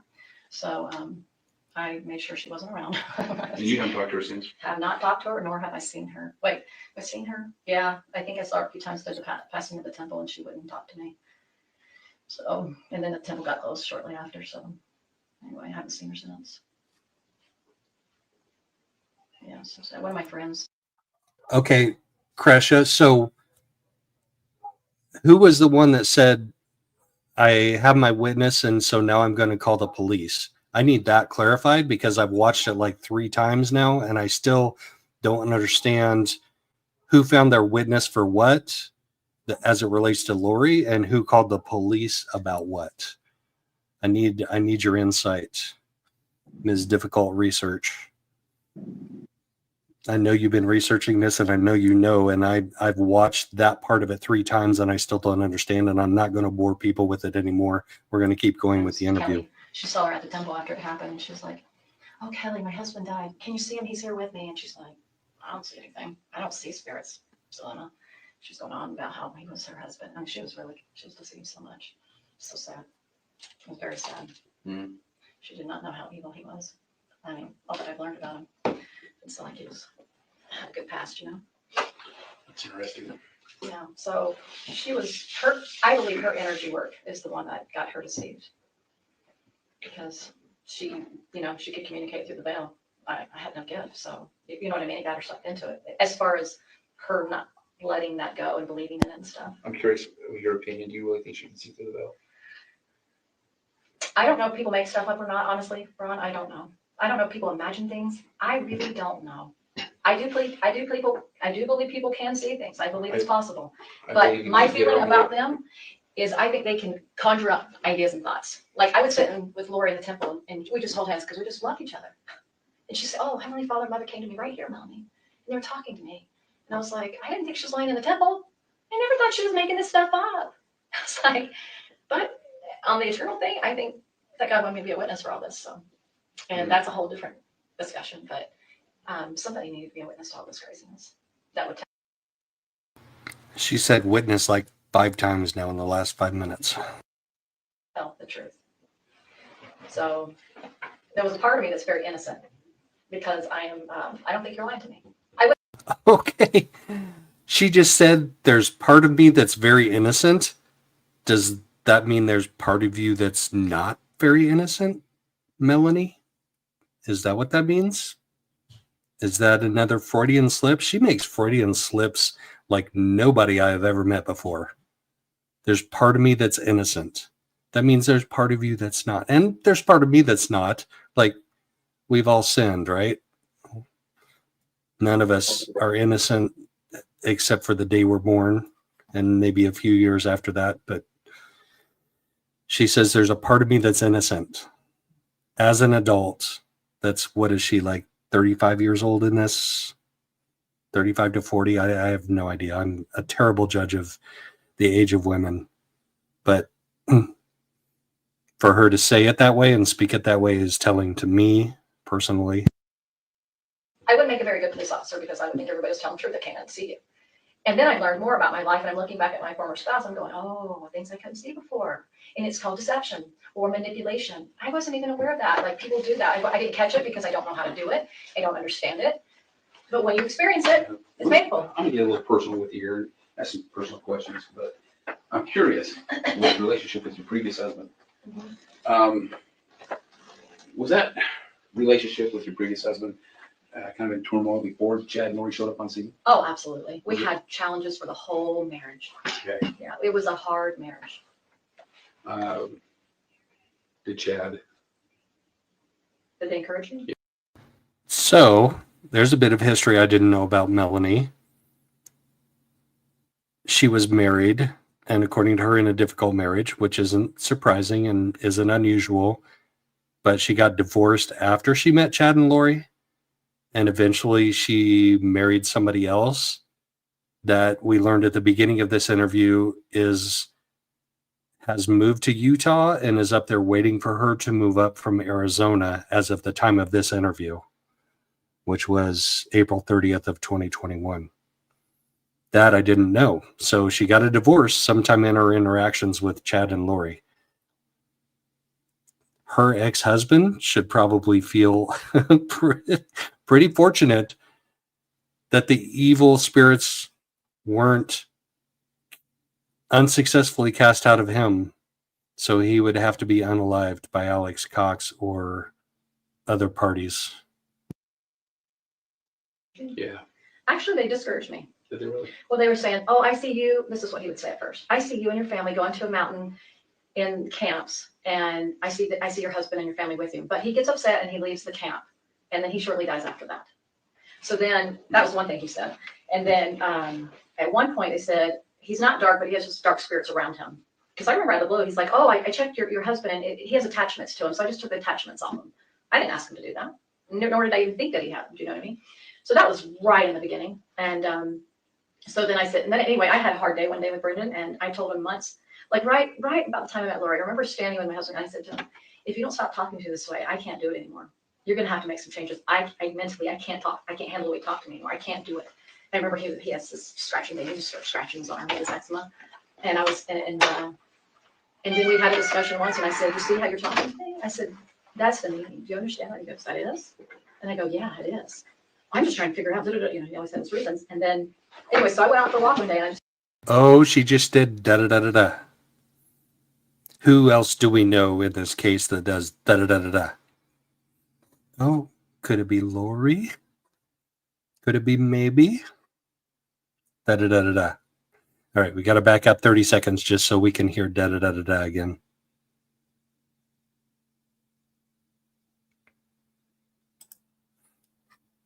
All right, that's a minute, not 30 seconds. Did Chad? Did they encourage me? Yeah. Actually, they discouraged me. Did they really? Well, they were saying, oh, I see you. This is what he would say at first. I see you and your family going to a mountain in camps, and I see your husband and your family with you. But he gets upset and he leaves the camp, and then he shortly dies after that. So then that was one thing he said. And then at one point they said, he's not dark, but he has just dark spirits around him. Because I remember out of the blue, he's like, oh, I checked your husband, and he has attachments to him. So I just took the attachments off him. I didn't ask him to do that. Nor did I even think that he had them. Do you know what I mean? So that was right in the beginning. And so then I said, and then anyway, I had a hard day one day with Brendan, and I told him months, like right about the time I met Lori, I remember standing with my husband, and I said to him, if you don't stop talking to me this way, I can't do it anymore. You're going to have to make some changes. I mentally, I can't talk. I can't handle the way you talk to me anymore. I can't do it. I remember he has this scratching thing. He just started scratching his arm with his eczema. And I was, and then we had a discussion once, and I said, you see how you're talking to me? I said, that's the meaning. Do you understand? And he goes, that is? And I go, yeah, it is. I'm just trying to figure out, you know, he always had his reasons. And then, anyway, so I went out for a walk one day, and I just said, do I have to stay in this marriage, Heavenly Father? I can't do this anymore. It hurts my mind at this point. And I felt this peace come over me, and I was like, huh, are you kidding me? So anyway, I told Brennan, I fasted the whole day. I was like, I feel peace and I feel happy. I am so done. I was in so much pain. But that's the reason why I came to know the Lord, is because of how hard that relationship was. And I spent a lot of time repenting on just any kind of unkindness that I showed. I mean, I spent a lifetime doing that. So anyway, I said to her, hey, I just want to let you know that I'm divorcing Brendan or something like that. And she's like, I can't remember what she said, but I remember one time going to the temple, I said, this is just not going well. And she goes, no, I think you should go back to him. And I was like, yeah, I'm kind of sensing that too. Everything's just hard, you know, like he's getting upset and the kids are So she was actually, believe it or not, she encouraged me to go back with him. And then I got to a point where I was like, I got to do what I need to do. And actually, this is interesting. I told Brendan the whole story after I talked to all of you guys before I hit the media. I wanted him to know face to face. I said, I want to tell you what happened, because he's the father of my children. He needs to know these things. And I told him about Chad and Lori and the whole thing, and he was just like, oh my gosh, you know, he was shocked. This is actually the only part of this interview that I feel like she's being honest.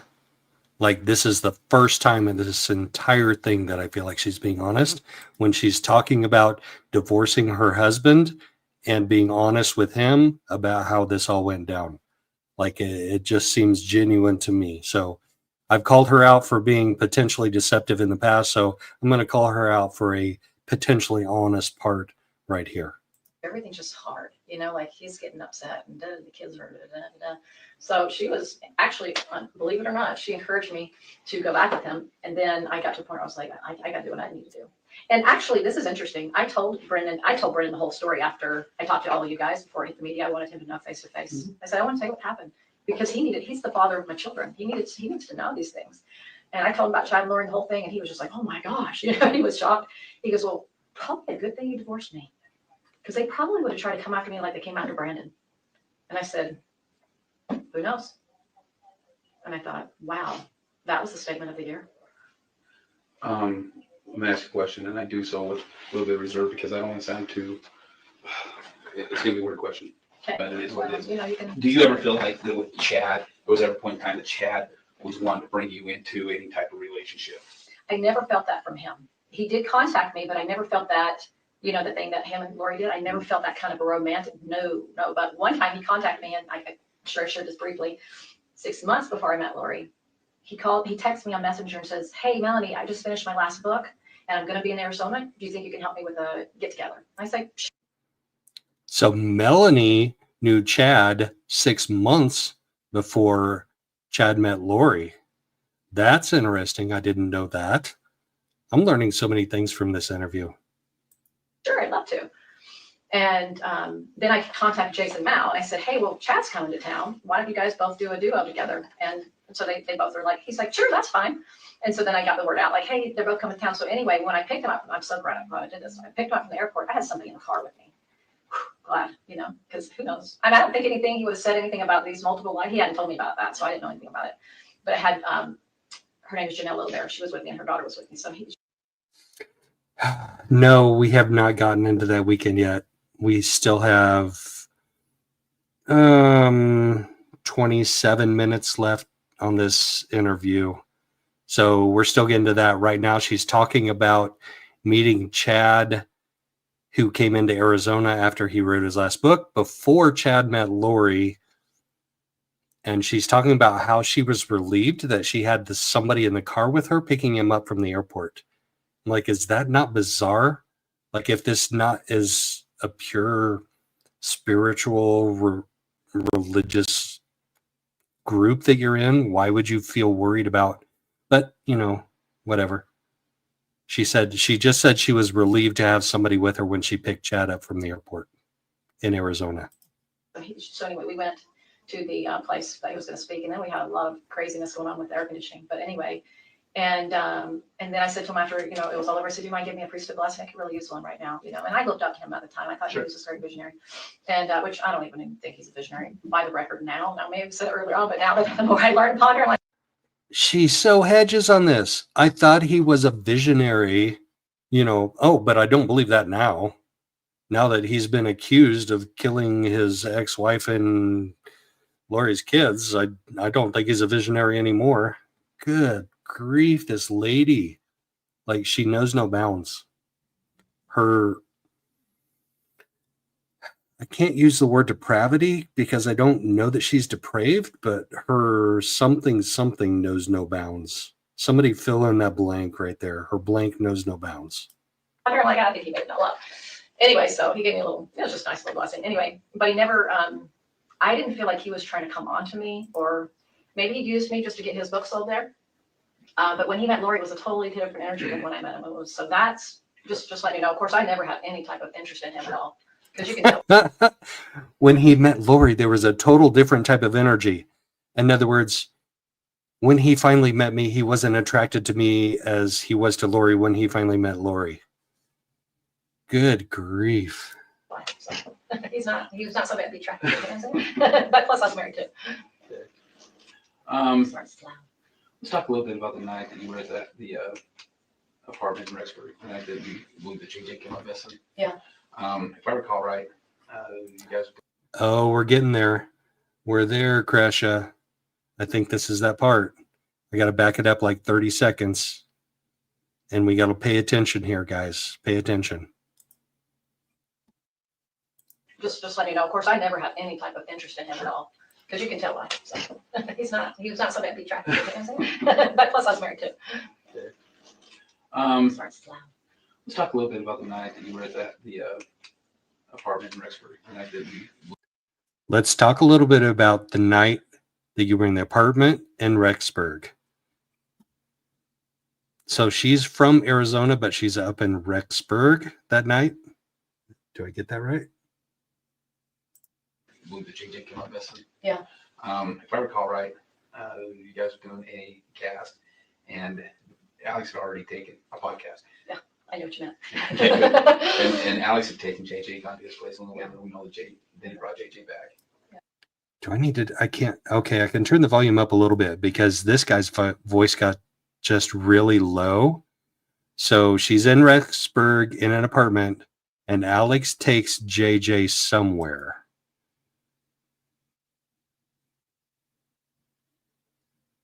In Rexburg, the night that we believe that JJ came up missing. Yeah.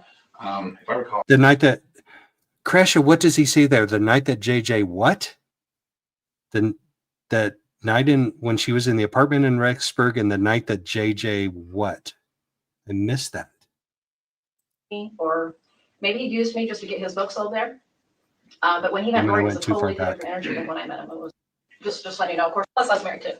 Okay. Let's talk a little bit about the night that you were at the apartment in Rexburg, the night that we believe that JJ came up missing. Yeah.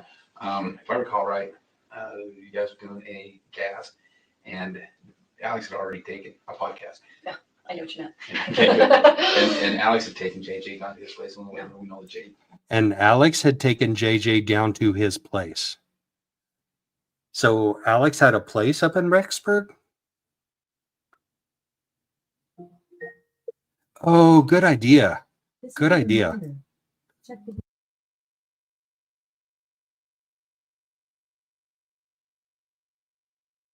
All right, we're going with playback speed to 0.75. I thought it was at normal speed. I thought I was. All right, we're going to back up one more time.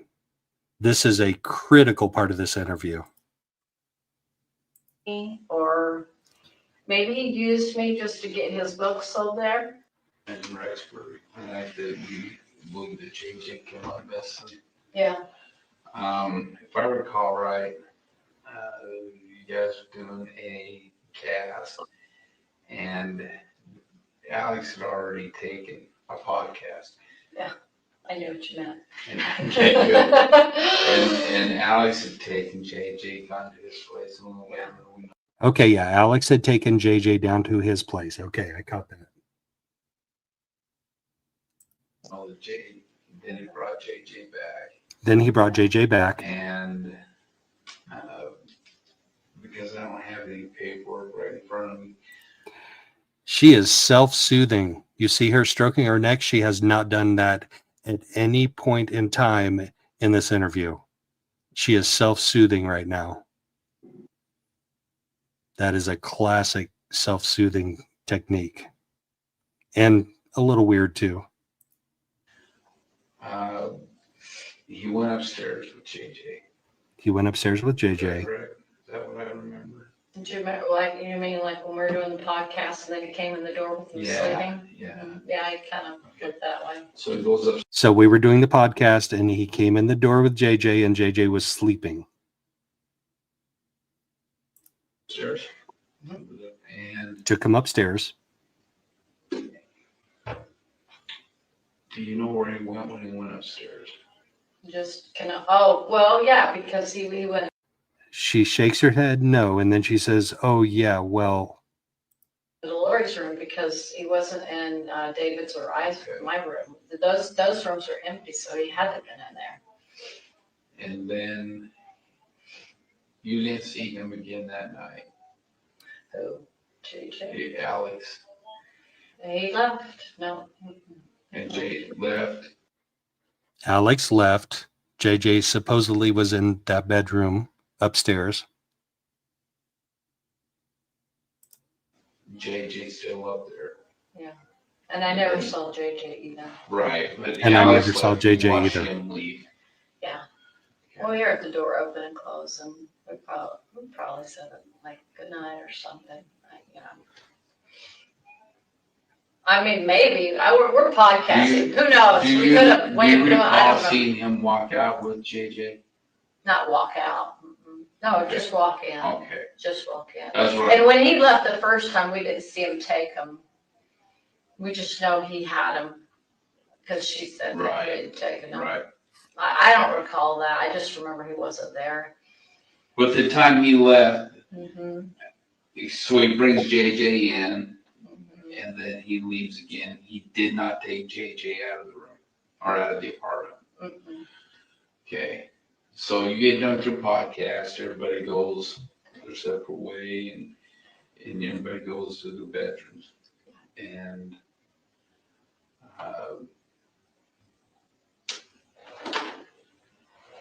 David, I recall David having his dream. He woke up. Yeah, funky. It's slowed down. Sorry, Cresha. It's slowed down to 0.75 because I could not understand everything they were saying. I can put it back on normal speed. Sorry.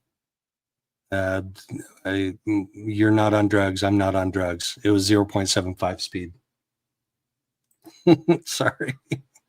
But that first part of the questioning, I couldn't understand, and I needed it slowed down for me to understand. Did he come and get you and tell you? No, I was actually laying beside him when it happened. In which room? In JJ's official room. Okay. So I was laying beside him when it happened. he woke up and you were at the side of him? Yeah. And tell me about what happened from there. His heart was beating. He was distressed. He said, I just had this really bad dream. And then he kind of sat up and he was just, and he just was, I said, well, tell me about it. And he's like, it was just so dark. He's like, I saw an earthquake and I saw people hurting and I wanted to help them and I couldn't, and something like that. That's what it feels like. Remember, it was like his heart was hurting. Like his whole body was under distress. When he has dreams, they're like lifetime dreams. You know, some people dream vividly. I do not dream like that. He has incredible dreams where he feels everything in his dream. So it affects him at a totally different level. Okay. So that's what happened. So then I think, oh my gosh, maybe some evil spirit, because you know. So who woke up with the nightmare about the earthquake and saving people? Who was she laying next to in bed? Crusher, you're going to have to help me out here because I missed that, even though I had it slowed down to 0.75 speed. You know, they were always talking about it. So I text Lori and I text Chad. I'm like, I don't remember what I said. Probably, are you awake or something's wrong, Chad. David, I don't remember what I said. I just remember trying to get to them. So I said, I'm going to go get Lori, see if she can help out. The door was locked. And so I was like, I don't know. She's not, I don't know if I should try to wake her up or I just decided just to come back and see David after that. So you tried the door handle. It was locked. It was locked. Did you knock on it? Maybe. I probably did, but there was no answer. Did you knock on the door? Maybe. I don't know. I don't remember if I probably did, but and I just. So Kresha, was she sleeping with her boyfriend in the same bed? I did actually. I think I tried calling her too and texting her, and I think Chad. I think I tried calling him. I thought maybe he could help out. Neither one of them responded to me, as you probably could tell in the text. You probably saw that. Nobody responded to me, so I just went back to bed. And then we woke up next morning, and she was happy, chappy. How was David? He was better. He felt better. He was like, that was a bad dream. Then we would tell them like, hey, he had a bad dream last night. And she's like, oh, that was Julie Rowe. He attacked her once again, throw Julie into it from a distance. Chad said Julie Rowe attacked David.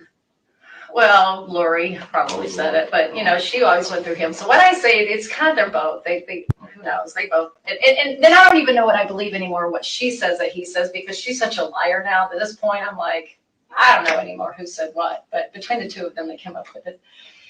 Oh, they always throw her under the bus, And it's because we went because right before that earlier that day.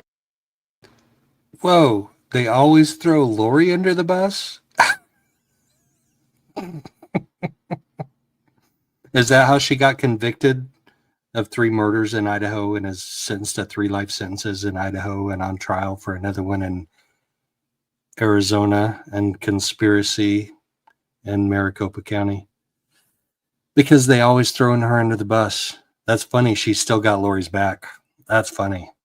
But she didn't earlier. Earlier, she said, oh, I think maybe she killed him. I think she said they killed the kids. I think that's how she phrased it. Maybe. May have to go back and rewatch that. That day we went to that lot where, the land was going to be for sale. And so we were talking to a friend of Julie Rose. His name was Keith Levitt. And Keith Levitt was there with his wife, Suzanne. And then the realtor was. Damn, another name, Keith Levitt. Got to research all these people. Kresha, I'm sure you've done like all of this research, or at least 95% of it, but there are so many people involved in this at some level, whether it's just periphery or it's a little closer than periphery or it's direct involvement. But this Melanie interview has me thinking she's a lot closer than the periphery, but she wants to claim to be on the periphery. Was there, and Alex was there, but Lori wasn't there. David thought she was. Oh, Julie. Right. The evil spirit. Oh, no, Julie Rowe? No, Julie Rowe was an actual person. Okay, but wasn't there an evil spirit named Julie? Oh, I'm so confused. I can't keep up. Keith Levitt being the key name there. Okay. I need to know more about him. She was there. I said, no, she went home after that. He goes, I forgot that. Anyway, and so anyway, because we saw her, we thought, oh, she's going to tell Julie Rowe. I mean, Keith is going to tell Julie Rowe that we were there because he saw us, because they're really tight. Keith and Julie are super tight. So that's why they threw that, Julie Rowe attacked him that night because, There we go. Da-da-da-da-da. That's so odd that she and Lori have the same habit in their interviews as da-da-da-da-da. I'm going to have to listen to more podcasts and see if they do da-da-da-da-da in their podcast. Because if they do, and then it'll be like, okay, that's just like a habit when they're just like talking. But if they don't go da-da-da-da-da in their podcasts, then there's something significant about them doing that in a police interview. Do you remember by chance what Lori was wearing in the morning when you guys got up? She was typical wearing spandex pants and spandex shirt. I don't recall, but that's usually what she had on.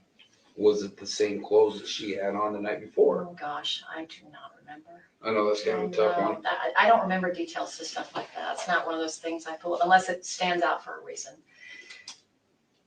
I wish I could tell you. Okay. That'd be good to know, but I don't know. She usually had new clothes on every day. If I can remember, it seemed like she had fresh clothes on every day. She was kind of into her clothes, so. She was into her clothes, she was into her hair, she was into her makeup, and she was into herself. All right. That night on the 22nd, try to remember as best you can, okay? So it's a Sunday, right? Do you guys go to dinner, or do you guys make dinner on Sunday night? Well, we would make it because we don't go to eat on dinner now, so we would have made it at home. So everybody's at home. Mm-hmm. Does Lori leave anywhere with JJ? I don't have any memory of her leaving. Whoa. Kresh, is this the line of questioning you're talking about? Because I don't have any memory of Lori leaving with JJ. Is not, I don't recall, I don't remember. She says, I don't have any memory of it, which is different phrasing for her in this interview. Doesn't mean she's being deceptive, but it is a potential indicator of deception.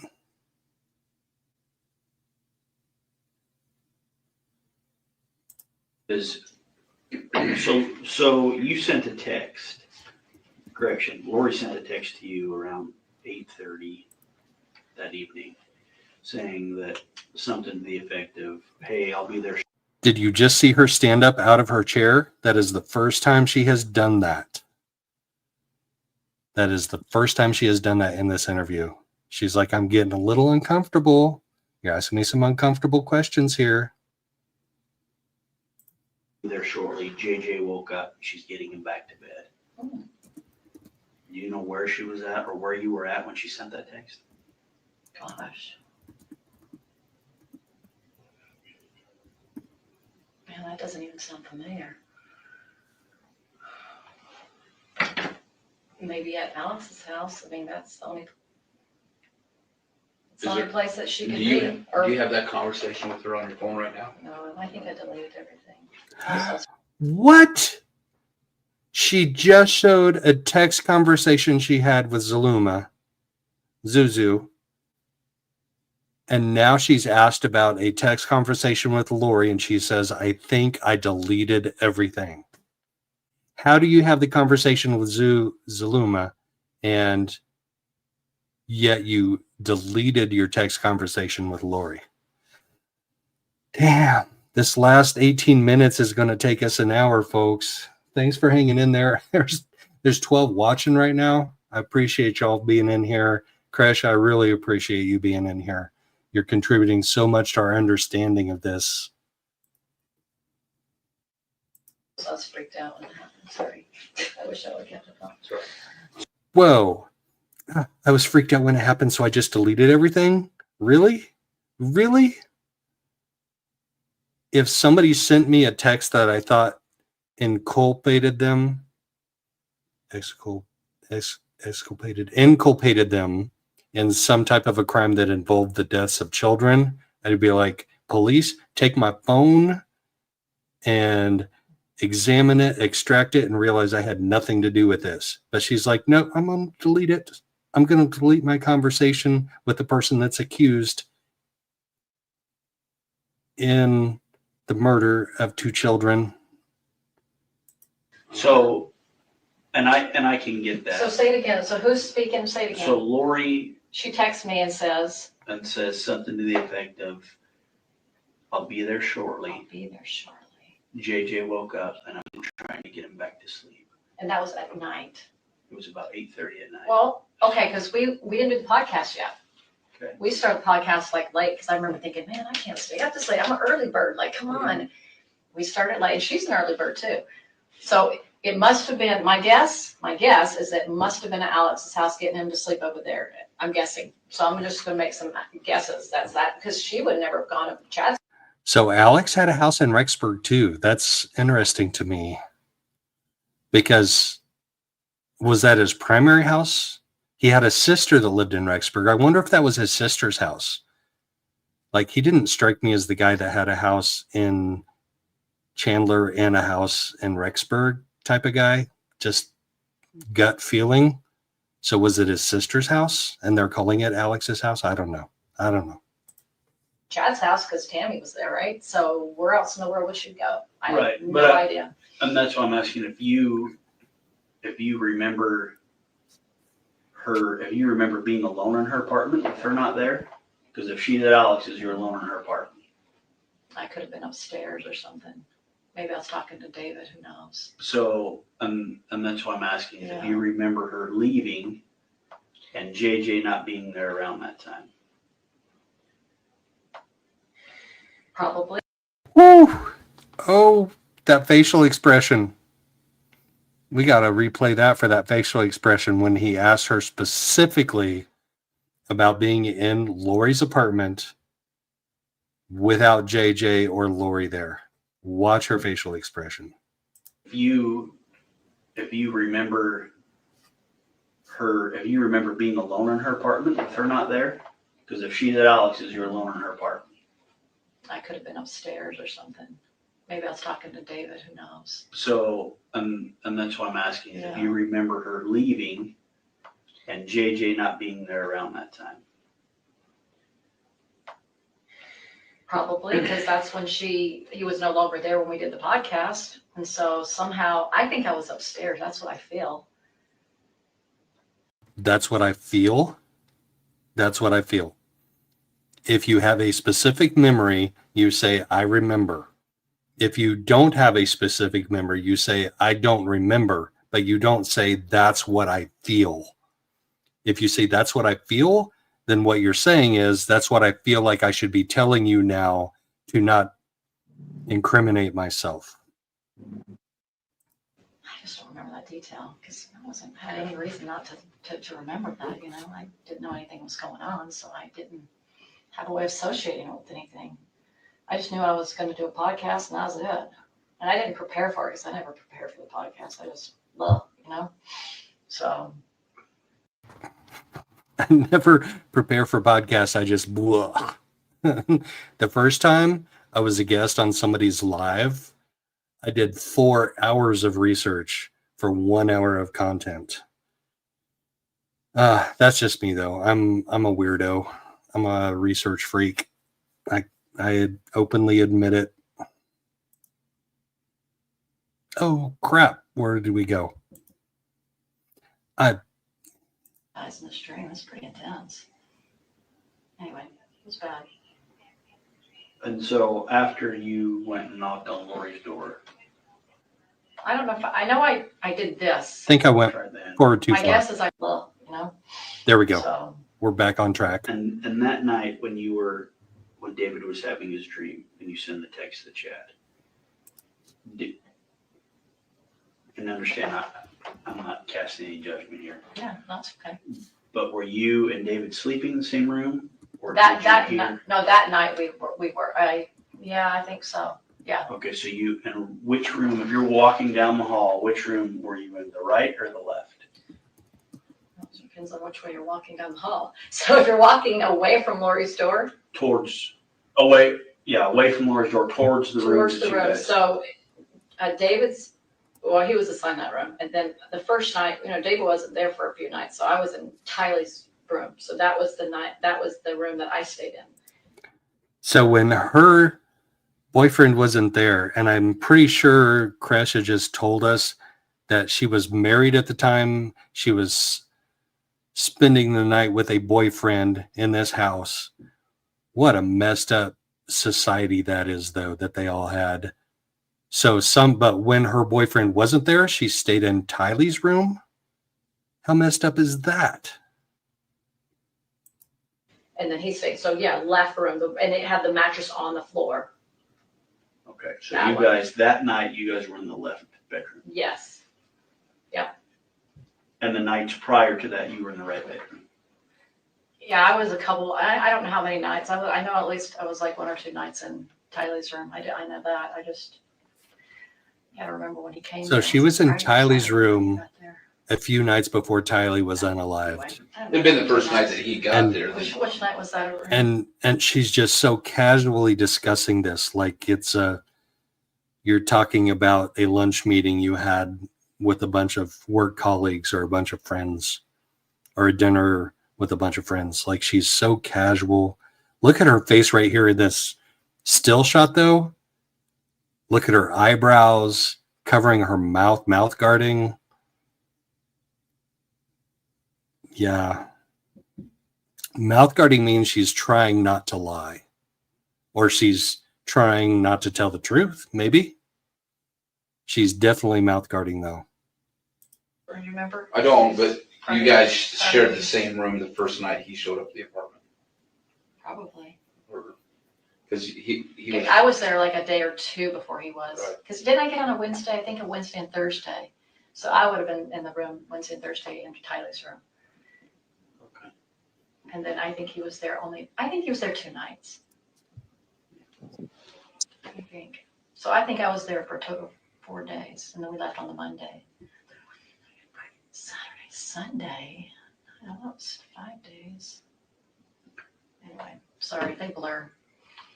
So anyway, I don't remember other than like something. I don't know what I said on the text. Probably something like something's wrong with David. He had a dream. Something. I don't know what I said, but something to the fact that something's wrong with him.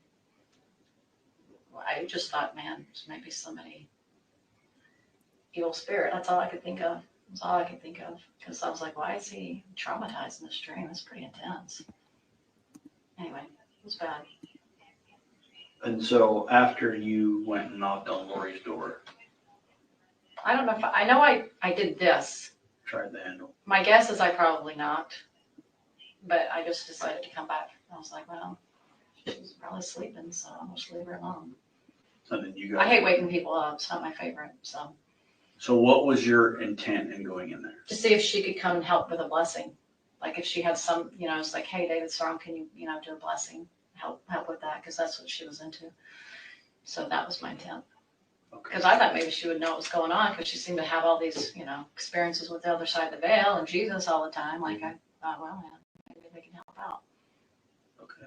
Yeah. So again, we're asking these questions because, it may be something that the defense wants to hit on. Sure. I mean, you never know what Right. they're going to want to talk to. Well, and I could see that angle. Just like, well, why were you contacting them in the middle of the night? Well, just weird experience. I don't know what else to say. And so when we talk about this stuff, it's for that purpose, right? Yeah. So that morning when She is completely bored by this guy and unthreatened by him. She's sitting there with her head on her palm, like, what you got? What you got? David talked to Lori, did he express any concerns to you about JJ's whereabouts? Did he express any concerns David. to me? Mm-hmm. I don't recall him expressing concerns. On the drive home, did you guys talk or text Lori or chat? No, I mean, what would we have said about JJ? Just, I know that he questioned her, like, where is JJ? Let me see if he has a zombie in him. And he didn't believe it. I mean, I don't remember. Was he saying that kind of mock? Or Um, was he really? no, I think he was genuine. Okay. Yeah, he's not a mocker. He's pretty genuine about these kind of things. So she just mentioned that JJ was a zombie, that somebody mentioned that JJ was a zombie. Let's go back and listen one more time just to that part about JJ being a zombie. Because we know that's part of the belief system that led to JJ being unalived, or their rationalization for it. Him expressing concerns. On the drive home, did you guys talk or text Lori or chat? No, I mean, what would we have said about JJ? Just, I know that he questioned her, like, where is JJ? Let me see if he has a zombie in him. And he didn't believe it. Where is JJ? Let me see if he has a zombie in him.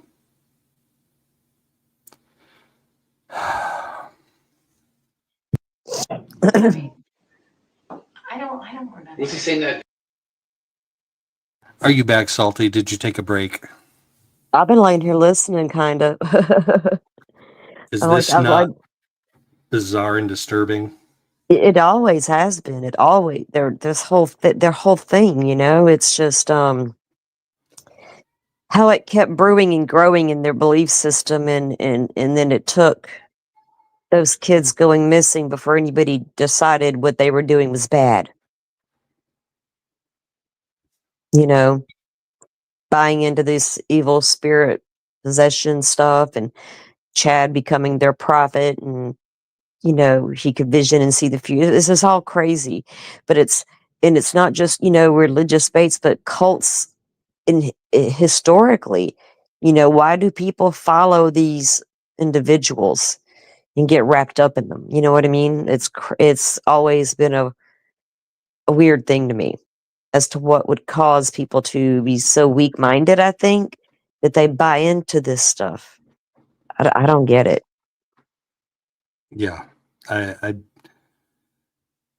It contradicts common sense. And when it contradicts common sense for 90% of us, we don't understand the 10% that buy into it, or whatever the percentage is. Yeah. Yeah. I mean, because it wouldn't be normal, right? And so even Well, with the Melanie, normal is a subjective term, and we all do I something understand. It's or not have normal to, yeah, it's just, to me, it's not normal if you follow and buy into those types of beliefs where people are possessed and you got all these things you're going to be doing, the castings and all these in the way they were doing things. That's not normal stuff. It's abnormal. It's out of the ordinary, abnormal of what we would Well, accept and do. I think that this interview with Melanie Gibb actually speaks to that on a very deep and fundamental level, because she will say things about the beliefs and practices of this group that the rest of us find disturbing, as if they're normal, but then she will turn around and say out of the other side of her face, oh, but I don't know that I bought into that completely. So Yeah. people will buy into and follow something that they know deep down fundamentally is just not right, but they'll go along with it for whatever reason. Which What is reason not do we normal. I right? mean, What what? reason do we think that Melanie Gibb went along with it as long as she Because went along with it? a part of Like, we her don't. did believe it. That's the Yeah, thing. A part of exactly. her, she did believe it until she started getting caught.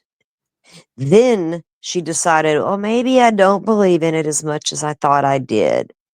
Well, honey, at one point you damn sure did. What changed? What opened your eyes and changed your mind once the kids were reported missing and then they were reportedly with you? Right. And then you got scared and said, wow, I better start saying that I'm having second thoughts about what my beliefs are. Kiss my ass, Melanie. I'm sorry, Joe. Yeah, I just You're don't. fine. I don't believe her. I don't believe she ever. She's I just one of I those. don't either. I think she had one part of this interview in my mind has been believable, and that is the part where she said she told her ex-husband that her and her husband had a difficult relationship, difficult marriage. They got divorced, and at some point in time, she had to tell them about this before it became public information with the Yeah. media. And he's like, oh my gosh, what the heck? I'm glad I'm glad we got divorced, because I might have been implicated. That is literally the only part of this interview that has been believable to me to this point, including the part where she says, I don't know how to manipulate people. Lady, that's what you're doing in this interview. You are manipulating people in this interview. You're trying to manipulate the detectives. And I think the guy on the right has done his research, and he has very pertinent and relevant questions to her at very pertinent and relevant times. And I like the fact that he is like challenging her on some of these things that we would like to challenge her on too. I would like to challenge her on some more. I'd love to have her on an interview. We're going to see how Nate with East Idaho Times interviewed her, because they did a 2-part interview, but not today. Yeah. Nate's been all over this from the get-go. Yeah. That kind of mock? Or Um, was he really? no, I think he was genuine. Yeah, he's not a mocker. He's pretty genuine about these kind of things. I just don't remember that full conversation. And that's why I asked, because if he was concerned, right? Oh, JJ has right, a like he zombie was, in him. yeah. It would be, I would think that maybe you guys would maybe discuss that, if you could remember a discussion on the way home, because it was kind of a long drive, right? And then during that drive, there was 3 or 4 phone calls that you made to Lori. Okay. During that drive, and do you remember what that conversation was? Oh, she had 3 or 4 phone calls with Lori on the way home. Let's back that up. Let's back up the bus. Beep, beep, beep. She's about to get challenged by the other detective. He's done his research too. Yeah, he's not a mocker. He's pretty genuine about these kind of things. I just don't remember that full conversation. And that's why I asked, because if he was concerned, right? Oh, if he has right, a like he zombie was, in him, yeah. it would be, I would think that maybe you guys would maybe discuss that if you could remember a discussion on the way home, because it was kind of a long drive, right? And then during that drive, there was 3 or 4 phone calls that you made to Lori. Okay. During that drive, and do you remember what that conversation was? She is looking down, thinking about how she should answer this question. On the drive home, you had 3 or 4 phone calls with Lori. And do you remember what that conversation was, or those conversations were? She is looking down right now. Look at this still shot, contemplating what her answer is going to be. 100%. Jogging my memory. And then she looks over to the detective on the left that she thinks she has a rapport with, that she thinks she's kind of been flirty with, and maybe he's like buying into her flirtatiousness. She doesn't look to the guy that asked her the question. She looks to the other detective that she's been kind of flirty with since the beginning. You're jogging my memory. I don't know if I can remember those conversations. Memory, holy cow. I know it's a lot to remember. Well, you could have asked this like a long time ago. That would help. Just, well, and I don't even know if I would have remembered because it wasn't significant enough for me to remember. It wasn't significant enough for me to remember. There's certain things I remember, and some things I'm like, don't remember that. It's possible we could have talked about it. I mean, it's highly possible. Do I remember? I don't remember the words. How do you remember how? She didn't say, I don't remember the conversations or the topic of the conversations. She says, I don't remember the words, which is believable. I can believe she didn't remember the words, but I guarantee you she remembers the conversations and the topic of the conversations. Guarantee you. How she was, her tone, her demeanor on the phone with you. Was she? I don't even remember the conversation. That's the hard part. Okay, she did say, I don't remember the conversations. First she said, I don't remember the words. Then she claims, I don't remember the conversations. I don't even remember talking to her. Is it normal for you to call her 3 or 4 times in a day? That's not unusual. There were periods of time where she talked to me more, and then she'd move and she'd be maybe focused on Melanie. So if she was focused on somebody else, she wouldn't. But I was with David, so, didn't have as much when I was with David. So it went through, gaps here and there where I did and didn't. In the beginning, yeah. And then when she moved and stuff, it started getting a lot less. When she moved and stuff, it got a lot less. You mean like up to Rexburg? Yeah. Which is where all of that part of it took place. I mean, after the things that happened in Maricopa County and Chandler. I don't remember the conversation. I'm sorry. She's stomping her foot. That is definitely a soothing mechanism for her to release stress, because she is feeling a lot of stress right now. For one reason or another, we don't know the reason. She's feeling stress and stomping her foot. I'm sure she probably talked about those things. That's all that seemed to be on her mind all the time. Okay. And rocking in her chair. I mean, yeah, if they bring them up, they're gonna. Whenever they ask me in court, happy to talk about it, but I don't remember them. Whatever they ask me in court. Salty, did she testify in court in any of the Idaho cases? Oh, I asked you something and you're gone away. We'll get back to it. Prior to those podcasts, had Chet been over there? Yeah. You know what time he left? We probably talked about it, but So it was, I think we figured out, if all my remembering, it seemed like he was there on a Sunday, right? And then he was there even before. Yes, he was there when I got there that day or the next day, because I remember they were doing their little music thing they had going on, so he was there then. They were doing their little music thing. He was there, I don't know, the day I was there, or maybe the next. And then we walked around the track.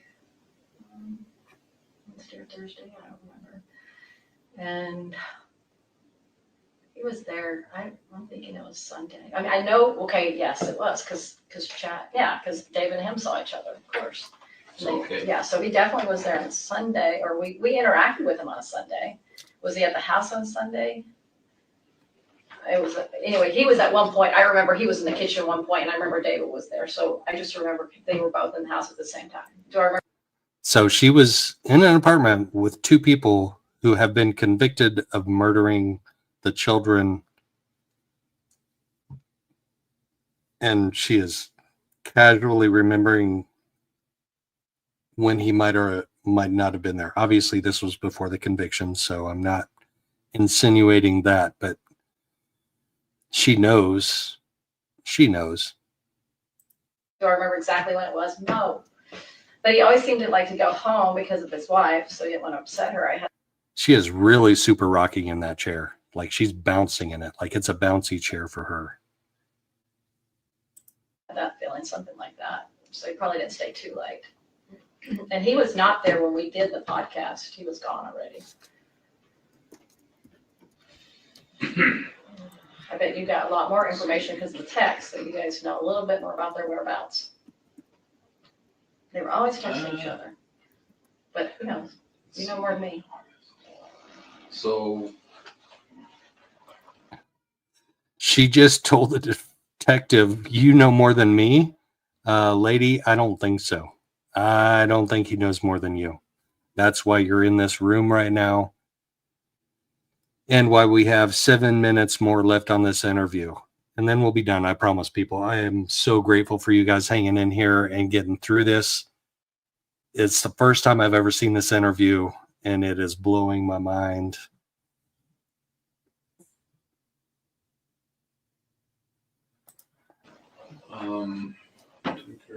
I know you're trying to help. So the night of the 22nd. To pin them on it. I know. I So- wish I could just remember more. So the 22nd would have been a Sunday. 22nd Sunday. Yeah. Okay, and that's the night of the podcast. And that's the night that David got there? No, we got there, I think the day before. Or was it on a Saturday? Okay, It so was either Friday night or Saturday night. but do you recall Chad being at the house on the 22nd? That's Sunday. I know it's tough. I'm gonna say there's a high chance he was. Right this moment, I have to put pieces together to figure it out. The days blend to me. When you're there 5 days and you're trying to figure out which day, that's hard for me. The morning of the 23rd, when Lori's up and about in the kitchen, when you guys get ready to go, does she say anything about Chad? I don't know. I didn't see him there. I don't remember seeing him there. Whoa, no. He didn't ask you if you remembered seeing him there. He asked you if she said anything about Chad. All right, we got to back up. Back up the bus one more time and see if she's avoiding the answer to the question. Because I thought that's what I heard, but I may have heard it wrong. That's Sunday. I know it's tough. She just looked at the camera for the first time. So there's a camera over this detective's left shoulder, and she just made eye contact with the camera for the first time in this interview. I wonder how that affected her psychologically. Because it would me, whether I was innocent or guilty of anything or something, noticing the camera there for the first time would definitely affect me. I'm gonna say there's a high chance he was. Right this moment, I have to put pieces together to figure it out. The days blend to me. When you're there 5 days and you're trying to figure out which day, that's hard for me. The morning of the 23rd, when Lori's up and about in the kitchen, when you guys get ready to go, does she say anything about Chad? I don't know. I didn't see him there. I don't remember seeing him. He didn't ask you if you saw him. He asked you if she said anything about him. That is definitely an evasive answer. There. I don't remember. Did she talk to him that morning or anything? David remembers this part the best because he had a conversation with her. And he remembered it because we were leaving and, you know, he talked about getting. Now, I remember that whole conversation to whatever I was listening. I know he was over here and I felt like I was in the living room for some reason. But I couldn't remember. I was like, oh, was it that day or that? You know, I was kind of like, was that Saturday or was it Sunday or what day did she say that? And so he did remember that it was that day, which I'm grateful that he remembered it was that day. Sure. But yeah, I remember her telling me about and I remember she was doing my hair. I think it was that morning. Yeah, it was Sunday. So it really helps if I can start remembering things associated with it. With Sunday? Yeah, she did my hair. She cut my hair in the bathroom downstairs. So Lori had a thing with hair. So I'm pretty sure in my interview with Megan, she said that Lori would do her hair when they were teenagers and she would come visit, like Lori would do her hair. So Lori was kind of a hairdresser thing, which probably explains why her hair is the way it is when she appears in court, even though she's been in jail/prison for years now. But once again, we're talking about hair. And she even colored it. She couldn't do upstairs, but it was enough room, so went downstairs. So we were in her bedroom. She we cut your hair downstairs. Yeah, I think. Or upstairs. No, downstairs. And then it seemed like we started there. And then she's like, let's just go downstairs. It's easier down there. I don't know why. I can't remember the reason. She just thought it was easy. Now, she had all her stuff up there. So Upstairs? Yeah, I mean, that was all because there was hardly anything downstairs in that bathroom. There wasn't a lot down there. It was pretty empty. I remember. There was probably a few things in there, but not much. So it was small. So anyway, I was sitting there and I remember looking in the mirror and I remember David was back there in the kitchen. I don't know. I mean, he was somewhere in the house, obviously. And then I remember her doing my hair here and her cutting it. And David didn't like my hair short. So anyway, it's a long story. But anyway, she's just trying to trim it up. I remember it was like off a little bit. And it was pizza boxes or something. And JJ was trying to cut them something. I'm trying to remember what she would make for breakfast. And she wasn't a cooker. She wasn't much of a cooker. We had something. Melanie, let me ask you this. With multiple probations, yeah, were you 100% believer in that? Probably sounded like I was, but was trying to cut them something. Whoa. I'm going to have to slow this one down. Sorry, guys, but I got to understand what this detective asks her. With multiple somethings, are you a believer? And she goes, well, it would probably appear like I was, but. So once again, she's playing both sides of the fence. I'm trying to remember what she would have made for breakfast.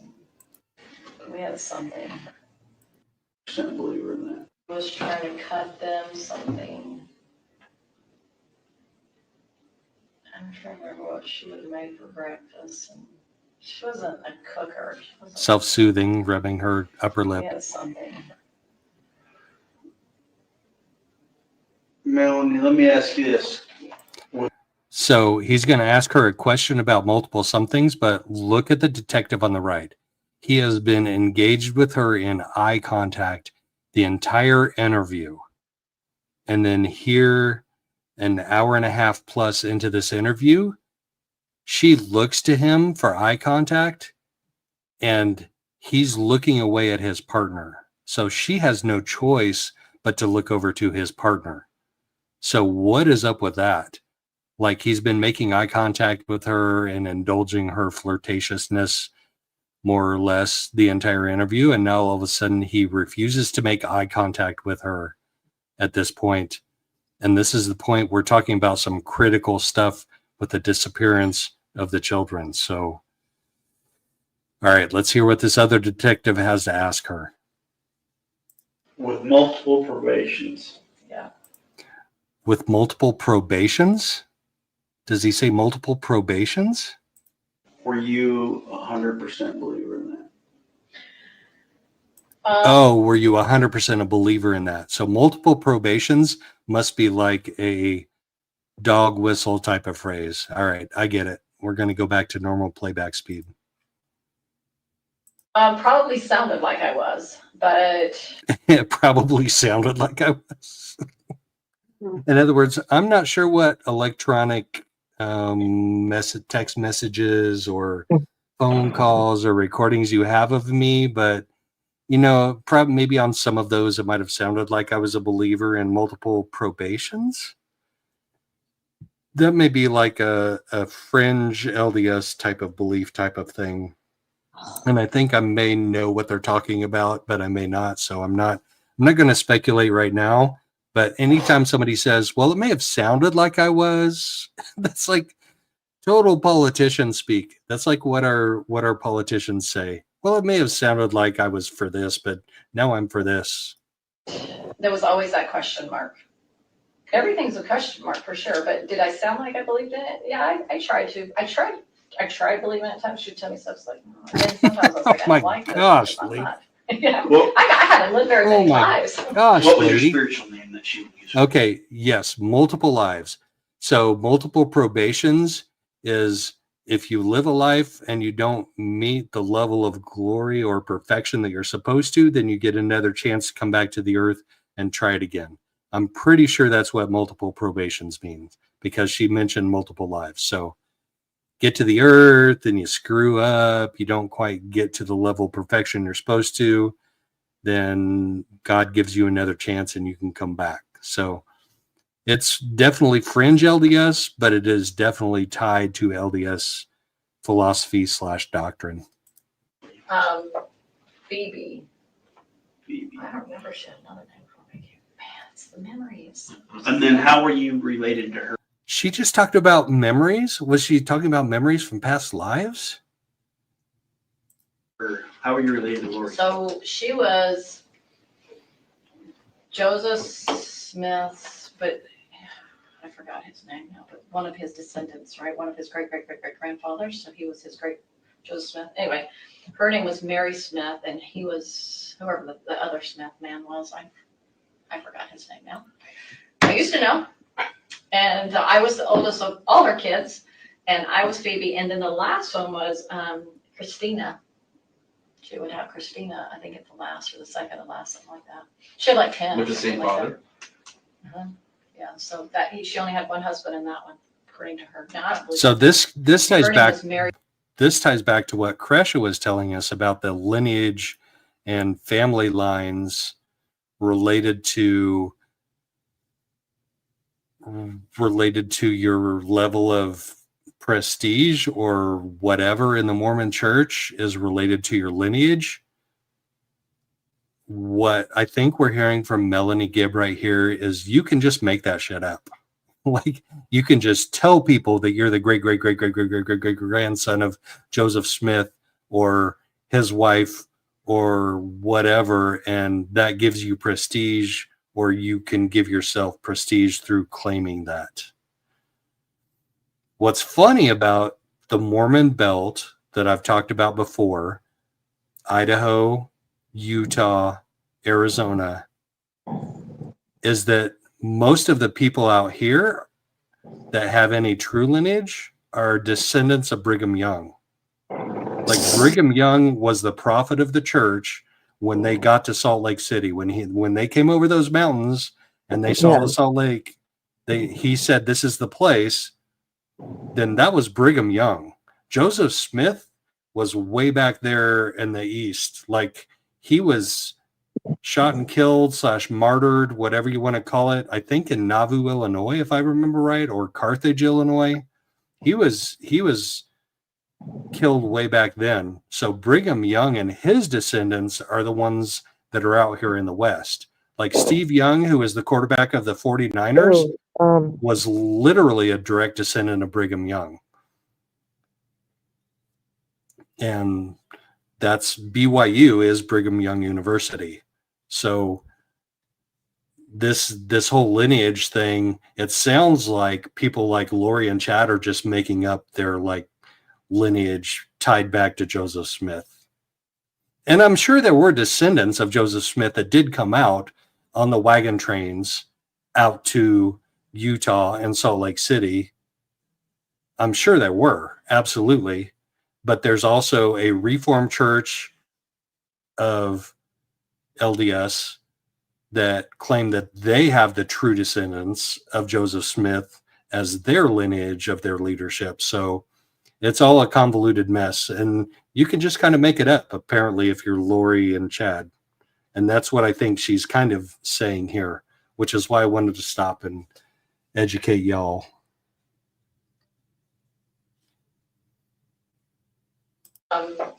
Phoebe. I don't remember she had another name for me. Man, it's the memories. And then how were you related to her? How were you related to Lori? So she was Joseph Smith, but I forgot his name now, but one of his descendants, right? One of his great-great-great-great-grandfathers. So he was his great Joseph Smith. Anyway, her name was Mary Smith, and he was whoever the other Smith man was. I forgot his name now. I used to know. And I was the oldest of all her kids, and I was Phoebe. And then the last one was Christina. She would have Christina, I think, at the last or the second to last, something like that. She had like 10. With the same father? Yeah, so that she only had one husband in that one, according to her. Now, I don't believe that now, just for the record. I Right. do not believe any of this stuff. So Lori was your mom? That's right. Okay.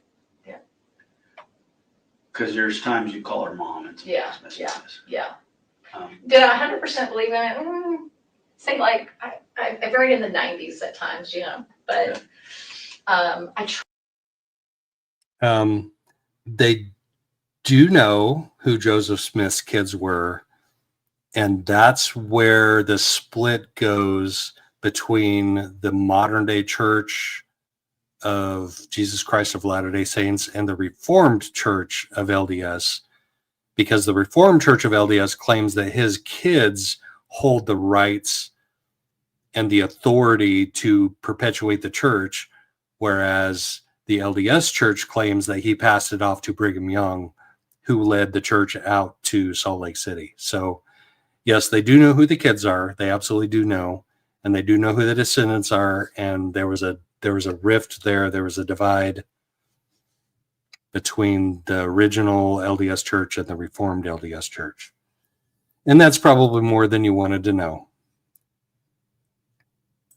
try to like, is this really, I mean, they would obviously be like, is this really true? This is so far out here, you know? I definitely question all of it. I mean, Well, but it sounded like I did, because I referred to it as I did. and that's the thing we want to address is, Yeah. you know, it's probably going to be something the defense hits on, right? Sure. I mean, based on all this stuff, Difficult research. Those claims always crack me up. Because one, how are you going to prove that? So if you're a member of the believers that believe that whoever claims that wouldn't ever lie, then you're going to believe it.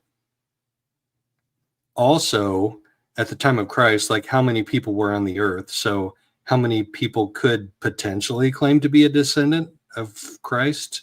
I mean, like there's probably a few million that could claim that, maybe. Except that he didn't get married and he didn't procreate. So, wait, no. I think there is a Mormon theology or like side doctrine that believes that he did get married and that he did procreate. Yes. So when he was crucified at 33 years old. Supposedly he hadn't been married according to the Bible, but according to Mormon rumors, Jesus Christ had actually gotten married and had started procreating. So there could be descendants of his on the earth.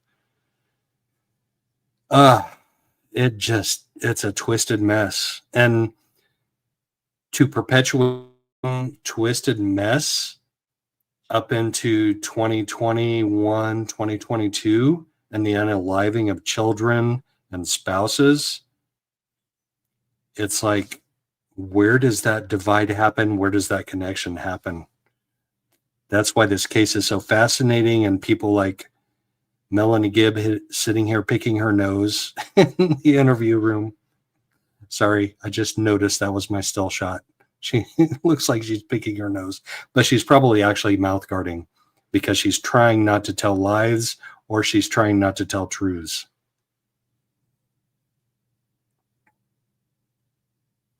Oh, yes. Kresha, you are right. The bait and switch, they believe Christ and Lucifer are brothers. This is true. This is what I learned about, not at a young age, but as I started to progress in the LDS doctrine. That is a true statement.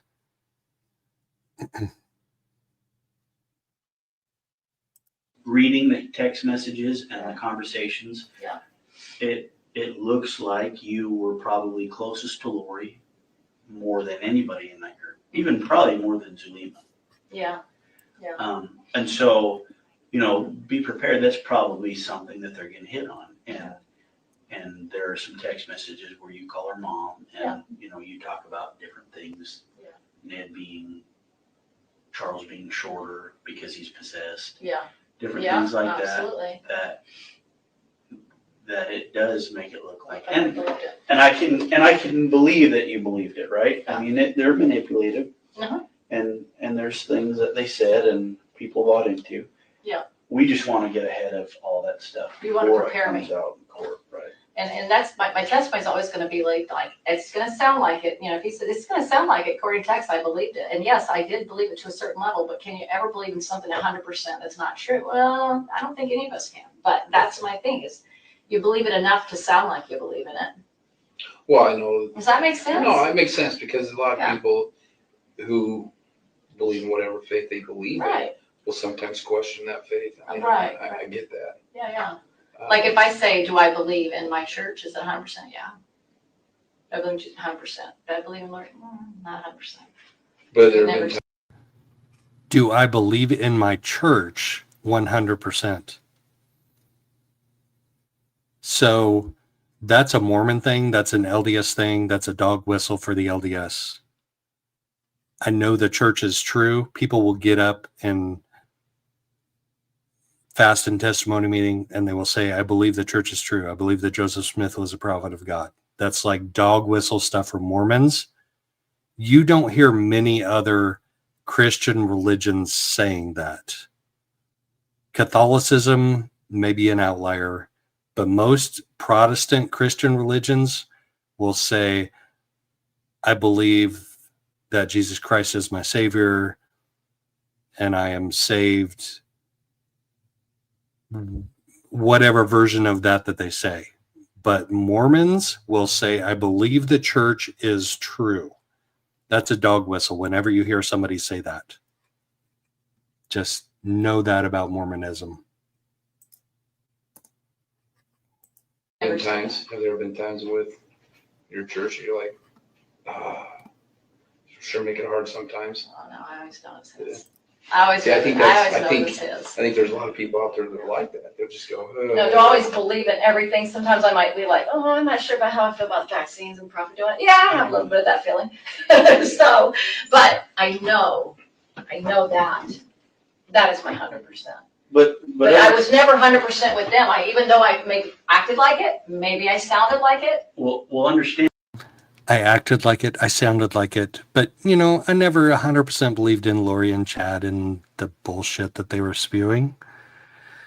This lady is a piece of work that I had no idea was so much a piece of work. So I can't wait to watch the East Idaho News interviews with her. Understand, they're going to look at it like this, and I'm just going to play devil's advocate. Right? Go ahead. Real quick, are you done? Are you done? Yeah. Whoa. His partner just told him, are you done? Are you done? Are you done? Good grief, dude. He was getting her to talk. She was still talking. And the partner on the right says, are you done? Dude, not cool. Bad form. So we're like literally 30 seconds away from ending this interview. And he says, are you done? I'm not cool with that. I am totally not cool with that, bro. Okay. So let's be done here. We need to talk to you about some other things. Okay. But I want, if we're gonna be done. Oh, you mean this room? Yeah, real quick, Phoebe, it was Phoebe and what else? Did you say Christina? That wasn't me, but Christina was one of her daughters. Did I make that clear? I'm sorry. Christina. I was Phoebe, and Christina, the other Nicole and Christina. Oh, the other friends, gal, yeah, she yeah. was one of her daughters. Do you remember what her name was? If you asked me, I might remember, but if I can come off the top of my head, no.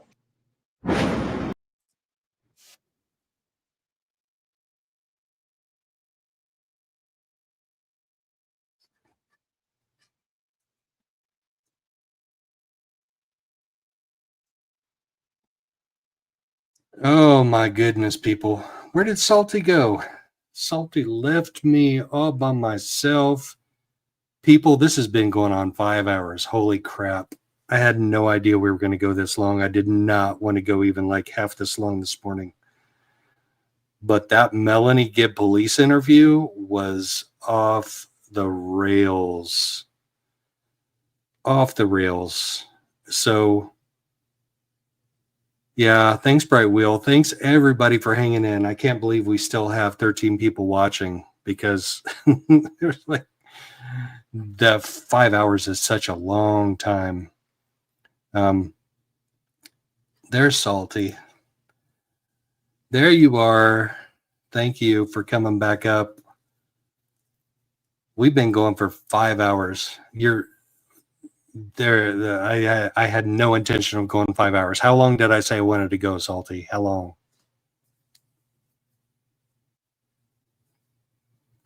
Oh, no, I can't hear you. You're not muted, but I can't hear you. Dang it. Can you hear me okay? There Hold we go. on. Now I hear you. Now I hear you. I got you now.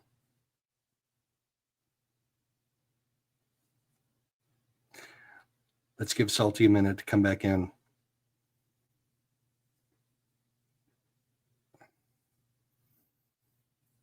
Well, you were here for a second, Salty. You were here for like 5 seconds, 4 seconds, 3. You're coming in again. I hear you now. I think I had YouTube open watching you on the phone when I had my phone call, and I didn't close it out when I joined back in. So it was like all double echoey. Gotcha. Yeah, you said you wanted to go like 2.5 hours, and yeah, it's been like 6, I think. I honestly, in my mind, I had 1.5.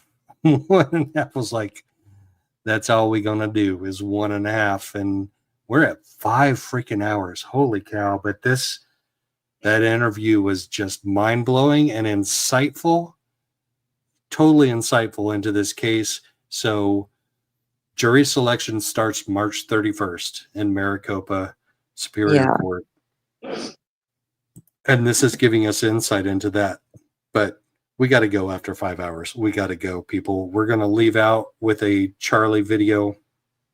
Y'all just enjoy a little bit of Charlie. When this video zooms on his eyes, you can see there's some blue cloudish stuff in his eyes. So he was like 95% blind. It depends on what type of day, what type of lighting. But he was mostly blind and mostly blind from birth when he was adopted from the shelter. So just enjoy a little bit of Charlie. Enjoy the rest of your day. Have a great week, everybody. Thank you so much for hanging out with us. And thank you for your wonderful, positive chat. This is an amazing chat. Thank you all. She has been V. You are correct.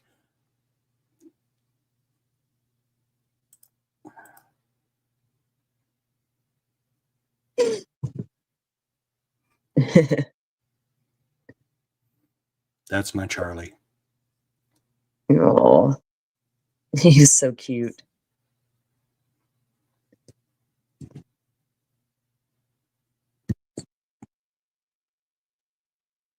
Oh, Joe, you got a super sticker.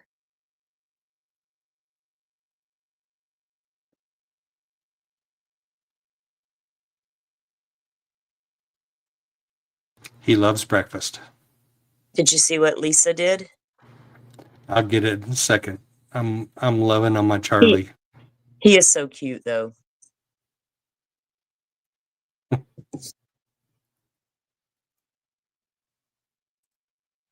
Lisa, oh my goodness. Thank you, Lisa. I appreciate you so much. Yeah. Well deserved. Well deserved. Thank you. 5 You guys hours. are great. Yeah. Yes. Lisa, you're awesome. Thank you. And we're going to keep going down this Lori Vallow Daybell, Chad Daybell podcast route. I think there were something like 60 podcasts. We're not going to get anywhere close to listening to all of them, but maybe we can find some pertinent ones to I drop just in noticed on. one of V's comments. Thank you, V. She says, Joe, buy Salty a gift or something. She's been a real one. Thank you. We're both real. We both try to be as real with you guys as we can be. Thank you for that, hon. Yeah. And I actually offered to buy her an He did. Ethernet cable. He did. He's like, I'm not joking. I'm like, I know. He wants to send me an Ethernet cable so I can hardwire in so we don't cut out during my live streams. So I appreciated that offer. And on March 24th, that's Charlie's birthday. And it's just an assumed birthday because he was adopted from the shelter. I don't know his actual birthday, but I'll do a Right. memorial tribute to him. So Yeah. thank you, Lisa. Thank you, Lisa. Thank you, everybody, for hanging out. Thank Uh-oh. you, You got Young another Black one. Economist. Thank you. Y'all are awesome. Y'all are Yes. awesome. You guys are great. Thank you for subscribing, Lisa. I usually go live like on Joe goes on Monday mornings. I go on Tuesday mornings. We switch off on the morning shows. I may do a live this evening. I've got some things I want to talk about, and then there's some new things that happened this morning and a couple of local cases that popped off in the mainstream news I want to kind of cover. So y'all look out for it just in case I do go. But if not, I'll see you guys in the morning. Thank you for subbing up. I appreciate it. Yeah. Thanks, everybody. Thanks for hanging in. Thanks for being cool and awesome and smart and respectful and loving. Y'all are And great. we gotta, yeah, Joe. Before you go though, we got to figure out which night we need to pick our read back up of Mickey Stein's affidavit. Yep, we do. And we also got to do that Jerry Holman interview. We got a replay. lot to do this week, dude. So we got to We get. do. We got to Got get a lot busy. on track. Everybody stay All right. tuned. Yes, sir. Have a great wonderful day, week. everyone. Peace out.